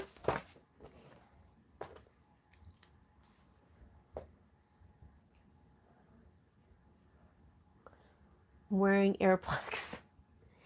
Snowman.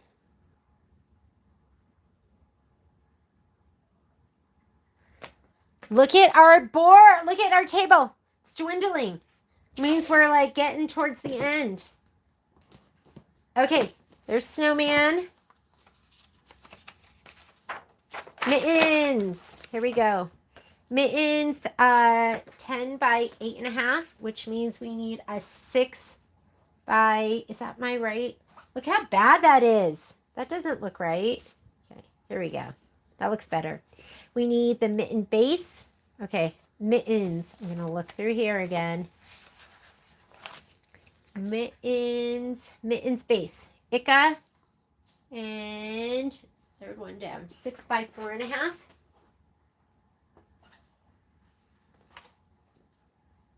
Oh, wait. This one is 6 by... Let's see what they have for mitten space. Fusible, wrong size of all fabrics. 6 by 4.5. I think I did the wrong one. Oh, no. This one has it down there, too. Okay, so 6 by 4.5. So one a little bit wider. And then you need top, cuffs, stripes, and thumb. Okay, mittens. Background. Stripes and thumb. Case. And that one is 6 by 2.5. This one. Right there. And then we need mittens. Top cuff. 6 by 5. 6 by 5. It's this new color. It's new for us. 6 by 5. And I think that's it. Strips and thumb, 6 by 5. Base. Yes, that's it. Let me put this in here. This one's going to be mittens. Here. Now let's consolidate again.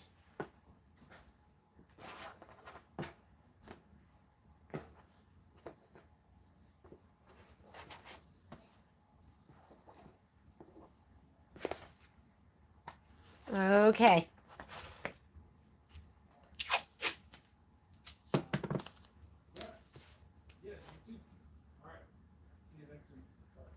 Mittens. Next. Almost done. Come see me because I want to order. Pieced corner block. All right, piece corner block. Piece 1. Which one is piece 1? Piece 1 is going to be your Ika 3 by 3s, and you should have 8 of these. Hopefully I have 8 of them. 1, 2, 3, 4, 5, 6, 7, 8. Okay, that's piece 1. The 4 ice castles. Piece 2. Piece 2 looks like... What is piece 2? Pieced corner block. I'm going to be guessing, so let's not be guessing. Pieced corner block, piece 2. We're looking for pieced corner block. That's 5. Pieced corner block 6. Did I pass it? I must have. Pieced corner block. 3, 4, 1. Oh, here's 2. 93, 96. It's this one. It's... Isn't this... Is that it? My colors don't look right, so I'm not seeing it right. It's this. Where are you? Okay, I'm missing some of these. They got to be here somewhere. I'll find them in just a minute. Okay, so we have that. These are next. These are 8, 3.5 by 3.5. And another 8. So you should have 16 of these. So we have this. 1, 2, 3, 4, 5. I'm just going to trust they're all here. Here we go. 16. And then 4 is the snowflake. And then 5 is, so these you should have 8. 2, 3, 4, 5, 6, 7, 8. And then we have 8 of these. Okay. And then I'm missing this. I need to have, this is 2. I need to have 8 of these. So I got to figure out where those are. But we also needed, remember we have to do the backing. So you should have 8 of these because you're going to do an A and a B. 1, 2, 3, 4, 5, 6. 7, 8. Okay, this is all going to be for the piece block, but I am missing. Did I not cut them? Maybe I didn't cut them. I'm going to put this in here for now, but these are piece block, and I am still missing 8 of these. 8. 8 4x2.5. We'll gotta find this. All right, what do we have left up here? Did I not? Oh, I see them. I see them. I left them on the table. Here they are, tender morsels. Just waiting. Okay. So there's a lot in here, but that's going to be for our piece block, and it's going to be so much fun. You're going to be like, I love piecing in the hoop. Some people don't. Some people find it super confusing. Okay, we're going to do our filler blocks now. So let's go ahead and do that. So I want you to turn to page, this page. Okay, this will help you do the filler blocks.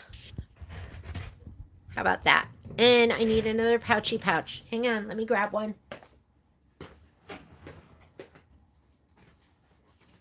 These used to be my favorites, but they're not my favorites anymore. Because my favorites are now these. Because these are fancy.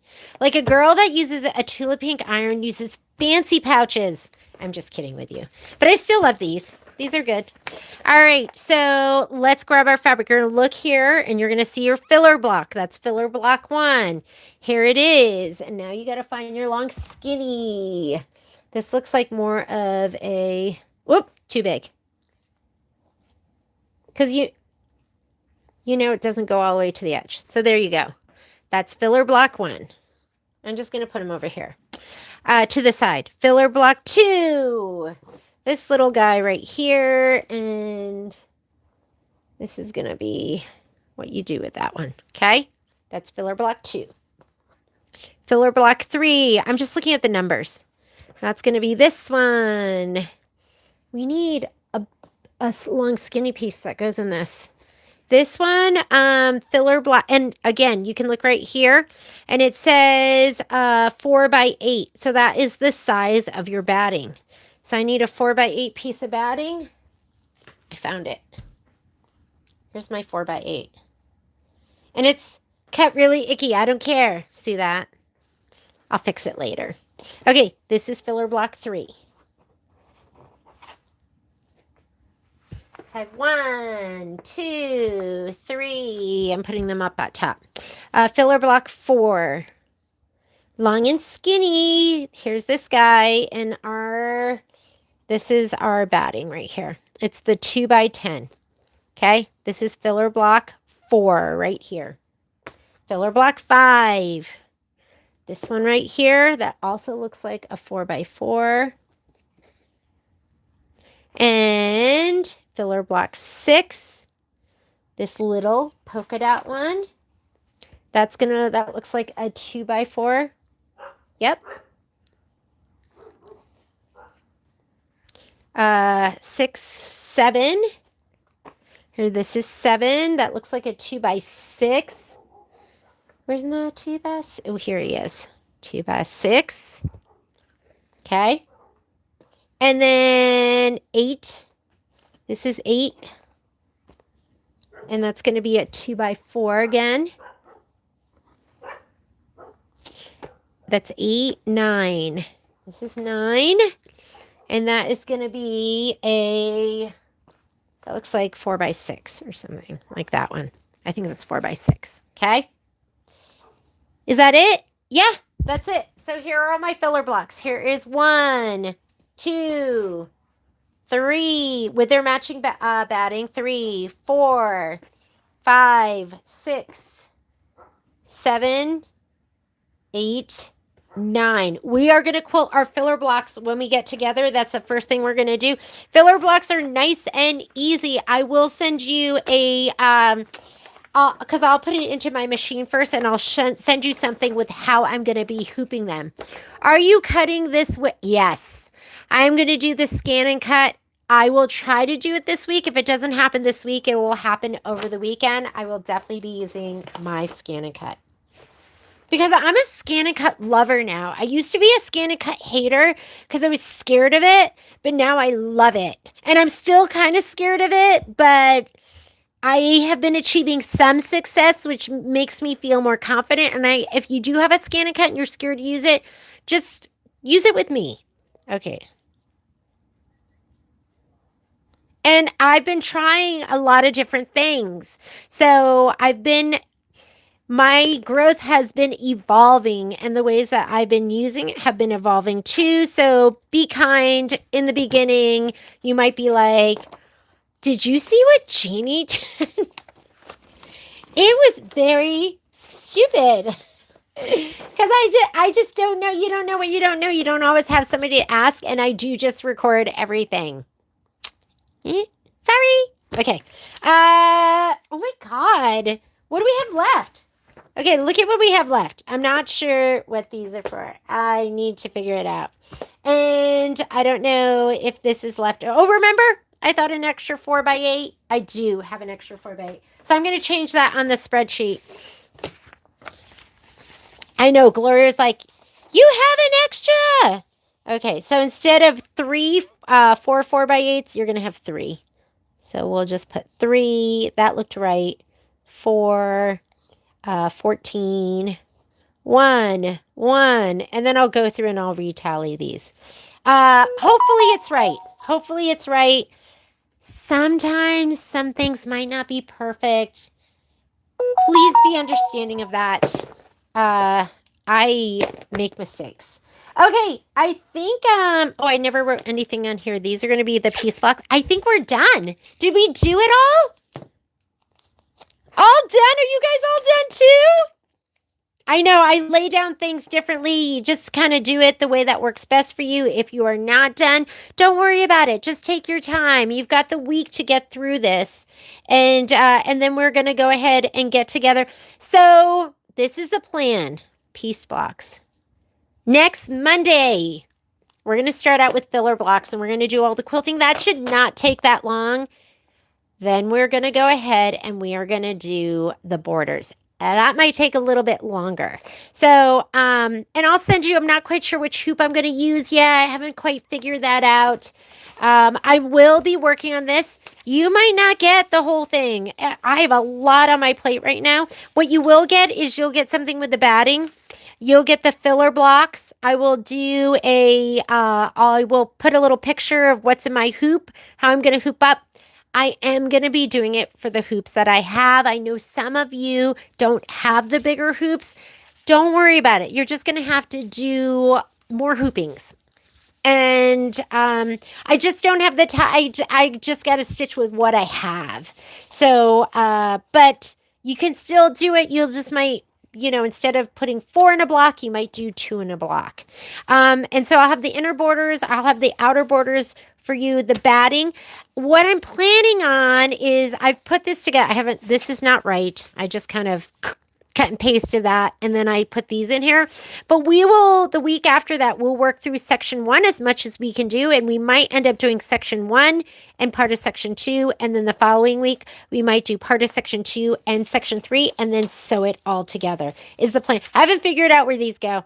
I have to do that. This might be an oopsie, but it's okay because they're generous with their pieces.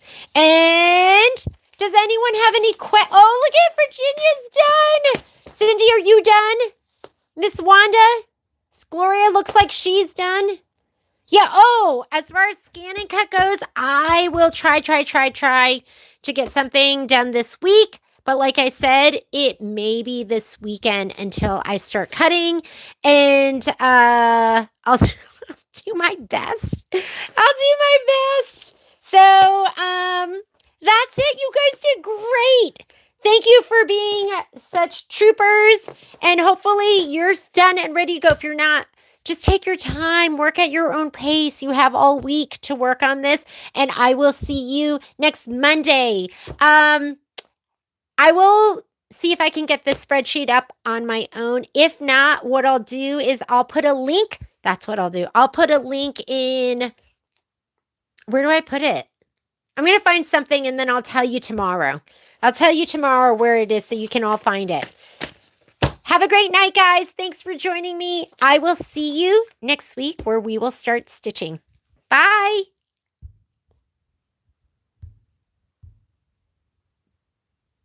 I don't know how to get out of here. Oh, here we go.